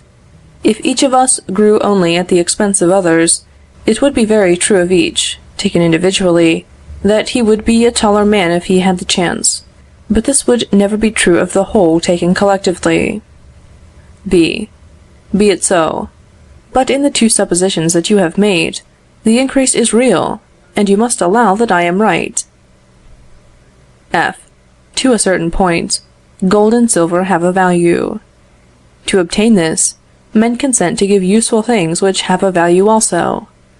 When, therefore, there are mines in a country, if that country obtains from them sufficient gold to purchase a useful thing from abroad, a locomotive, for instance, it enriches itself with all the enjoyments which a locomotive can procure, exactly as if the machine had been made at home. The question is, whether it spends more efforts in the former proceeding than in the latter. For if it did not export this gold, it would depreciate, and something worse would happen than what you see in California, for there, at least, the precious metals are used to buy useful things made elsewhere. Nevertheless, there is still a danger that they may starve on heaps of gold. What would it be if the law prohibited exportation? As to the second supposition, that of the gold which we obtain by trade, it is an advantage, or the reverse, according as the country stands more or less in need of it, compared to its wants of the useful things which must be given up in order to obtain it. It is not for the law to judge of this, but for those who are concerned in it. For if the law should start upon this principle, that gold is preferable to useful things, whatever may be their value, and if it should act effectually in this sense, it would tend to make France another California, where there would be a great deal of cash to spend, and nothing to buy. It is the very same system which is represented by Midas. B. The gold which is imported implies that a useful thing is exported, and in this respect there is a satisfaction withdrawn from the country. But is there not a corresponding benefit? And will not this gold be the source of a number of new satisfactions, by circulating from hand to hand, and inciting to labor and industry, until at length it leaves the country in its turn, and causes the importation of some useful thing? F. Now you have come to the heart of the question. Is it true that a crown is the principle which causes the production of all the objects whose exchange it facilitates? It is very clear that a piece of 5 francs is only worth 5 francs, but we are led to believe that this value has a particular character, that it is not consumed like other things, or that it is exhausted very gradually, that it renews itself, as it were, in each transaction, and that, finally, this crown has been worth 5 francs, as many times as it has accomplished transactions; that it is of itself worth all the things for which it has been successively exchanged. And this is believed, because it is supposed that without this crown, these things would never have been produced. It is said, the shoemaker would have sold fewer shoes, consequently, he would have bought less of the butcher would not have gone so often to the grocer to the doctor to the lawyer, and so on. B. No one can dispute that. F. This is the time, then, to analyze the true function of cash, independently of mines and importations. You have a crown. What does it imply in your hands? It is, as it were, the witness and proof that you have, at some time or other, performed some labor, which, instead of profiting by it, you have bestowed upon society in the person of your client. This crown testifies that you have performed a service for society, and, moreover, it shows the value of it. It bears witness, besides, that you have not yet obtained from society a real equivalent service, to which you have a right. To place you in a condition to exercise this right, at the same time and in the manner you please, society, by means of your client, has given you an acknowledgment, a title, a privilege from the Republic, a counter, a crown, in fact, which only differs from executive titles by bearing its value in itself. And if you are able to read with your mind's eye the inscription stamped upon it, you will distinctly decipher these words: Pay the bearer a service equivalent to what he has rendered to society, the value received being shown, proved, and measured by that which is represented by me. Now, you give up your crown to me. Either my title to it is gratuitous, or it is a claim. If you give it me as payment for a service, the following is the result: your account with society for real satisfactions is regulated, balanced, and closed. You had rendered it a service for a crown. You now restore the crown for a service. As far as you are concerned, you are clear. As for me, I am just in the position in which you were just now. It is I who am now in advance to society for the service which I have just rendered it in your person. I am become its creditor for the value of the labor which I have performed for you, and which I might devote to myself. It is into my hands, then, that the title of this credit, the proof of this social debt, ought to pass. You cannot say that I am any richer. If I am entitled to receive, it is because I have given. Still less can you say that society is a crown richer, because one of its members has a crown more, and another has one less. For if you let me have this crown gratis, it is certain that I shall be so much the richer, but you will be so much the poorer for it. And the social fortune, taken in a mass, will have undergone no change, because, as I have already said, this fortune consists in real services, in effective satisfactions, in useful things. You were a creditor to society. You made me a substitute to your rights. And it signifies little to society, which owes a service, whether it pays the debt to you or to me. This is discharged as soon as the bearer of the claim is paid. B. But if we all had a great number of crowns, we should obtain from society many services. Would not that be very desirable? F. You forget that in the process which I have described, and which is a picture of the reality, we only obtain services from society because we have bestowed some upon it. Whoever speaks of a service, speaks at the same time of a service received and returned, for these two terms imply each other, so that the one must always be balanced by the other. It is impossible for society to render more services than it receives, and yet this is the chimera which is being pursued by means of the multiplication of coins, of paper money, etc. B.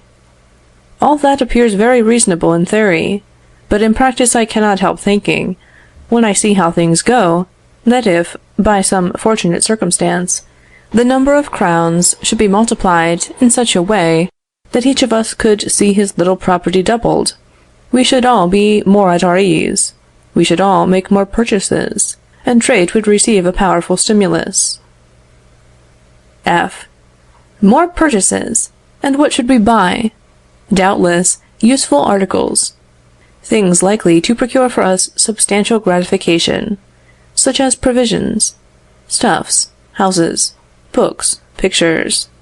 You should begin, then, by proving that all these things create themselves. You must suppose the mint melting ingots of gold which have fallen from the moon, or that the board of assignats be put in action at the National Printing Office, for you cannot reasonably think that if the quantity of corn, cloth, ships, hats, and shoes remains the same, the share of each of us can be greater, because we each go to market with a greater number of real or fictitious money. Remember the players. In the social order, the useful things are what the workers place under the candlestick, and the crowns which circulate from hand to hand are the counters. If you multiply the francs without multiplying the useful things, the only result will be that more francs will be required for each exchange, just as the players required more counters for each deposit. You have proof of this in what passes for gold, silver, and copper. Why does the same exchange require more copper than silver, more silver than gold? Is it not because these metals are distributed in the world in different proportions? What reason have you to suppose that if gold were suddenly to become as abundant as silver, it would not require as much of one as of the other to buy a house? B. You may be right, but I should prefer your being wrong. In the midst of the sufferings which surround us, so distressing in themselves, and so dangerous in their consequences, I have found some consolation in thinking that there was an easy method of making all the members of the community happy. F. Even if gold and silver were true riches, it would be no easy matter to increase the amount of them in a country where there are no mines. B. No, but it is easy to substitute something else. I agree with you that gold and silver can do but little service, except as a mere means of exchange. It is the same with paper money, banknotes, etc. Then if we had all of us plenty of the latter, which it is so easy to create, we might all buy a great deal, and should want for nothing. Your cruel theory dissipates hopes, illusions, if you will, whose principle is assuredly very philanthropic. F. Yes, like all other barren dreams formed to promote universal felicity. The extreme facility of the means which you recommend is quite sufficient to expose its hollowness. Do you believe that if it were merely needful to print banknotes in order to satisfy all our wants, our tastes, and desires, that mankind would have been contented to go on till now, without having recourse to this plan? I agree with you that the discovery is tempting. It would immediately banish from the world not only plunder, in its diversified and deplorable forms, but even labor itself, except the board of assignats. But we have yet to learn how assignats are to purchase houses, which no one would have built, corn which no one would have raised, stuffs which no one would have taken the trouble to weave. B. One thing strikes me in your argument. You say yourself, that if there is no gain, at any rate there is no loss in multiplying the instrument of exchange, as is seen by the instance of the players, who were quits by a very mild deception. Why, then, refuse the philosopher's stone, which would teach us the secret of changing flints into gold, and, in the meantime, into paper money? Are you so blindly wedded to your logic that you would refuse to try an experiment where there can be no risk? If you are mistaken, you are depriving the nation, as your numerous adversaries believe, of an immense advantage. If the error is on their side, no harm can result, as you yourself say, beyond the failure of a hope. The measure, excellent in their opinion, in yours is negative. Let it be tried, then, since the worst which can happen is not the realization of an evil, but the non-realization of a benefit. F. In the first place, the failure of a hope is a very great misfortune to any people. It is also very undesirable that the government should announce the reimposition of several taxes on the faith of a resource which must infallibly fail.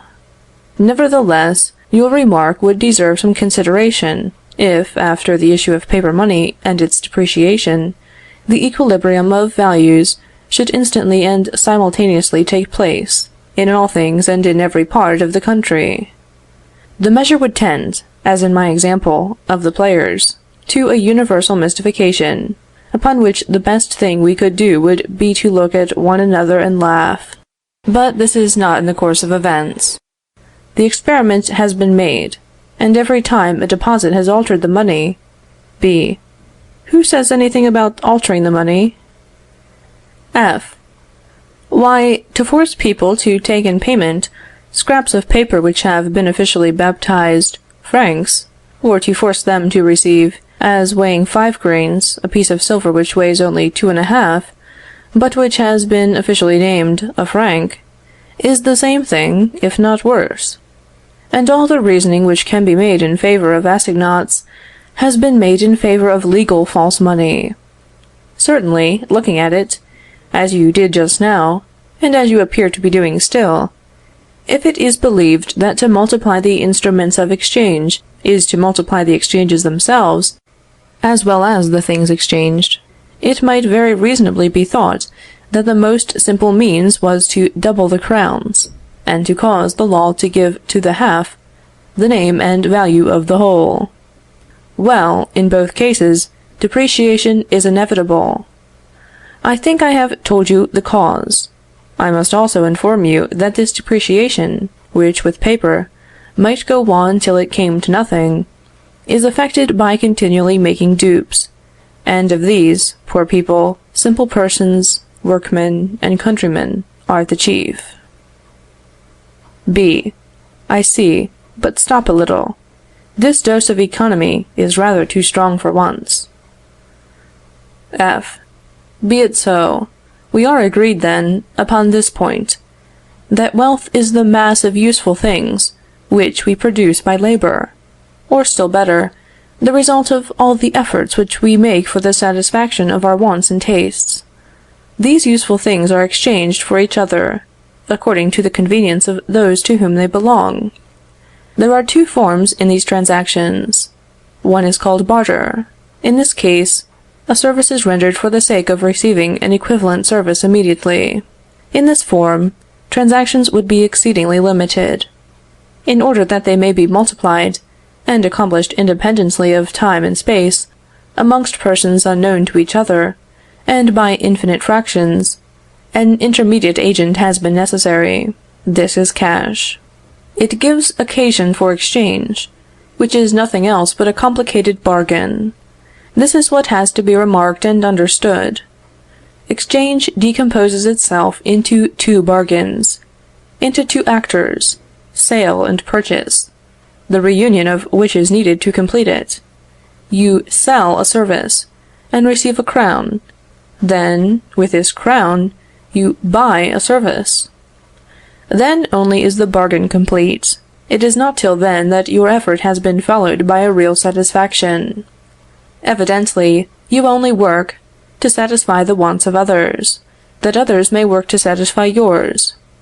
So long as you have only the crown which has been given you for your work, you are only entitled to claim the work of another person. When you have done so, the economical evolution will be accomplished as far as you are concerned, since you will then only have obtained, by a real satisfaction, the true reward for your trouble. The idea of a bargain implies a service rendered, and a service received. Why should it not be the same with exchange, which is merely a bargain in 2 parts? And here there are 2 observations to be made. First, it is a very unimportant circumstance, whether there be much or little cash in the world. If there is much, much is required. If there is little, little is wanted for each transaction. That is all. The second observation is this: because it is seen that cash always reappears in every exchange, it has come to be regarded as the sign and the measure of the things exchanged. B.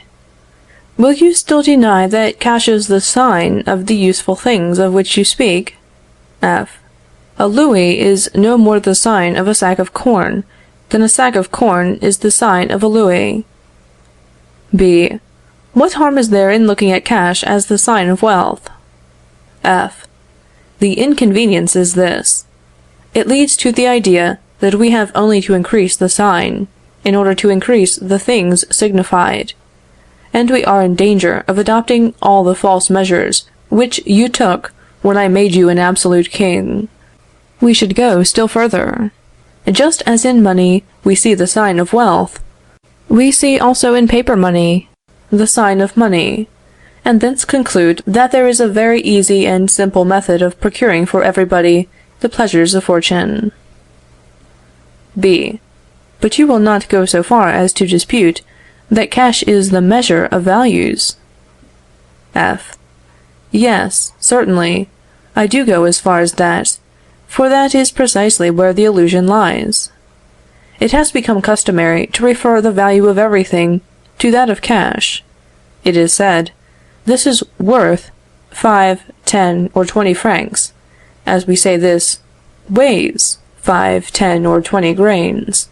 This measures 5, 10, or 20 yards. This ground contains 5, 10, or 20 acres. And hence it has been concluded that cash is the measure of values. B. Well, it appears as if it was so. F. Yes, it appears so, and it is this I complain of, and not of the reality. A measure of length, size, surface, is a quantity agreed upon and unchangeable. It is not so with the value of gold and silver. This varies as much as that of corn, wine, cloth, or labor, and from the same causes, for it has the same source and obeys the same laws. Gold is brought within our reach, just like iron, by the labor of miners, the advances of capitalists, and the combination of merchants and seamen. It costs more or less according to the expense of its production, according to whether there is much or little in the market, and whether it is much or little in request. In a word, it undergoes the fluctuations of all other human productions. But one circumstance is singular, and gives rise to many mistakes. When the value of cash varies, the variation is attributed by language to the other productions for which it is exchanged. Thus, let us suppose that all the circumstances relative to gold remain the same, and that the corn harvest has failed. The price of corn will rise.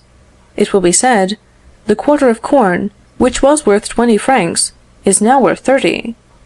And this will be correct, for it is the value of the corn which has varied, and language agrees with the fact. But let us reverse the supposition. Let us suppose that all the circumstances relative to corn remain the same, and that half of all the gold in existence is swallowed up. This time, it is the price of gold which will rise. It would seem that we ought to say, this Napoleon, which was worth 20 francs, is now worth 40.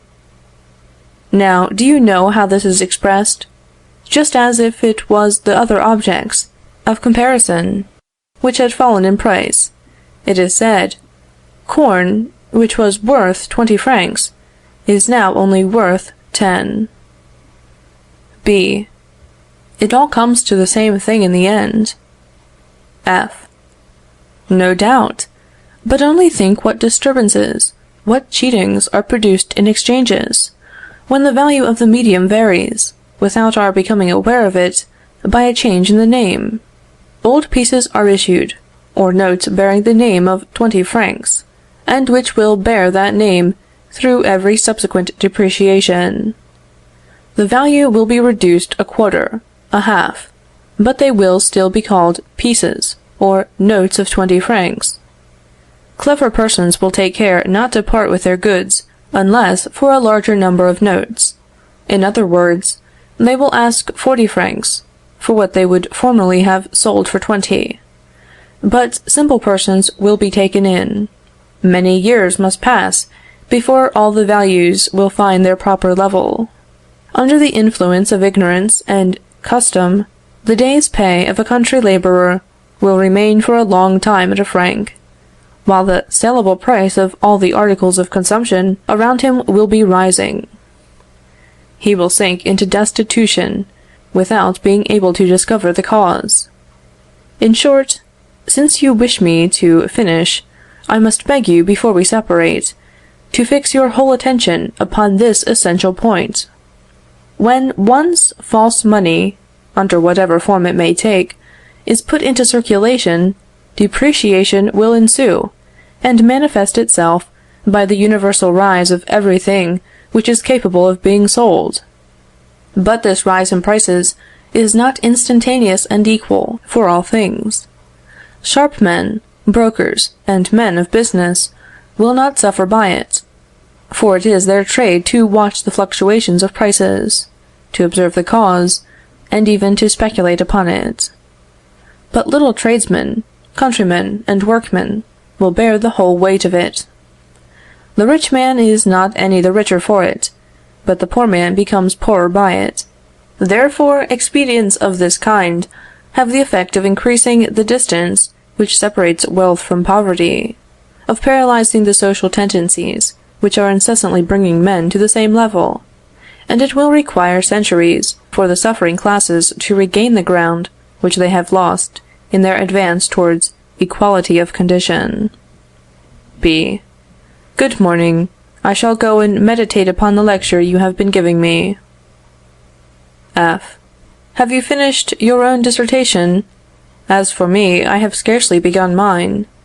I have not yet spoken of the hatred of capital, of gratuitous credit, a fatal notion, a deplorable mistake, which takes its rise from the same source. B. What? Does this frightful commotion of the populace against capitalists arise from money being confounded with wealth? F. It is the result of different causes. Unfortunately, certain capitalists have arrogated to themselves monopolies and privileges, which are quite sufficient to account for this feeling. But when the theorists of democracy have wished to justify it, to systematize it, to give it the appearance of a reasonable opinion, and to turn it against the very nature of capital, they have had recourse to that false political economy at whose root the same confusion is always to be found.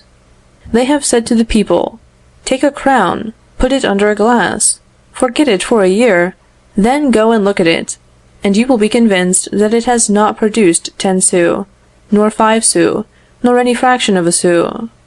Therefore money produces no interest. Then followed this series of consequences. Therefore he who lends a capital ought to obtain nothing from it. Therefore he who lends you a capital, if he gains something by it, is robbing you. Therefore all capitalists are robbers. Therefore wealth, which ought to serve gratuitously those who borrow it, belongs in reality to those to whom it does not belong. Therefore there is no such thing as property. Therefore everything belongs to everybody. Therefore, B. This is very serious. The more so, from the syllogism being so admirably formed. I should very much like to be enlightened on the subject. But alas! I can no longer command my attention. There is such a confusion in my head of the words cash, money, services, capital, interest, that, really, I hardly know where I am. We will, if you please, resume the conversation another day. F. In the meantime, here is a little work entitled Capital and Rent. It may perhaps remove some of your doubts. Just look at it when you are in want of a little amusement. B. To amuse me. F. Who knows? One nail drives in another. One wearisome thing drives away another. B. I have not yet made up my mind that your views upon cash and political economy in general are correct. But, from your conversation, this is what I have gathered: that these questions are of the highest importance. For peace or war, order or anarchy, the union or the antagonism of citizens are at the root of the answer to them. How is it that in France, a science which concerns us all so nearly, and the diffusion of which would have so decisive an influence upon the fate of mankind, is so little known? Is it that the State does not teach it sufficiently? F. Not exactly, for, without knowing it, it applies itself to loading everybody's brain with prejudices, and everybody's heart with sentiments favorable to the spirit of anarchy, war, and hatred, so that, when a doctrine of order, peace, and union presents itself, it is in vain that it has clearness and truth on its side. It cannot gain admittance. B. Decidedly, you are a frightful grumbler.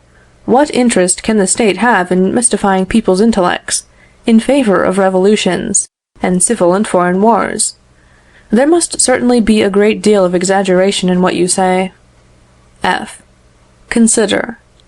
At the period when our intellectual faculties begin to develop themselves, at the age when impressions are liveliest, when habits of mind are formed with the greatest ease, when we might look at society and understand it, in a word, as soon as we are 7 or 8 years old, what does the State do?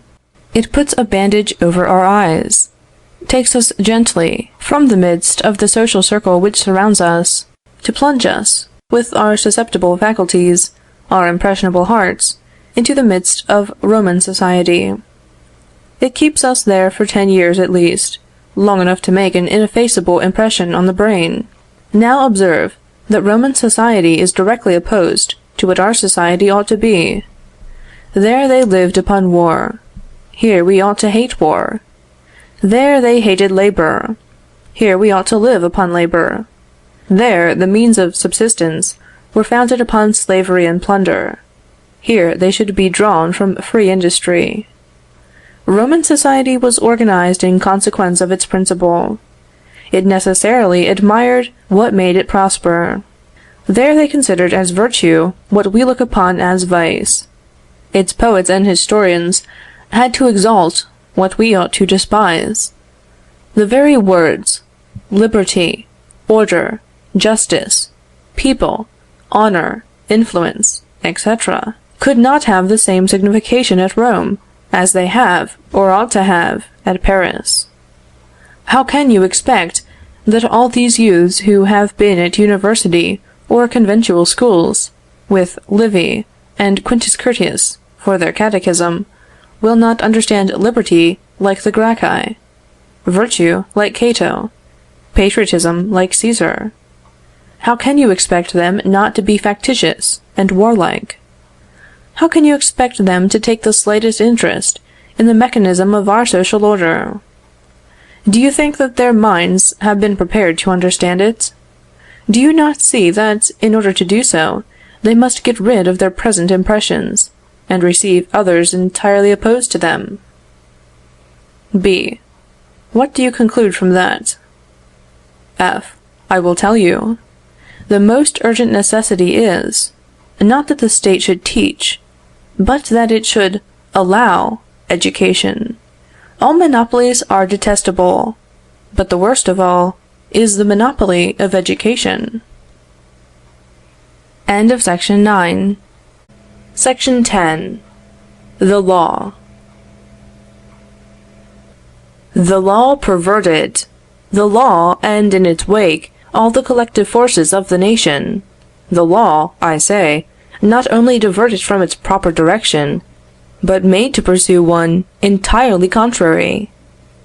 The law becomes the tool of every kind of avarice, instead of being its check. The law guilty of that very iniquity which it was its mission to punish. Truly, this is a serious fact, if it exists, and one to which I feel bound to call the attention of my fellow citizens.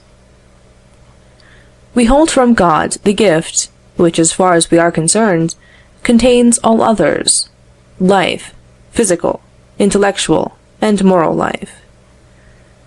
But life cannot support itself. He who has bestowed it has entrusted us with the care of supporting it, of developing it, and of perfecting it. To that end he has provided us with a collection of wonderful faculties. He has plunged us into the midst of a variety of elements. It is by the application of our faculties to these elements that the phenomena of assimilation and of appropriation, by which life pursues the circle which has been assigned to it, are realized. Existence, faculties, assimilation. In other words, personality, liberty, property. This is man. It is of these three things that it may be said, apart from all demagogue subtlety, that they are anterior and superior to all human legislation. It is not because men have made laws that personality, liberty, and property exist. On the contrary, it is because personality, liberty, and property exist beforehand that men make laws. What, then, is law? As I have said elsewhere, it is the collective organization of the individual right to lawful defense. Nature, or rather God, has bestowed upon every one of us the right to defend his person, his liberty, and his property, since these are the three constituent or preserving elements of life, elements each of which is rendered complete by the others, and cannot be understood without them. For what are our faculties but the extension of our personality? And what is property but an extension of our faculties? If every man has the right of defending, even by force, his person, his liberty, and his property, a number of men have the right to combine together, to extend, to organize a common force, to provide regularly for this defense. Collective right, then, has its principle, its reason for existing, its lawfulness in individual right, and the common force cannot rationally have any other end, or any other mission, than that of the isolated forces for which it is substituted. Thus, as the force of an individual cannot lawfully touch the person, the liberty, or the property of another individual, for the same reason, the common force cannot lawfully be used to destroy the person, the liberty, or the property of individuals or of classes. For this perversion of force would be, in one case as in the other, in contradiction to our premises. For who will dare to say that force has been given to us, not to defend our rights, but to annihilate the equal rights of our brethren?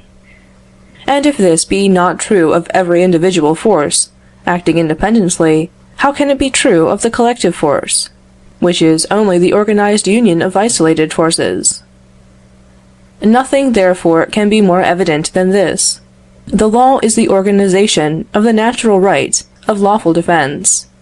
It is the substitution of collective for individual forces, for the purpose of acting in the sphere in which they have a right to act, of doing what they have a right to do, to secure persons, liberties, and properties, and to maintain each in its right, so as to cause justice to reign over all. And if a people established upon this basis were to exist, it seems to me that order would prevail among them in their acts as well as in their ideas. It seems to me that such a people would have the most simple, the most economical, the least oppressive, the least to be felt, the least responsible, the most just, and consequently, the most solid government which could be imagined, whatever its political form might be. For, under such an administration, every one would feel that he possessed all the fullness, as well as all the responsibility of his existence. So long as personal safety was ensured, so long as labor was free, and the fruits of labor secured against all unjust attacks, no one would have any difficulties to contend with in the state. When prosperous, we should not, it is true, have to thank the state for our success. But when unfortunate, we should no more think of taxing it with our disasters than our peasants think of attributing to it the arrival of hail or of frost. We should know it only by the inestimable blessing of safety. It may further be affirmed that, thanks to the non-intervention of the state in private affairs, our wants and their satisfactions would develop themselves in their natural order. We should not see poor families seeking for literary instruction before they were supplied with bread. We should not see towns peopled at the expense of rural districts, nor rural districts at the expense of towns. We should not see those great displacements of capital, of labor, and of population, which legislative measures occasion. Displacements which render so uncertain and precarious the very sources of existence, and thus aggravate to such an extent the responsibility of governments. Unhappily, law is by no means confined to its own department. Nor is it merely in some indifferent and debatable views that it has left its proper sphere. It has done more than this. It has acted in direct opposition to its proper end. It has destroyed its own object. It has been employed in annihilating that justice which it ought to have established, in effacing amongst rights that limit which was its true mission to respect. It has placed the collective force in the service of those who wish to traffic, without risk, and without scruple, in the persons, the liberty, and the property of others. It has converted plunder into a right, that it may protect it, and lawful defense into a crime, that it may punish it. How has this perversion of law been accomplished? And what has resulted from it? The law has been perverted through the influence of two very different causes: bare egotism and false philanthropy. Let us speak of the former. Self-preservation and development is the common aspiration of all men, in such a way that if every one enjoyed the free exercise of his faculties and the free disposition of their fruits, social progress would be incessant, uninterrupted, and inevitable. But there is also another disposition which is common to them. This is, to live and to develop, when they can, at the expense of one another. This is no rash imputation, emanating from a gloomy, uncharitable spirit. History bears witness to the truth of it, by the incessant wars, the migrations of races, sacerdotal oppressions, the universality of slavery, the frauds in trade, and the monopolies with which its annals abound. This fatal disposition has its origin in the very constitution of man, in that primitive and universal and invincible sentiment which urges it towards its well-being, and makes it seek to escape pain. Man can only derive life and enjoyment from a perpetual search and appropriation, that is, from a perpetual application of his faculties to objects, or from labor. This is the origin of property. But yet he may live and enjoy by seizing and appropriating the productions of the faculties of his fellow men. This is the origin of plunder. Now, labor being in itself a pain, and man being naturally inclined to avoid pain, it follows, and history proves it, that wherever plunder is less burdensome than labor, it prevails, and neither religion nor morality can, in this case, prevent it from prevailing. When does plunder cease, then? When it becomes less burdensome and more dangerous than labor. It is very evident that the proper aim of law is to oppose the powerful obstacle of collective force to this fatal tendency, that all its measures should be in favor of property and against plunder. But the law is made, generally, by one man or by one class of men, and as law cannot exist without the sanction and the support of a preponderating force, it must finally place this force in the hands of those who legislate. This inevitable phenomenon combined with the fatal tendency which, we have said, exists in the heart of man, explains the almost universal perversion of law. It is easy to conceive that, instead of being a check upon injustice, it becomes its most invincible instrument. It is easy to conceive that, according to the power of the legislator, it destroys, for its own profit, and in different degrees, amongst the rest of the community, personal independence by slavery, liberty by oppression, and property by plunder. It is in the nature of men to rise against the injustice of which they are the victims. When, therefore, plunder is organized by law, for the profit of those who perpetuate it, all the plundered classes tend, either by peaceful or revolutionary means, to enter in some way into the manufacturing of laws. These classes, according to the degree of enlightenment at which they have arrived, may propose to themselves two very different ends, when they thus attempt the attainment of their political rights. Either they may wish to put an end to lawful plunder, or they may desire to take part in it. Woe to the nation where this latter thought prevails amongst the masses, at the moment when they, in their turn, seize upon the legislative power. Up to that time, lawful plunder has been exercised by the few upon the many, as is the case in countries where the right of legislating is confined to a few hands. But now it has become universal, and the equilibrium is sought in universal plunder. The injustice which society contains, instead of being rooted out of it, is generalized. As soon as the injured classes have recovered their political rights, their first thought is, not to abolish plunder, this would suppose them to possess enlightenment, which they cannot have, but to organize against the other classes, and to their own detriment, a system of reprisals, as if it was necessary, before the reign of justice arrives, that all should undergo a cruel retribution, some for their iniquity, and some for their ignorance.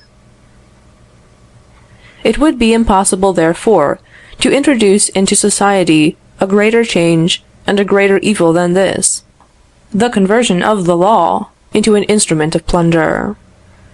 What would be the consequences of such a perversion? It would require volumes to describe them all. We must content ourselves with pointing out the most striking.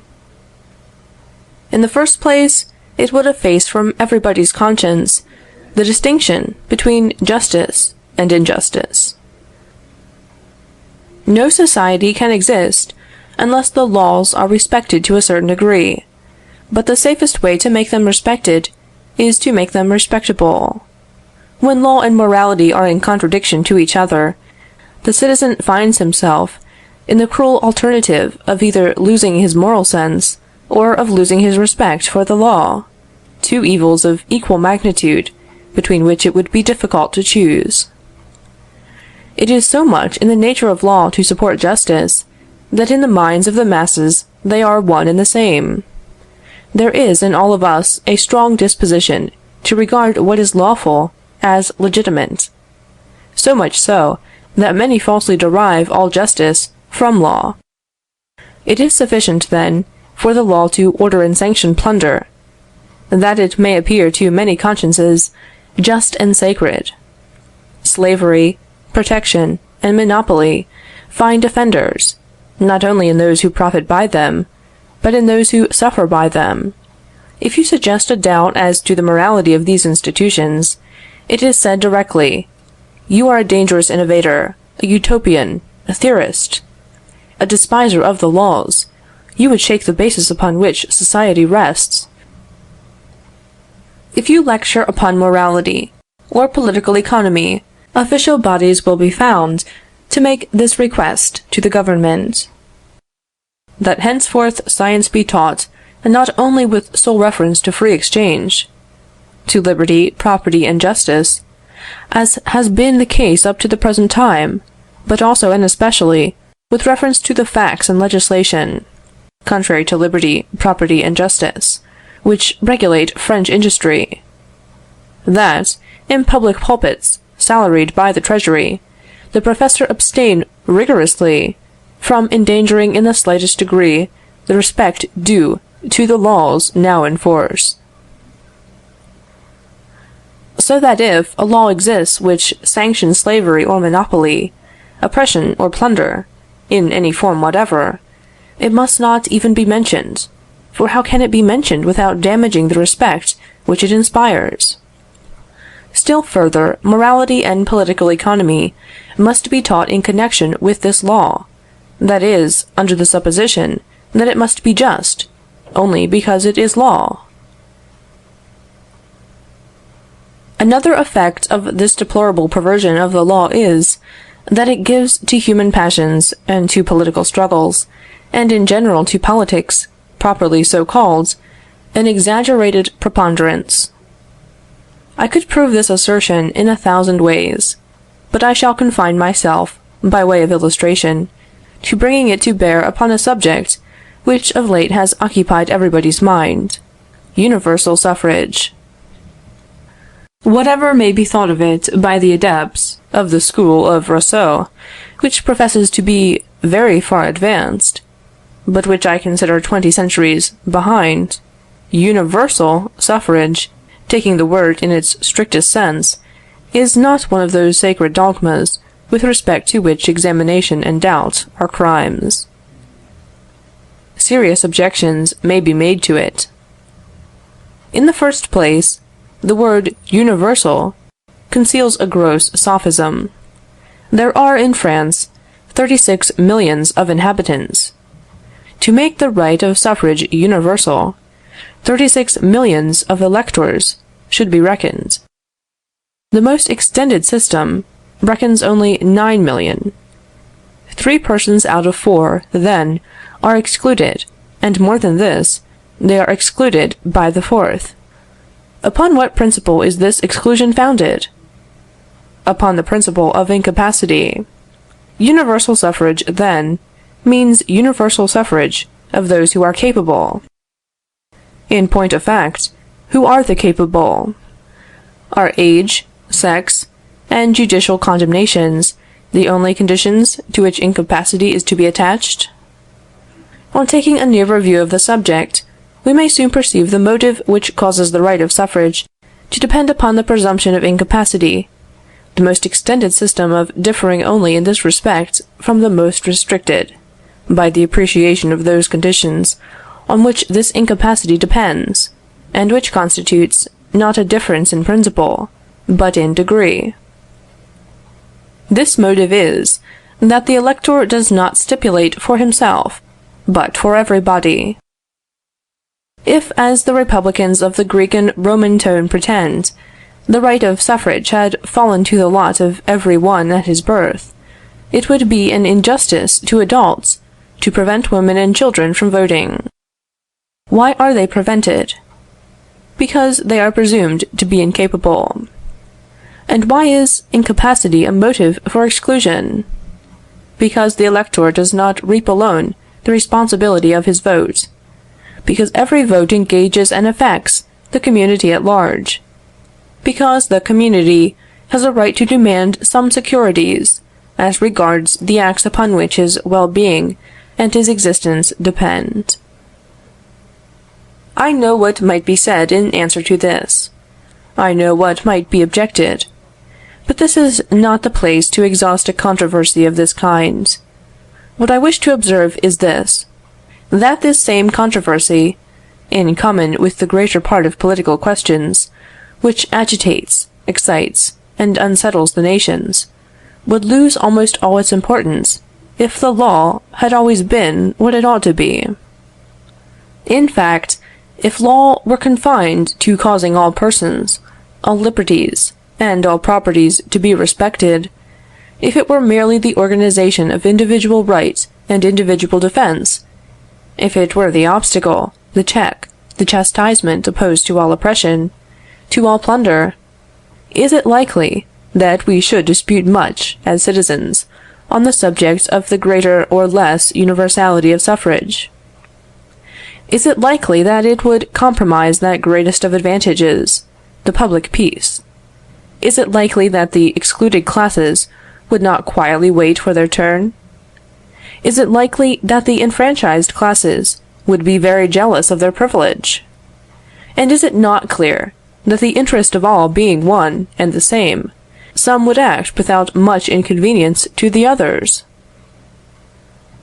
But if the fatal principle should come to be introduced, that, under pretext of organization, regulation, protection, or encouragement, the law may take from one party in order to give to another, help itself to the wealth acquired by all the classes, that it may increase that of one class, whether that of the agriculturalists, the manufacturers, the shipowners, or artists and comedians, then certainly, in this case, there is no class which may not pretend, and with reason, to place its hand upon the law, which would not demand with fury its right of election and eligibility, and which would overturn society rather than not obtain it. Even beggars and vagabonds will prove to you that they have an incontestable title to it. They will say, we never buy wine, tobacco, or salt without paying the tax, and a part of this tax is given by law in perquisites and gratuities to men who are richer than we are. Others make use of the law to create an artificial rise in the price of bread, meat, iron, or cloth. Since everybody traffics in law for his own profit, we should like to do the same. We should like to make it produce the right to assistance, which is the poor man's plunder. To effect this, we ought to be electors and legislators, that we may organize, on a large scale, alms for our own class, as you have organized, on a large scale, protection for yours. Don't tell us that you will take our cause upon yourselves, and throw to us 600,000 francs to keep us quiet, like giving us a bone to pick. We have other claims, and at any rate, we wish to stipulate for ourselves, as other classes have stipulated for themselves. How is this argument to be answered? Yes, as long as it is admitted that the law may be diverted from its true mission, that it may violate property instead of securing it, everybody will be wanting to manufacture law, either to defend himself against plunder, or to organize it for his own profit. The political question will always be prejudicial, predominant, and absorbing. In a word, there will be fighting around the door of the legislative palace. The struggle will be no less furious within it. To be convinced of this, it is hardly necessary to look at what passes in the chambers in France and in England. It is enough to know how the question stands. Is there any need to prove that this odious perversion of law is a perpetual source of hatred and discord, that it even tends to social disorganization? Look at the United States. There is no country in the world where the law is kept more within its proper domain, which is, to secure to every one his liberty and his property. Therefore, there is no country in the world where social order appears to rest upon a more solid basis. Nevertheless, even in the United States, there are two questions, and only two, which, from the beginning, have endangered political order. And what are these two questions? That of slavery and that of tariffs. That is, precisely the only two questions in which, contrary to the general spirit of this republic, law has taken the character of a plunderer. Slavery is a violation, sanctioned by law, of the rights of the person. Protection is a violation perpetrated by the law upon the rights of property. And certainly it is very remarkable that in the midst of so many other debates, this double legal scourge, the sorrowful inheritance of the old world, should be the only one which can, and perhaps will, cause the rupture of the Union. Indeed, a more astounding fact, in the heart of society, cannot be conceived than this, that law should become an instrument of injustice. And if this fact occasions consequences so formidable to the United States, where there is but one exception, what must it be with us in Europe, where it is a principle, a system? M. Montalembert, adopting the thought of a famous proclamation of M. Carlier, said, "We must make war against socialism." And by socialism, according to the definition of M. Charles Dupin, he meant plunder. But what plunder did he mean? For there are two sorts, extra-legal and legal plunder. As to extra-legal plunder, such as theft or swindling, which is defined, foreseen, and punished by the penal code, I do not think it can be adorned by the name of socialism. It is not this which systematically threatens the foundations of society.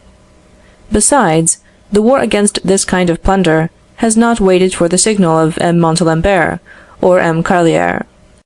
It has gone on since the beginning of the world. France was carrying it on long before the Revolution of February, long before the appearance of socialism, with all the ceremonies of magistracy, police, gendarmerie, prisons, dungeons, and scaffolds. It is the law itself which is conducting this war, and it is to be wished, in my opinion, that the law should always maintain this attitude with respect to plunder. But this is not the case. The law sometimes takes its own part. Sometimes it accomplishes it with its own hands, in order to save the parties benefited the shame, the danger, and the scruple. Sometimes it places all this ceremony of magistracy, police, gendarmerie, and prisons at the service of the plunderer, and treats the plundered party, when he defends himself, as the criminal.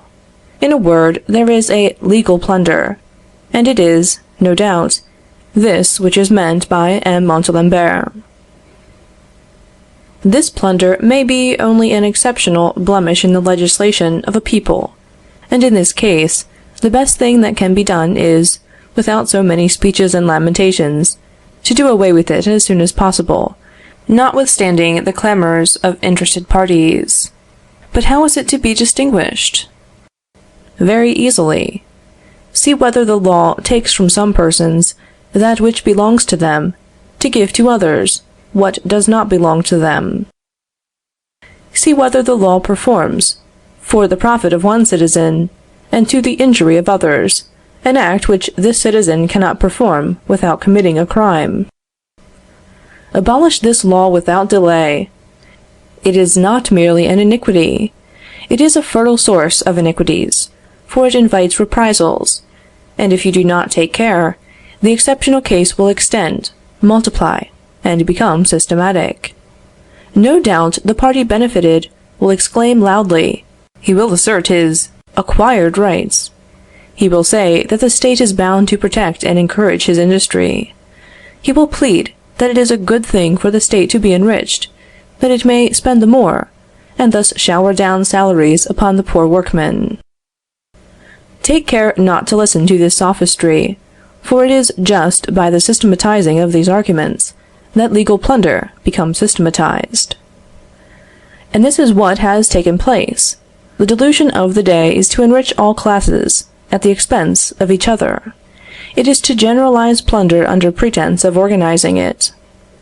Now, legal plunder may be exercised in an infinite multitude of ways. Hence an infinite multitude of plans for organization, tariffs, protection, prerequisites, gratuities, encouragements, progressive taxation, gratuitous instruction, right to labor, right to profit, right to wages, right to assistance, right to instruments of labor, gratuity of credit, etc., etc. And it is all these plans, taken as a whole, with what they have in common, legal plunder, which takes the name of socialism. Now, socialism thus defined, and forming a doctrinal body, what other war would you make against it than a war of doctrine? You find this doctrine false, absurd, abominable. Refute it. This will be all the more easy, the more false, the more absurd, and the more abominable it is. Above all, if you wish to be strong, begin by rooting out of your legislation every particle of socialism which may have crept into it, and this will be no light work. M. Montalembert has been reproached with wishing to turn brute force against socialism. He ought to be exonerated from this reproach, for he has plainly said, "The war which we must make against socialism must be one which is compatible with the law, honor, and justice." But how is it that M. Montalembert does not see that he is placing himself in a vicious circle? You would oppose law to socialism, but it is the law which socialism invokes. It aspires to legal, not extra-legal, plunder. It is of the law itself, like monopolists of all kinds, that it wants to make an instrument, and when once it has the law on its side, how will you be able to turn the law against it? How will you place it under the power of your tribunals, your gendarmes, and of your prisons? What will you do then? You wish to prevent it from taking any part in the making of laws. You would keep it outside the legislative palace. In this you will not succeed, I venture to prophesy, so long as legal plunder is the basis of the legislation within. It is absolutely necessary that this question of legal plunder should be determined, and there are only three solutions of it. 1. When the few plunder the many. 2. When everybody plunders everybody else.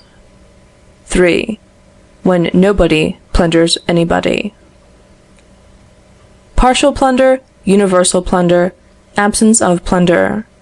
Amongst these we have to make our choice. The law can only produce one of these results.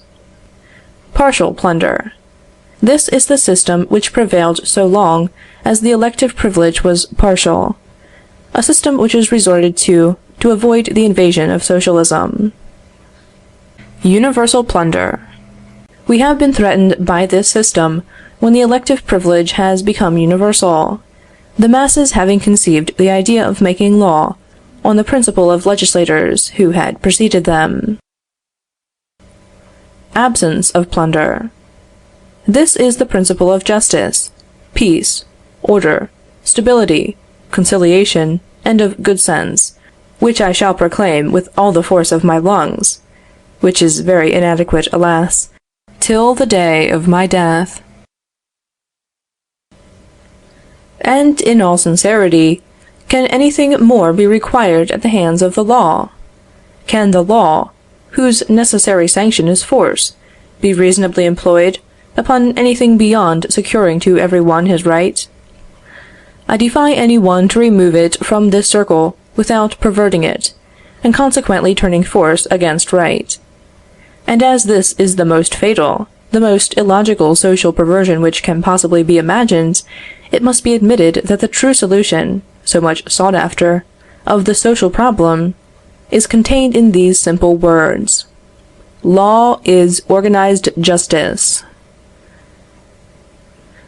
Now it is important to remark that to organize justice by law, that is to say by force, excludes the idea of organizing by law or by force any manifestation whatever of human activity, labor, charity, agriculture, commerce, industry, instruction, the fine arts, or religion, for any one of these organizations would inevitably destroy the essential organization.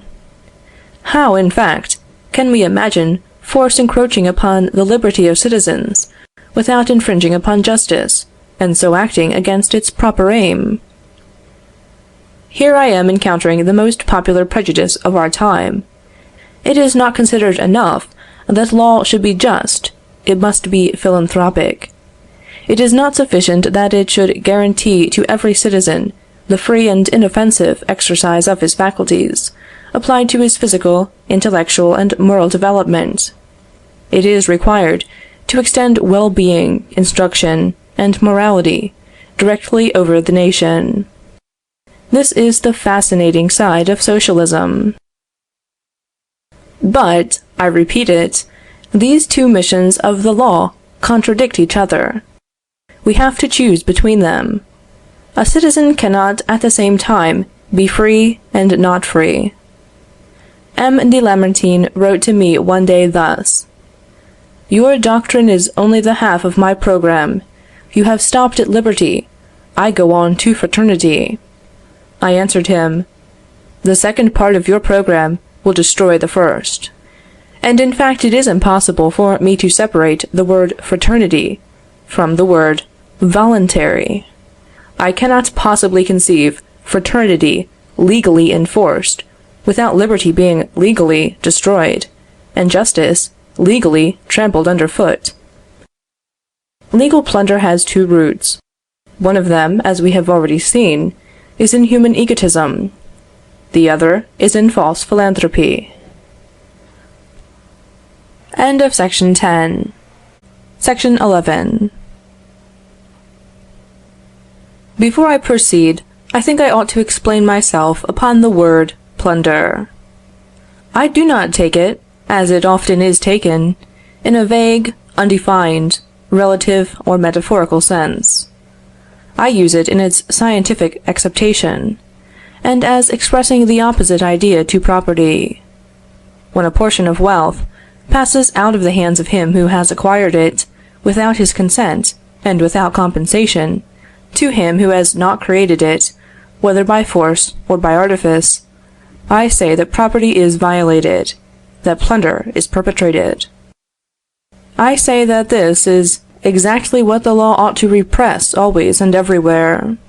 If the law itself performs the action it ought to repress, I say that plunder is still perpetrated, and even, in a social point of view, under aggravated circumstances. In this case, however, he who profits from the plunder is not responsible for it. It is the lawgiver, society itself, and this is where the political danger lies. It is to be regretted that there is something offensive in the word. I have sought in vain for another, for I would not wish at any time, and especially just now, to add an irritating word to our dissensions. Therefore, whether I am believed or not, I declare that I do not mean to accuse the intentions nor the morality of anybody. I am attacking an idea which I believe to be false, a system which appears to me to be unjust, and this is so independent of intentions that each of us profits by it without wishing it, and suffers from it without being aware of the cause. Any person must write under the influence of party spirit or of fear, who would call in question the sincerity of protectionism, of socialism, and even of communism, which are one and the same plant, in 3 different periods of its growth. All that can be said is, that plunder is more visible by its partiality in protectionism, and by its universality in communism. Whence it follows, that, of the 3 systems, socialism is the most vague, the most undefined, and consequently, the most sincere. Be it as it may, to conclude that legal plunder has one of its roots in false philanthropy, is evidently to put intentions out of the question. With this understanding, let us examine the value, the origin, and the tendency of this popular aspiration, which pretends to realize the general good by general plunder. The Socialists say, since the law organizes justice, why should it not organize labor, instruction, and religion? Why? Because it could not organize labor, instruction, and religion without disorganizing justice. For remember, that law is force, and that consequently the domain of the law cannot lawfully extend beyond the domain of force. When law and force keep a man within the bounds of justice, they impose nothing upon him but a mere negation. They only oblige him to abstain from doing harm. They violate neither his personality, his liberty, nor his property. They only guard the personality, the liberty, the property of others. They hold themselves on the defensive. They defend the equal right of all. They fulfill a mission whose harmlessness is evident, whose utility is palpable, and whose legitimacy is not to be disputed. This is so true, that, as a friend of mine once remarked to me, to say that the aim of the law is to cause justice to reign, is to use an expression which is not rigorously exact. It ought to be said, the aim of the law is to prevent injustice from reigning. In fact, it is not justice which has an existence of its own, it is injustice. The one results from the absence of the other. But when the law, through the medium of its necessary agent, force, imposes a form of labor, a method or a subject of instruction, a creed or a worship, it is no longer negative, it acts positively upon men. It substitutes the will of the legislator for their own will, the initiative of the legislator for their own initiative. They have no need to consult, to compare, or to foresee. The law does all that for them. The intellect is for them a useless lumber.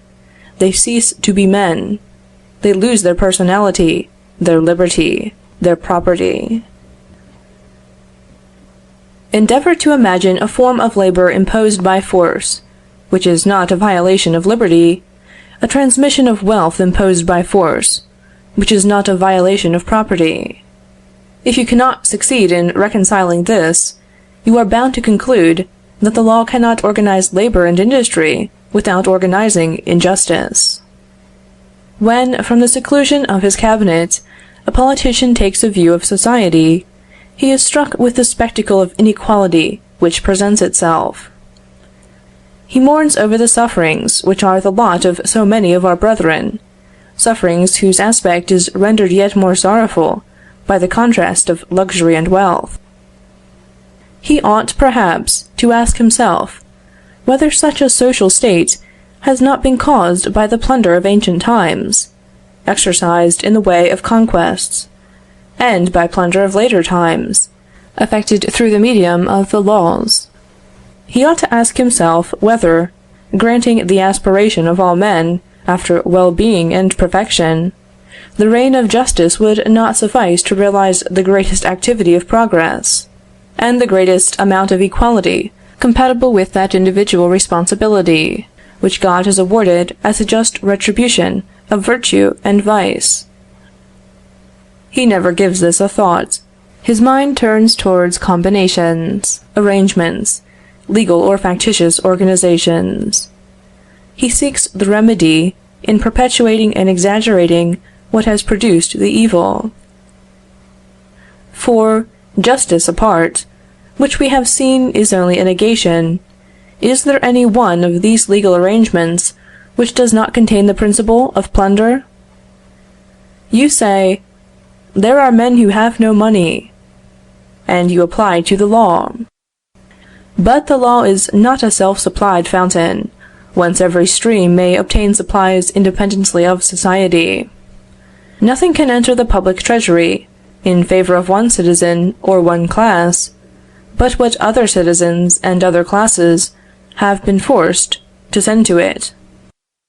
If everyone draws from it only the equivalent of what he has contributed to it, your law, it is true, is no plunderer, but it does nothing for men who want money. It does not promote equality.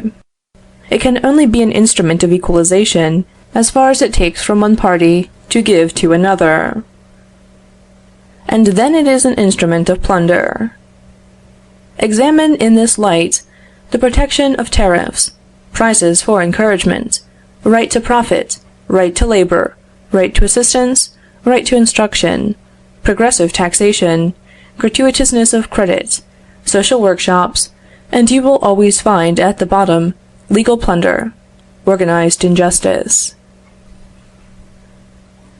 You say, there are men who want knowledge, and you apply to the law. But the law is not a torch which sheds light abroad which is peculiar to itself. It extends over a society where there are men who have knowledge, and others who have not, citizens who want to learn, and others who are disposed to teach. It can only do one of two things: either allow a free operation of this kind of transaction, i.e., let this kind of want satisfy itself freely, or else force the will of the people in the matter, and take from some of them sufficient to pay professors commissioned to instruct others gratuitously. But in this second case, there cannot fail to be a violation of liberty and property. Legal plunder. You say, here are men who are wanting in morality or religion, and you apply to the law. But law is force, and need I say how far it is a violent and absurd enterprise to introduce force in these matters? As the result of its systems and of its efforts, it would seem that socialism, notwithstanding all its self-complacency, can scarcely help perceiving the monster of legal plunder. But what does it do? It disguises it cleverly from others, and even from itself, under the seductive names of fraternity, solidarity, organization, association. And because we do not ask so much at the hands of the law, because we only ask it for justice, it supposes that we reject fraternity, solidarity, organization, and association, and they brand us with the name of individualists. We can assure them that what we repudiate is not natural organization, but forced organization. It is not free association, but the forms of association which they would impose upon us. It is not spontaneous fraternity, but legal fraternity. It is not providential solidarity, but artificial solidarity, which is only an unjust displacement of responsibility. Socialism, like the old policy from which it emanates, confounds government and society. And so every time we object to a thing being done by government, it concludes that we object to its being done at all. We disapprove of education by the state, then we are against education altogether. We object to a state religion, then we would have no religion at all. We object to an equality which is brought about by the state, then we are against equality, etc., etc. They might as well accuse us of wishing men not to eat, because we object to the cultivation of corn by the state. How is it that the strange idea of making the law produce what it does not contain, prosperity, in a positive sense, wealth, science, religion, should ever have gained ground in the political world? The modern politicians, particularly those of the socialist school, found their different theories upon one common hypothesis. And surely a more strange, a more presumptuous notion could never have entered a human brain. They divide mankind into two parts. Men in general, except one, form the first. The politician himself forms the second, which is by far the most important. In fact, they begin by supposing that men are devoid of any principle of action, and of any means of discernment in themselves, that they have no moving spring in them, that they are inert matter, passive particles, atoms without impulse, at best a vegetation indifferent to its own mode of existence, susceptible of receiving, from an exterior will and hand, an infinite number of forms, more or less symmetrical, artistic, and perfected. Moreover, every one of these politicians does not scruple to imagine that he himself is, under the names of organizer, discoverer, legislator, institutor, or founder, this will and hand, this universal spring, this creative power, whose sublime mission it is to gather together these scattered materials, that is, men, into society. Starting from these data, as a gardener, according to his caprice, shapes his trees into pyramids, parasols, cubes, cones, vases, espaliers, distaffs, or fans, so the socialist, following his chimera, shapes poor humanity into groups, series, circles, subcircles, honeycombs, or social workshops, with all kinds of variations. And as the gardener, to bring his trees into shape, wants hatchets, pruning hooks, saws and shears, so the politician, to bring society into shape, wants the forces which he can only find in the laws, the law of customs, the law of taxation, the law of assistance, and the law of instruction.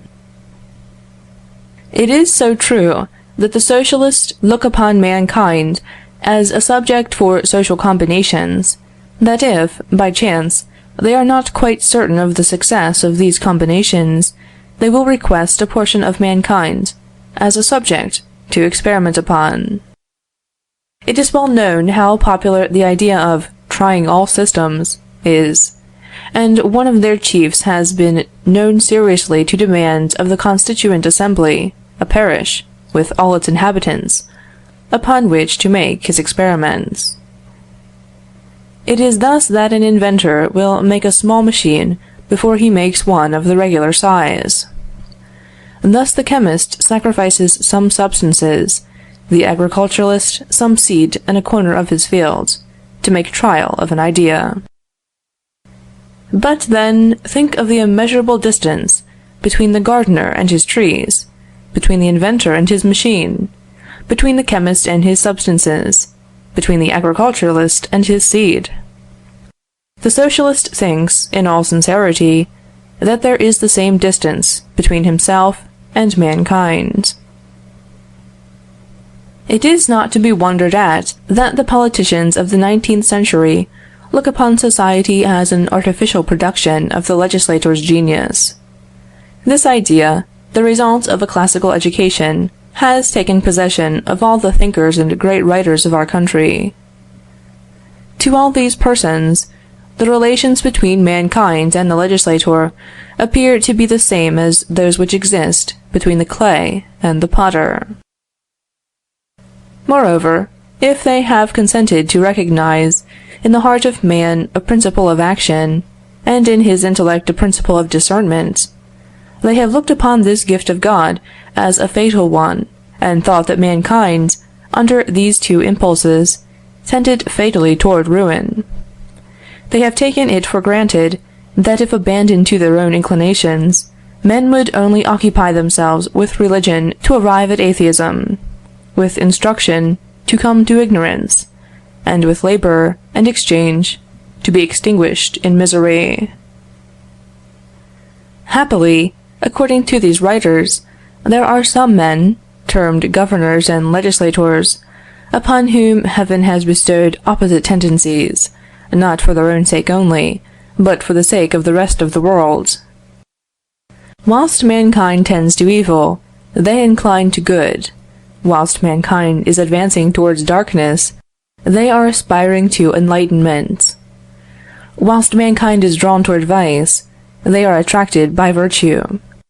And this granted, they demand the assistance of force, by means of which they are to substitute their own tendencies for those of the human race.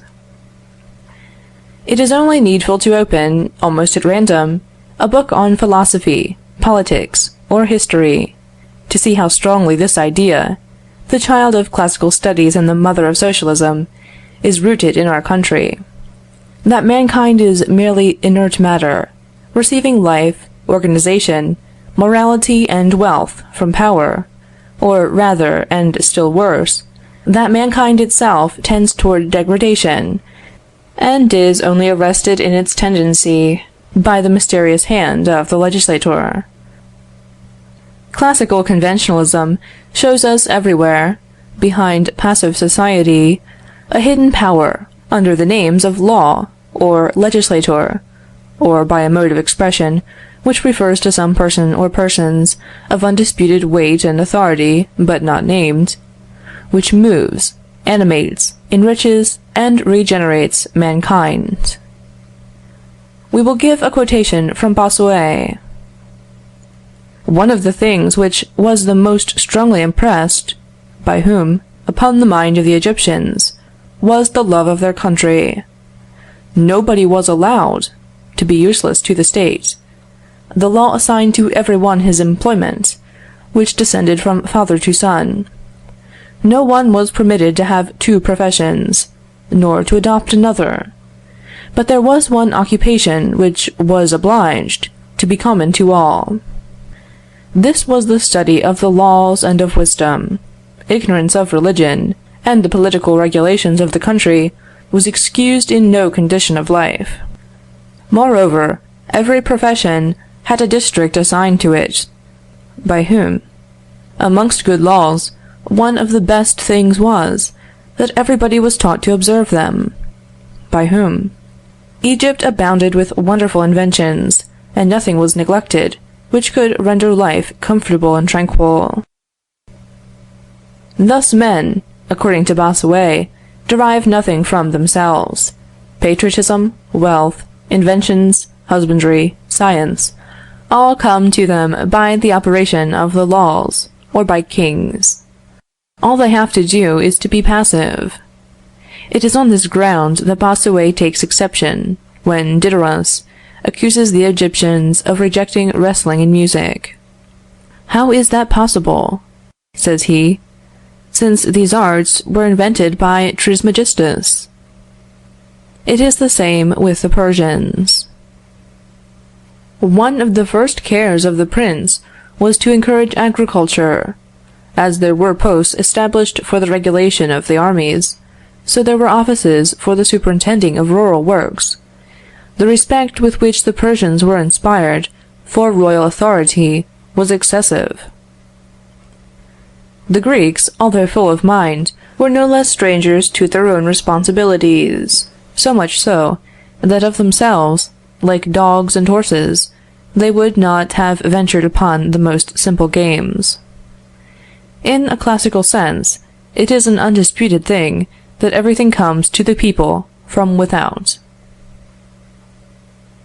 The Greeks, naturally full of spirit and courage, had been early cultivated by kings and colonies who had come from Egypt. From them they had learned the exercises of the body, foot races, and horse and chariot races. The best thing that the Egyptians had taught them was to become docile, and to allow themselves to be formed by the laws for the public good. Fenelon, reared in the study and admiration of antiquity, and a witness of the power of Louis XIV. Fenelon naturally adopted the idea that mankind should be passive, and that its misfortunes and its prosperities, its virtues and its vices, are caused by the external influence which is exercised upon it by the law, or by the makers of the law. Thus in his Utopia of Salentum, he brings the men, with their interests, their faculties, their desires, and their possessions, under the absolute direction of the legislator. Whatever the subject may be, they themselves have no voice in it. The prince judges for them. The nation is just a shapeless mass, of which the prince is the soul. In him resides the thought, the foresight, the principle of all organization, of all progress. On him, therefore, rests all the responsibility.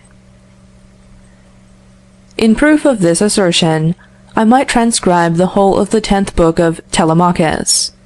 I refer the reader to it, and shall content myself with quoting some passages taken at random from this celebrated work, to which, in every other respect, I am the first to render justice. With the astonishing credulity which characterizes the classics, Fenelon, against the authority of reason and of facts, admits the general felicity of the Egyptians, and attributes it, not to their own wisdom, but to that of their kings. We could not turn our eyes to the two shores, without perceiving rich towns and country seats, agreeably situated, fields which were covered every year, without intermission, with golden crops, meadows full of flocks, laborers bending under the weight of fruits which the earth lavished on its cultivators, and shepherds who made the echoes around repeat the soft sounds of their pipes and flutes.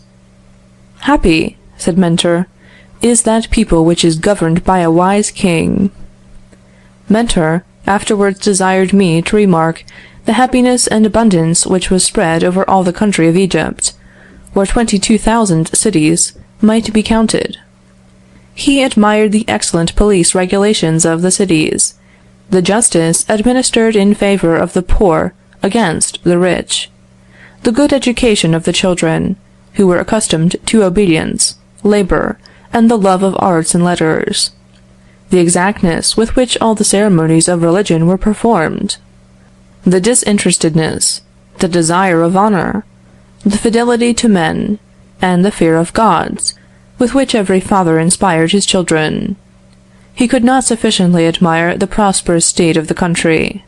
Happy, said he, is the people whom a wise king rules in such a manner. Fenelon's idyll on Crete is still more fascinating. Mentor is made to say, "All that you will see in this wonderful island is the result of the laws of Minos. The education which the children receive renders the body healthy and robust. They are accustomed, from the first, to a frugal and laborious life.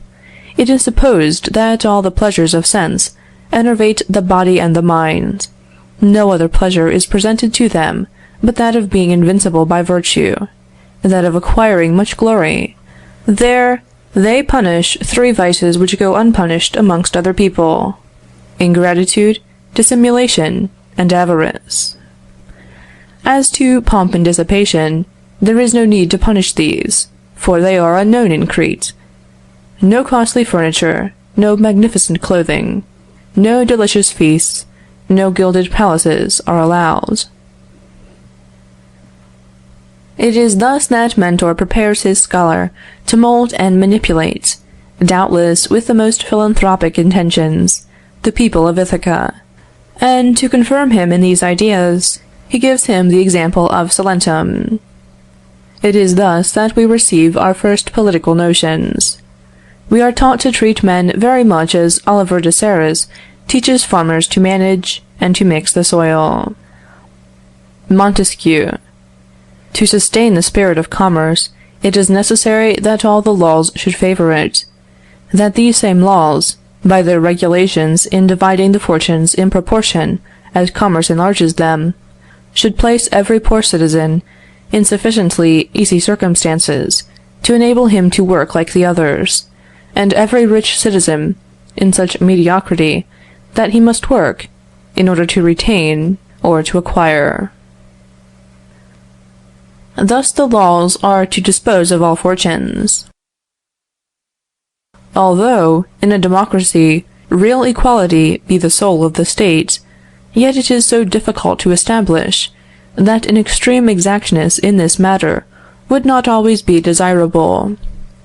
It is sufficient that a census be established to reduce or fix the differences to a certain point, after which it is for particular laws to equalize, as it were, the inequality by burdens imposed upon the rich, and reliefs granted to the poor. Here, again, we see the equalization of fortunes by law, that is, by force. There were, in Greece, two kinds of republics. One was military, as Lacedaemon; the other commercial, as Athens. In the one it was wished, by whom? That the citizens should be idle. In the other, the love of labor was encouraged. It is worth our while to pay a little attention to the extent of genius required by these legislators, that we may see how, by confounding all the virtues, they showed their wisdom to the world. Lycurgus, blending theft with the spirit of justice, the hardest slavery with extreme liberty, the most atrocious sentiments with the greatest moderation, gave stability to his city. He seemed to deprive it of all its resources, arts, commerce, money, and walls. There was ambition without the hope of rising. There were natural sentiments where the individual was neither child, nor husband, nor father.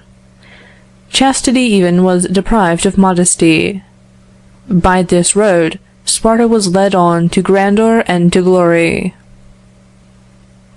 The phenomenon which we observe in the institutions of Greece has been seen in the midst of the degeneracy and corruption of our modern times. An honest legislator has formed a people where probity has appeared as natural as bravery among the Spartans. Mr. Penn is a true Lycurgus, and although the former had peace for his object, and the latter war, they resemble each other in the singular path along which they have led their people, in their influence over free men, in the prejudices which they have overcome, the passions they have subdued. Paraguay furnishes us with another example. Society has been accused of the crime of regarding the pleasure of commanding as the only good of life. But it will always be a noble thing to govern men by making them happy. Those who desire to form similar institutions will establish community of property, as in the Republic of Plato, the same reverence which he enjoyed for the gods, separation from strangers for the preservation of morality, and make the city and not the citizens create commerce. They should give our arts without our luxury, our wants without our desires. Vulgar infatuation may exclaim, if it likes, "It is Montesquieu, magnificent, sublime!" I am not afraid to express my opinion, and to say, "What! You have the face to call that fine? It is frightful! It is abominable!" And these extracts, which I might multiply, show that according to Montesquieu, the persons, the liberties, the property, mankind itself, are nothing but materials to exercise the sagacity of lawgivers. Rousseau.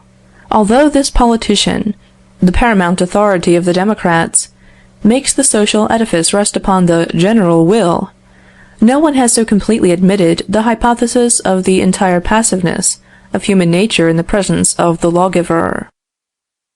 If it is true that a great prince is a rare thing, how much more so must a great lawgiver be? The former has only to follow the pattern proposed to him by the latter.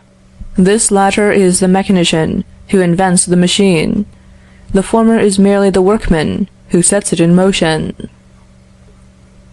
And what part have men to act in all this? That of the machine which is set in motion, or rather, are they not the brute matter of which the machine is made? Thus, between the legislator and the prince, between the prince and his subjects, there are the same relations as those which exist between the agricultural writer and the agriculturalist and the clod. At what a vast height, then, is the politician placed, who rules over legislators themselves, and teaches them their trades in such imperative terms as the following: Would you give consistency to the state? Bring the extremes together as much as possible. Suffer neither wealthy persons nor beggars. If the soil is poor and barren, or the country too much confined for the inhabitants, turn to industry and the arts, whose productions will exchange for the provisions which you require. On a good soil, if you are short of inhabitants, give all your attention to agriculture, which multiplies men, and banish the arts, which only serve to depopulate the country.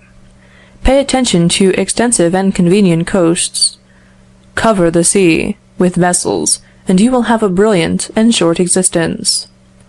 If your seas wash only inaccessible rocks, let the people be barbarous and eat fish.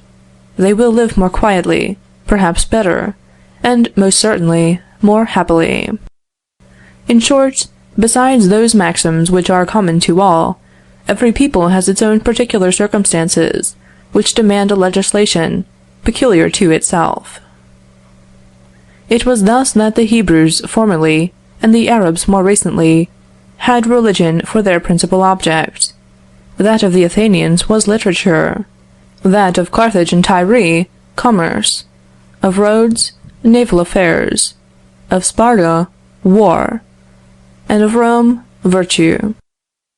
The author of The Spirit of Laws has shown the art by which the legislator should frame his institutions towards each of these objects.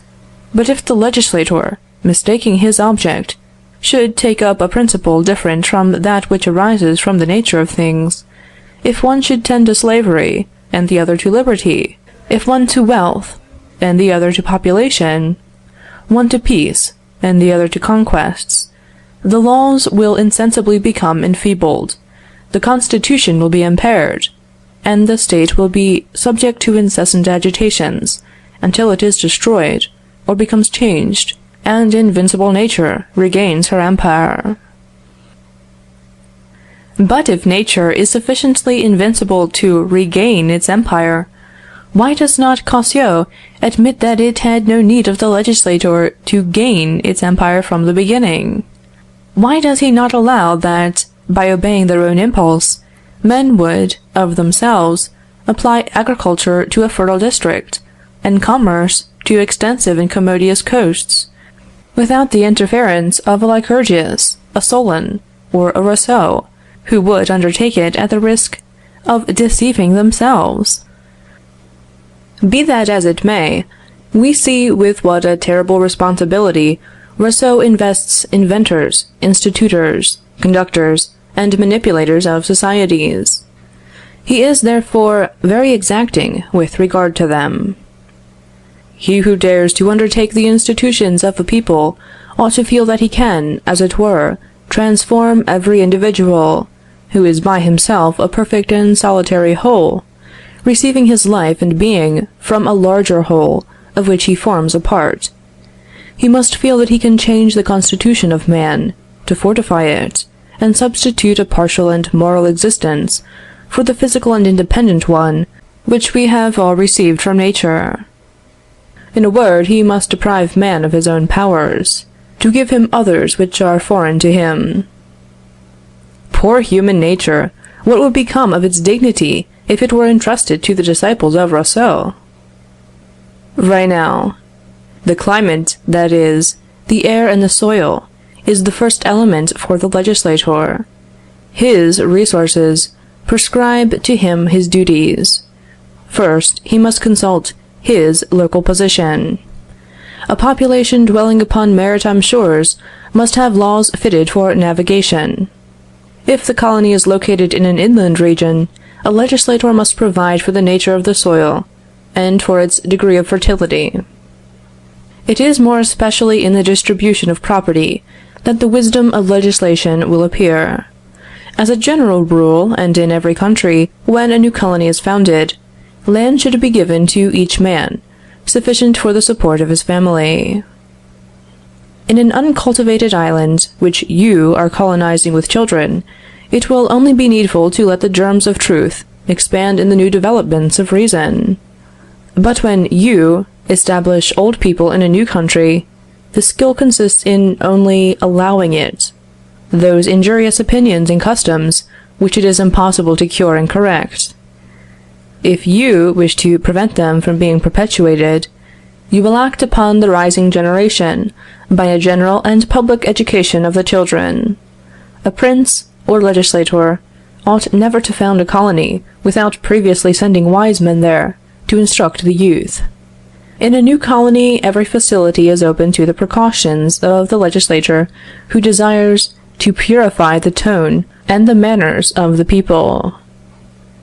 If he has genius and virtue, the lands and the men which are at his disposal will inspire his soul with a plan of society which a writer can only vaguely trace, and in a way which would be subject to the instability of all hypotheses, which are varied and complicated by an infinity of circumstances too difficult to foresee and to combine. One would think it was a professor of agriculture who was saying to his pupils, "The climate is the only rule for the agriculturalist. His resources dictate to him his duties. The first thing he has to consider is his local position. If he is on a clayey soil, he must do so and so. If he has to contend with sand, this is the way in which he must set about it. Every facility is open to the agriculturalist who wishes to clear and improve his soil.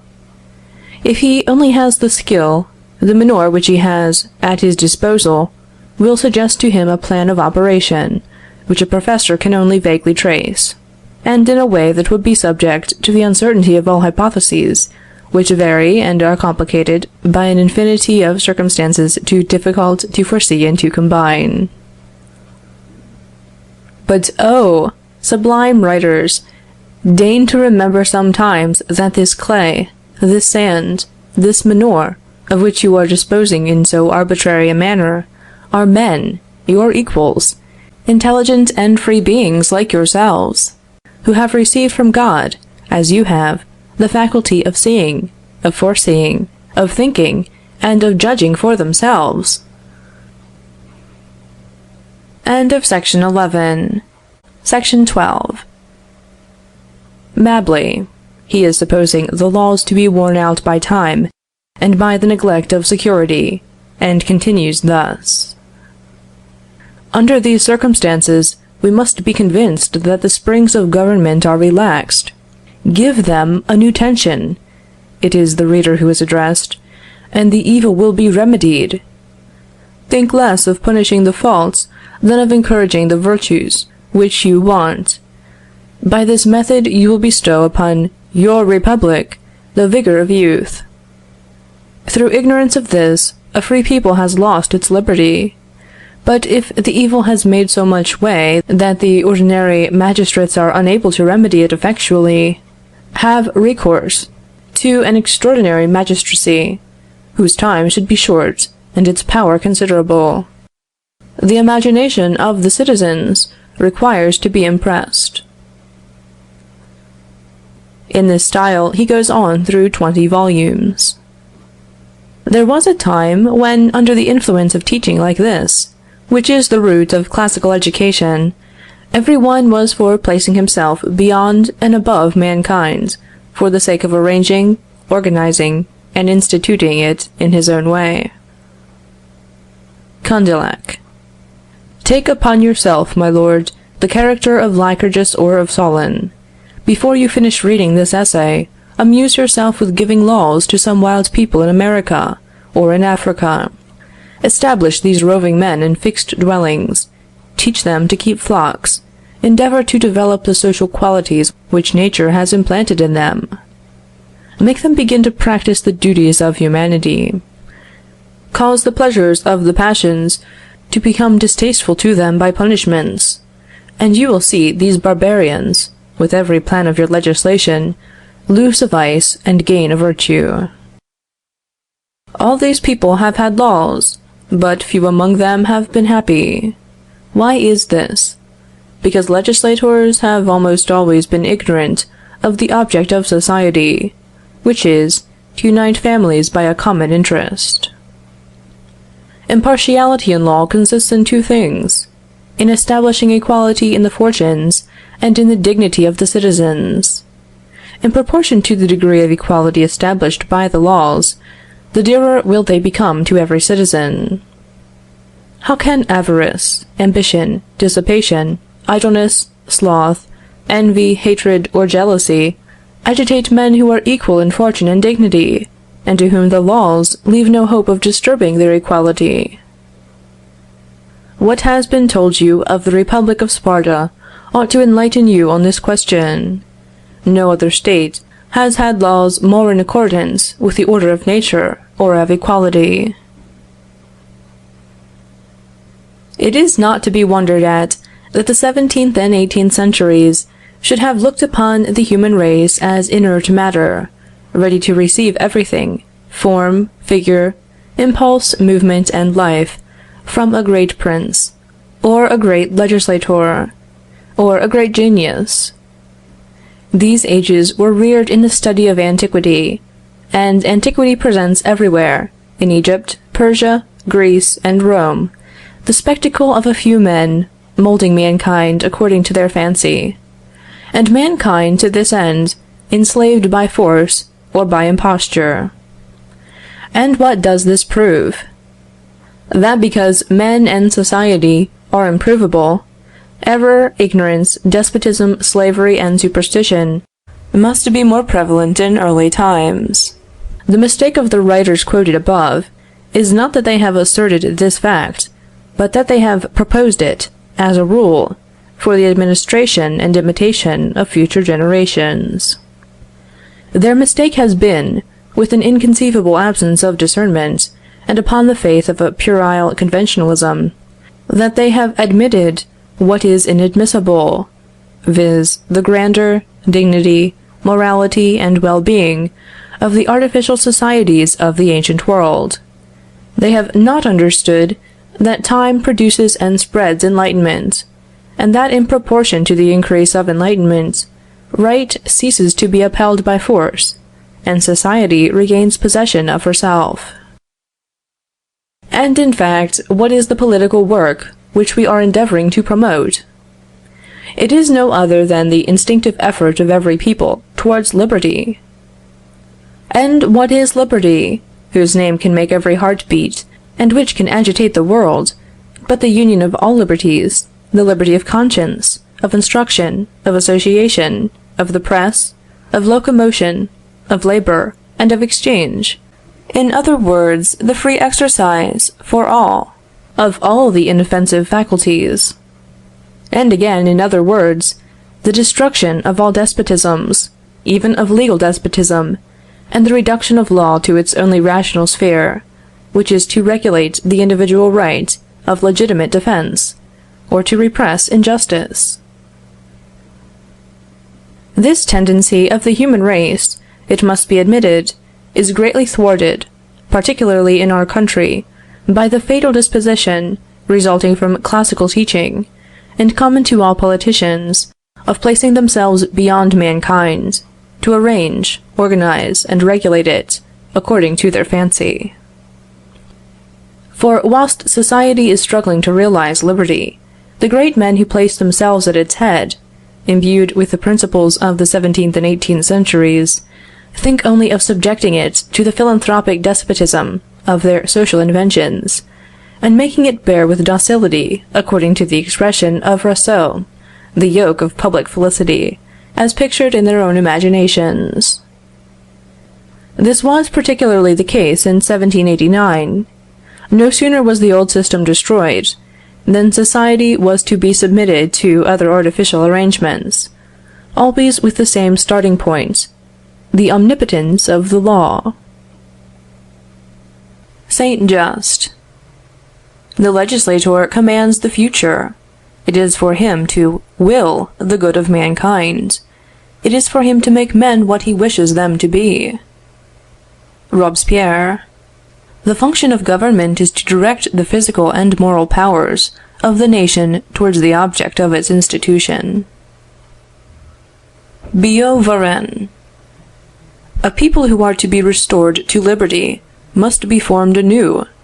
Ancient prejudices must be destroyed, antiquated customs changed, depraved affectations corrected, inveterate vices eradicated. For this, a strong force and a vehement impulse will be necessary. Citizens, the inflexible austerity of Lycurgus created the firm basis of the Spartan Republic. The feeble and trusting disposition of Solon plunged Athens into slavery. This parallel contains the whole science of government. Le Pelletier. Considering the extent of human degradation, I am convinced of the necessity of effecting an entire regeneration of the race, and, if I may so express myself, of creating a new people. Men, therefore, are nothing but raw material. It is not for them to will their own improvement. They are not capable of it, according to Saint Just. It is only the legislator who is. Men are merely to be what he wills that they should be. According to Robespierre, who copies Rousseau literally, the legislator is to begin by assigning the aim of the institutions of the nation. After this, the government has only to direct all its physical and moral forces towards this end. All this time, the nation itself is to remain perfectly passive. And Billaud-Varenne would teach us that it ought to have no prejudices, affections, nor wants, but such as are authorized by the legislator. He even goes so far as to say that the inflexible austerity of a man is the basis of a republic. We have seen that, in cases where the evil is so great that the ordinary magistrates are unable to remedy it, Mabley recommends a dictatorship to promote virtue. Have recourse, says he, to an extraordinary magistracy, whose time shall be short, and his power considerable. The imagination of the people requires to be impressed. This doctrine has not been neglected. Listen to Robespierre. The principle of the republican government is virtue, and the means to be adopted during its establishment is terror.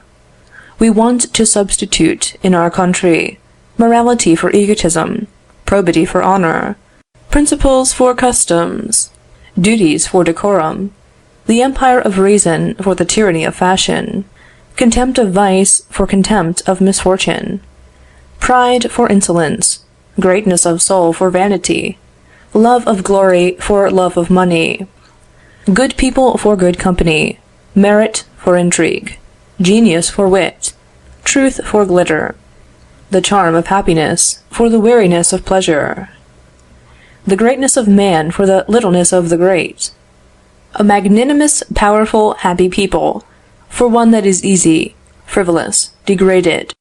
That is to say, we would substitute all the virtues and miracles of a republic for all the vices and absurdities of monarchy. At what a vast height above the rest of mankind does Robespierre place himself here? And observe the arrogance with which he speaks. He is not content with expressing a desire for a great renovation of the human heart. He does not even expect such a result from a regular government. No. He intends to effect it himself, and by means of terror. The object of the discourse from which this puerile and laborious mass of antithesis is extracted, was to exhibit the principles of morality which ought to be direct revolutionary government. Moreover, when Robespierre asks for dictatorship, it is not merely for the purpose of repelling a foreign enemy, or of putting down factions. It is that he may establish, by means of terror, and as a preliminary to the game of the Constitution, his own principles of morality. He pretends to nothing short of extirpating from the country, by means of terror, egotism, honor, customs, decorum, fashion, vanity, the love of money, good company, intrigue, wit, luxury, and misery. It is not until after he, Robespierre, shall have accomplished these miracles, as he rightly calls them, that he will allow the law to regain her empire. Truly, it would be well if these visionaries, who think so much of themselves, and so little of mankind, who want to renew everything, would only be content with trying to reform themselves. The task would be arduous enough for them. In general, however, these gentlemen, the reformers, legislators, and politicians, do not desire to exercise an immediate despotism over mankind. No, they are too moderate and too philanthropic for that. They only contend for the despotism, the absolutism, the omnipotence of the law. They aspire only to make the law. To show how universal this strange disposition has been in France, I had need not only to have copied the whole of the works of Mably, Raynal, Rousseau, Fenelon, and to have made long extracts from Bossuet and Montesquieu, but to have given the entire transactions of the sittings of the Convention. I shall do no such thing, however, but merely refer the reader to them. It is not to be wondered at that this idea should have suited Bonaparte exceedingly well. He embraced it with ardor, and put it in practice with energy. Playing the part of a chemist, Europe was to him the material for his experiments. But this material reacted against him. More than half undeceived, Bonaparte, at St. Helena, seemed to admit that there is an initiative in every people, and he became less hostile to liberty. Yet this did not prevent him from giving this lesson to his son in his will. To govern is to diffuse morality, education, and well-being.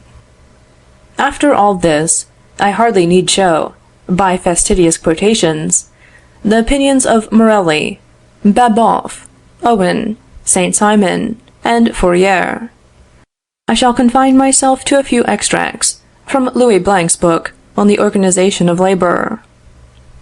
In our project, society receives the impulse of power. page 126.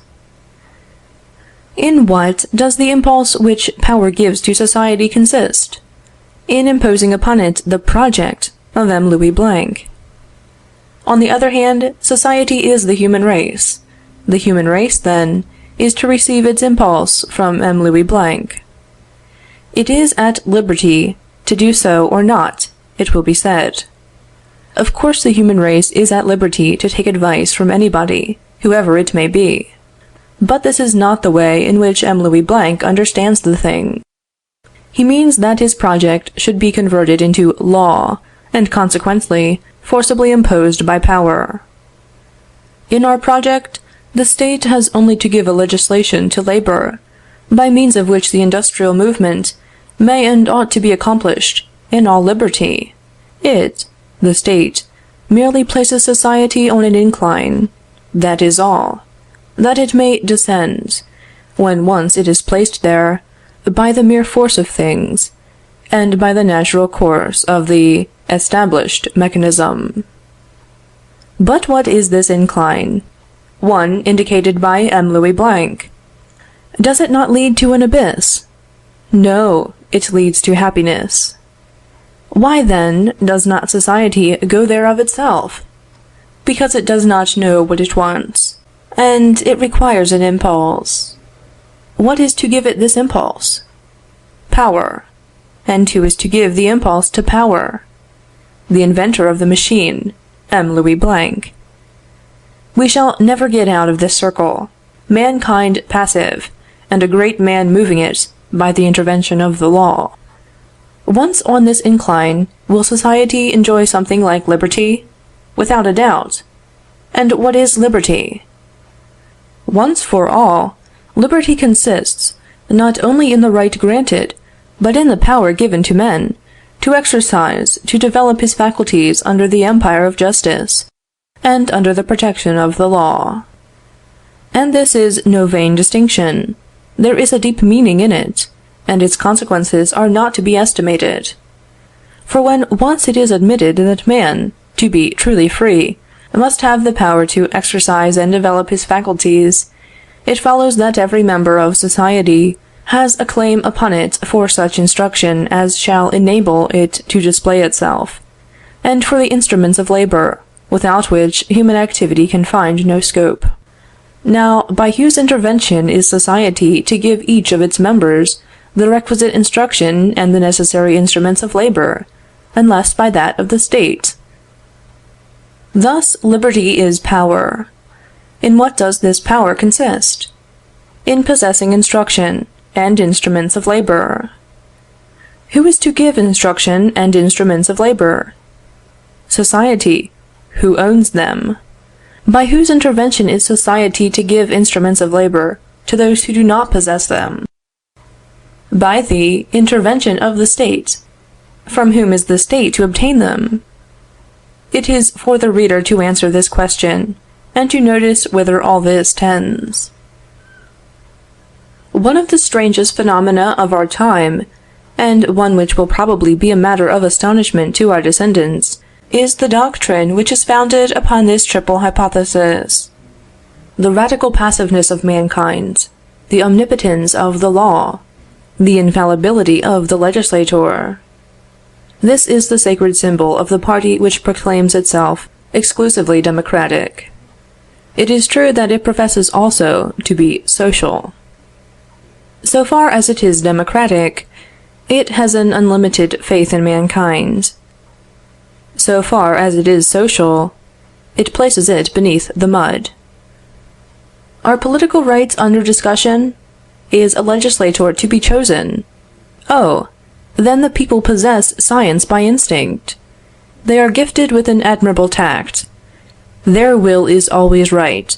The general will cannot err. Suffrage cannot be too universal. Nobody is under any responsibility to society. The will and the capacity to choose well are taken for granted. Can the people be mistaken? Are we not living in an age of enlightenment? What? Are the people to be always kept in leading strings? Have they not acquired their rights at the cost of effort and sacrifice? Have they not given sufficient proof of intelligence and wisdom? Are they not arrived at maturity? Are they not in a state to judge for themselves? Do they not know their own interest? Is there a man or a class who would dare to claim the right of putting himself in the place of the people, of deciding and of acting for them? No, no. The people would be free, and they shall be so. They wish to conduct their own affairs, and they shall do so. But when once the legislator is duly elected, then indeed the style of his speech alters. The nation is sent back into passiveness, inertness, nothingness, and the legislator takes possession of omnipotence. It is for him to invent, for him to direct, for him to impel, for him to organize. Mankind has nothing to do but to submit. The hour of despotism has struck, and we must observe that this is decisive. For the people, just before so enlightened, so moral, so perfect, have no inclinations at all, or if they have any, they all lead them downwards toward degradation. And yet they ought to have a little liberty. But are we not assured, by M. Considerant, that liberty leads fatally to monopoly? Are we not told that liberty is competition, and that competition, according to M. Louis Blanc, is a system of extermination for the people, and a ruination for trade? For that reason, people are exterminated and ruined in proportion as they are free. Take, for example, Switzerland, Holland, England, and the United States. Does not M. Louis Blanc tell us again that competition leads to monopoly, and that for the same reason cheapness leads to exorbitant prices? That competition tends to drain the sources of consumption, and urges production to a destructive activity. That competition forces production to increase, and consumption to decrease. Whence it follows that free people produce for the sake of not consuming, that there is nothing but oppression and madness among them, and that it is absolutely necessary for M. Louis Blanc to see to it? What sort of liberty should be allowed to men? Liberty of conscience? But we should see them all profiting by the permission to become atheists. Liberty of education? But parents would be paying professors to teach their sons immorality and error. Besides, if we are to believe M. Thiers, education, if left to the national liberty, would cease to be national, and we should be educating our children in the ideas of the Turks or Hindus, instead of which, thanks to the legal despotism of the universities, they have the good fortune to be educated in the noble ideas of the Romans. Liberty of labor? But this is only competition, whose effect is to leave all productions unconsumed, to exterminate the people and to ruin the tradesmen. The liberty of exchange? But it is well known that the protectionists have shown, over and over again, that a man must be ruined when he exchanges freely, and that to become rich, it is necessary to exchange without liberty. Liberty of association? But according to the socialist doctrine, liberty and association exclude each other, for the liberty of men is attacked, just to force them to associate. You must see, then, that the socialist democrats cannot in conscience allow men any liberty, because, by their own nature, they tend in every instance to all kinds of degradation and demoralization. We are therefore left to conjecture, in this case, upon what foundation universal suffrage is claimed for them with so much importunity. The pretensions of organizers suggest another question, which I have often asked them, and to which I am not aware that I ever received an answer. Since the natural tendencies of mankind are so bad that it is not safe to allow them liberty, how comes it to pass that the tendencies of organizers are always good? Do not the legislators and their agents form a part of the human race? Do they consider that they are composed of different materials from the rest of mankind? They say that society, when left to itself, rushes to inevitable destruction, because its instincts are perverse. They pretend to stop it in its downward course, and to give it a better direction. They have, therefore, received from heaven intelligence and virtues, which place them beyond and above mankind. Let them show their title to this superiority. They would be our shepherds, and we are to be their flock. This arrangement presupposes in them a natural superiority, the right to which we are fully justified in calling upon them to prove. You must observe that I am not contending against their right to invent social combinations, to propagate them, to recommend them, and to try them upon themselves, at their own expense and risk. But I do dispute their right to impose them upon us through the medium of the law, that is, by force and by public taxes. I would not insist upon the Cabaists, the Fourierists, the Proudhonians, the Universitaries, and the Protectionists renouncing their own particular ideas. I would have them renounce that idea which is common to them all, viz., that of subjecting us by force to their own groups and series, to their social workshops, to their gratuitous bank, to their Greco-Roman morality, and to their commercial restrictions. I would ask them to allow us the faculty of judging their plans, and not to oblige us to adopt them, if we find that they hurt our interests, or are repugnant to our consciences. To presume to have recourse to power and taxation, besides being oppressive and unjust, implies further the injurious supposition that the organizer is infallible, and mankind incompetent. And if mankind is not competent to judge for itself, why do they talk so much about universal suffrage? This contradiction in ideas is unhappily to be found also in facts, and whilst the French nation has preceded all others in obtaining its rights, or rather its political claims, this has by no means prevented it from being more governed, and directed, and imposed upon, and fettered, and cheated, than any other nation. It is also the one, of all others, where revolutions are constantly to be dreaded, and it is perfectly natural that it should be so. So long as this idea is retained, which is admitted by all our politicians, and so energetically expressed by M. Louis Blanc in these words, society receives its impulse from power.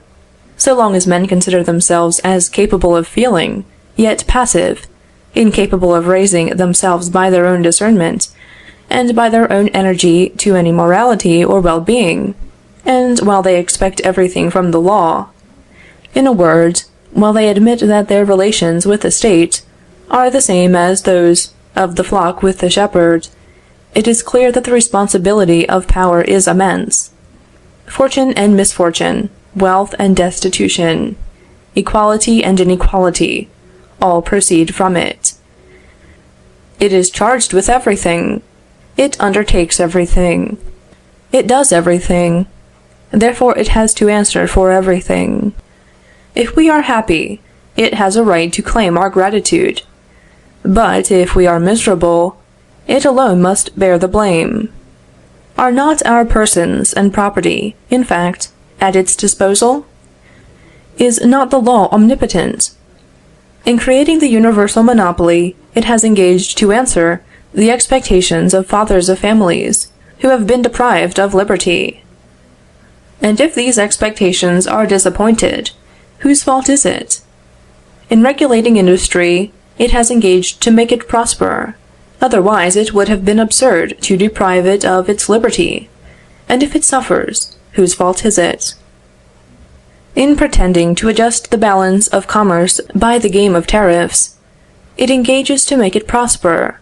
And if, so far from prospering, it is destroyed, whose fault is it?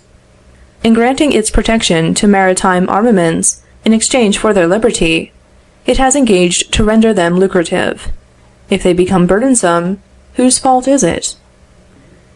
Thus there is not a grievance in the nation for which the government does not voluntarily make itself responsible. Is it to be wondered at that every failure threatens to cause a revolution? And what is the remedy proposed? To extend indefinitely the dominion of the law, i.e., the responsibility of government. But if the government engages to raise and to regulate wages, and is not able to do it, if it engages to assist all those who are in want, and is not able to do it, if it engages to provide an asylum for every laborer, and is not able to do it, if it engages to offer to all such as are eager to borrow gratuitous credit, and is not able to do it, if, in words which we regret should have escaped the pen of M. de Lamartine, the State considers that its mission is to enlighten, to develop, to enlarge, to strengthen, to spiritualize, and to sanctify the soul of the people. If it fails in this, is it not evident that after every disappointment, which, alas, is more than probable, there will be a no less inevitable revolution? I shall now resume the subject by remarking that immediately after the economical part of the question, and at the entrance of the political part, a leading question presents itself. It is the following: What is law? What ought it to be? What is its domain? What are its limits? Where, in fact, does the prerogative of the legislator stop? I have no hesitation in answering. Law is common force, organized to prevent injustice. In short, law is justice. It is not true that the legislator has absolute power over our persons and property, since they pre-exist, and his work is only to secure them from injury. It is not true that the mission of the law is to regulate our consciences, our ideas, our will, our education, our sentiments, our works, our exchanges, our gifts, our enjoyments. Its mission is to prevent the rights of one from interfering with those of another in any one of these things. Law, because it has force for its necessary sanction, can only have as its lawful domain the domain of force, which is justice. And as every individual has a right to have recourse to force only in cases of lawful defense, so collective force, which is only the union of individual forces, cannot be rationally used for any other end. The law, then, is solely the organization of individual rights, which existed before legitimate defense. Law is justice. So far from being able to oppress the persons of the people, or to plunder their property, even for a philanthropic end, its mission is to protect the former, and to secure to them the possession of the latter. It must not be said, either, that it may be philanthropic so long as it abstains from all oppression, for this is a contradiction. The law cannot avoid acting upon our persons and property. If it does not secure them, it violates them if it touches them. The law is justice. Nothing can be more clear and simple, more perfectly defined and bounded, or more visible to every eye. For justice is the given quantity, immutable and unchangeable, and which admits of neither increase nor diminution. Depart from this point, make the laws religious, fraternal, equalizing, industrial, literary, or artistic, and you will be lost in vagueness and uncertainty. You will be upon unknown ground, in a forced utopia, or which is worse, in the midst of a multitude of utopias, striving to gain possession of the law, and to impose it upon you, for fraternity and philanthropy have no fixed limits, like justice. Where will you stop? Where is the law to stop? One person, as M. de Saint Cricq, will only extend his philanthropy to some of the industrial classes, and will require the law to dispose of the consumers in favor of the producers. Another, like M. Considerant, will take up the cause of the working classes, and claim for them by means of the law, at a fixed rate, clothing, lodging, food, and everything necessary for the support of life. A third, as M. Louis Blanc, will say, and with reason, that this would be an incomplete fraternity, and that the law ought to provide them with instruments of labor and the means of instruction. A fourth will observe that such an arrangement still leaves room for inequality, and that the law ought to introduce into the most remote hamlets luxury, literature, and the arts. This is the high road to communism. In other words, legislation will be, what it now is, the battlefield for everybody's dreams and everybody's covetousness. Law is justice. In this proposition, we represent to ourselves a simple, immovable government. And I defy any one to tell me whence the thought of a revolution, an insurrection, or a simple disturbance could arise against a public force, confined to the repression of injustice. Under such a system, there would be more well-being, and this well-being would be more equally distributed, and as to the sufferings inseparable from humanity, no one would think of accusing the government of them, for it would be as innocent of them as it is of the variations of the temperature. Have the people ever been known to rise against the Court of Appeals, or assail the justices of the peace, for the sake of claiming the rate of wages, gratuitous credit, instruments of labor, the advantages of the tariff, or the social workshop? They know perfectly well that these combinations are beyond the jurisdiction of the justices of the peace, and they would soon learn that they are not within the jurisdiction of the law. But if the law were to be made upon the principle of fraternity, if it were to be proclaimed that from it proceed all benefits and all evils, that it is responsible for every individual grievance and for every social inequality, then you open the door to an endless succession of complaints, irritations, troubles, and revolutions. Law is justice, and it would be very strange if it could properly be anything else. Is not justice right? Are not rights equal? With what show of right can the law interfere to subject me to the social plans of Memorel, Dumoulin, Thiers, or Louis Blanc, rather than to subject these gentlemen to my plans? Is it to be supposed that nature has not bestowed upon me sufficient imagination to invent a utopia too? Is it for the law to make choice of one amongst so many fancies, and to make use of the public force in its service? Law is justice.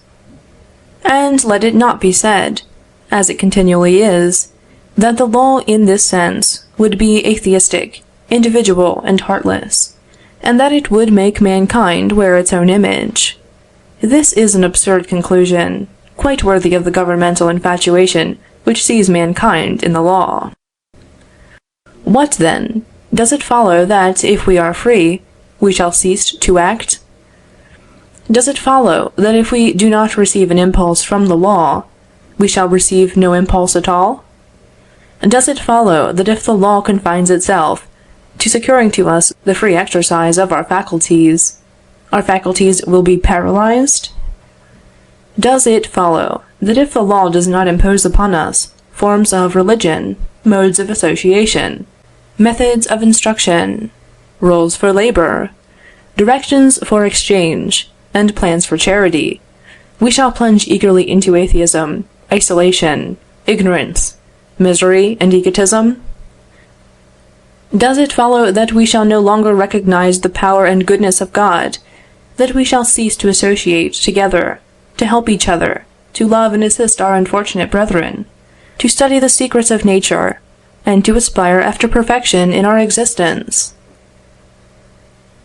Law is justice, and it is under the law of justice, under the reign of right, under the influence of liberty, security, stability, and responsibility, that every man will attain to the measure of his worth, to all the dignity of his being, and that mankind will accomplish, with order and with calmness, slowly it is true, but with certainty, the progress decreed to it.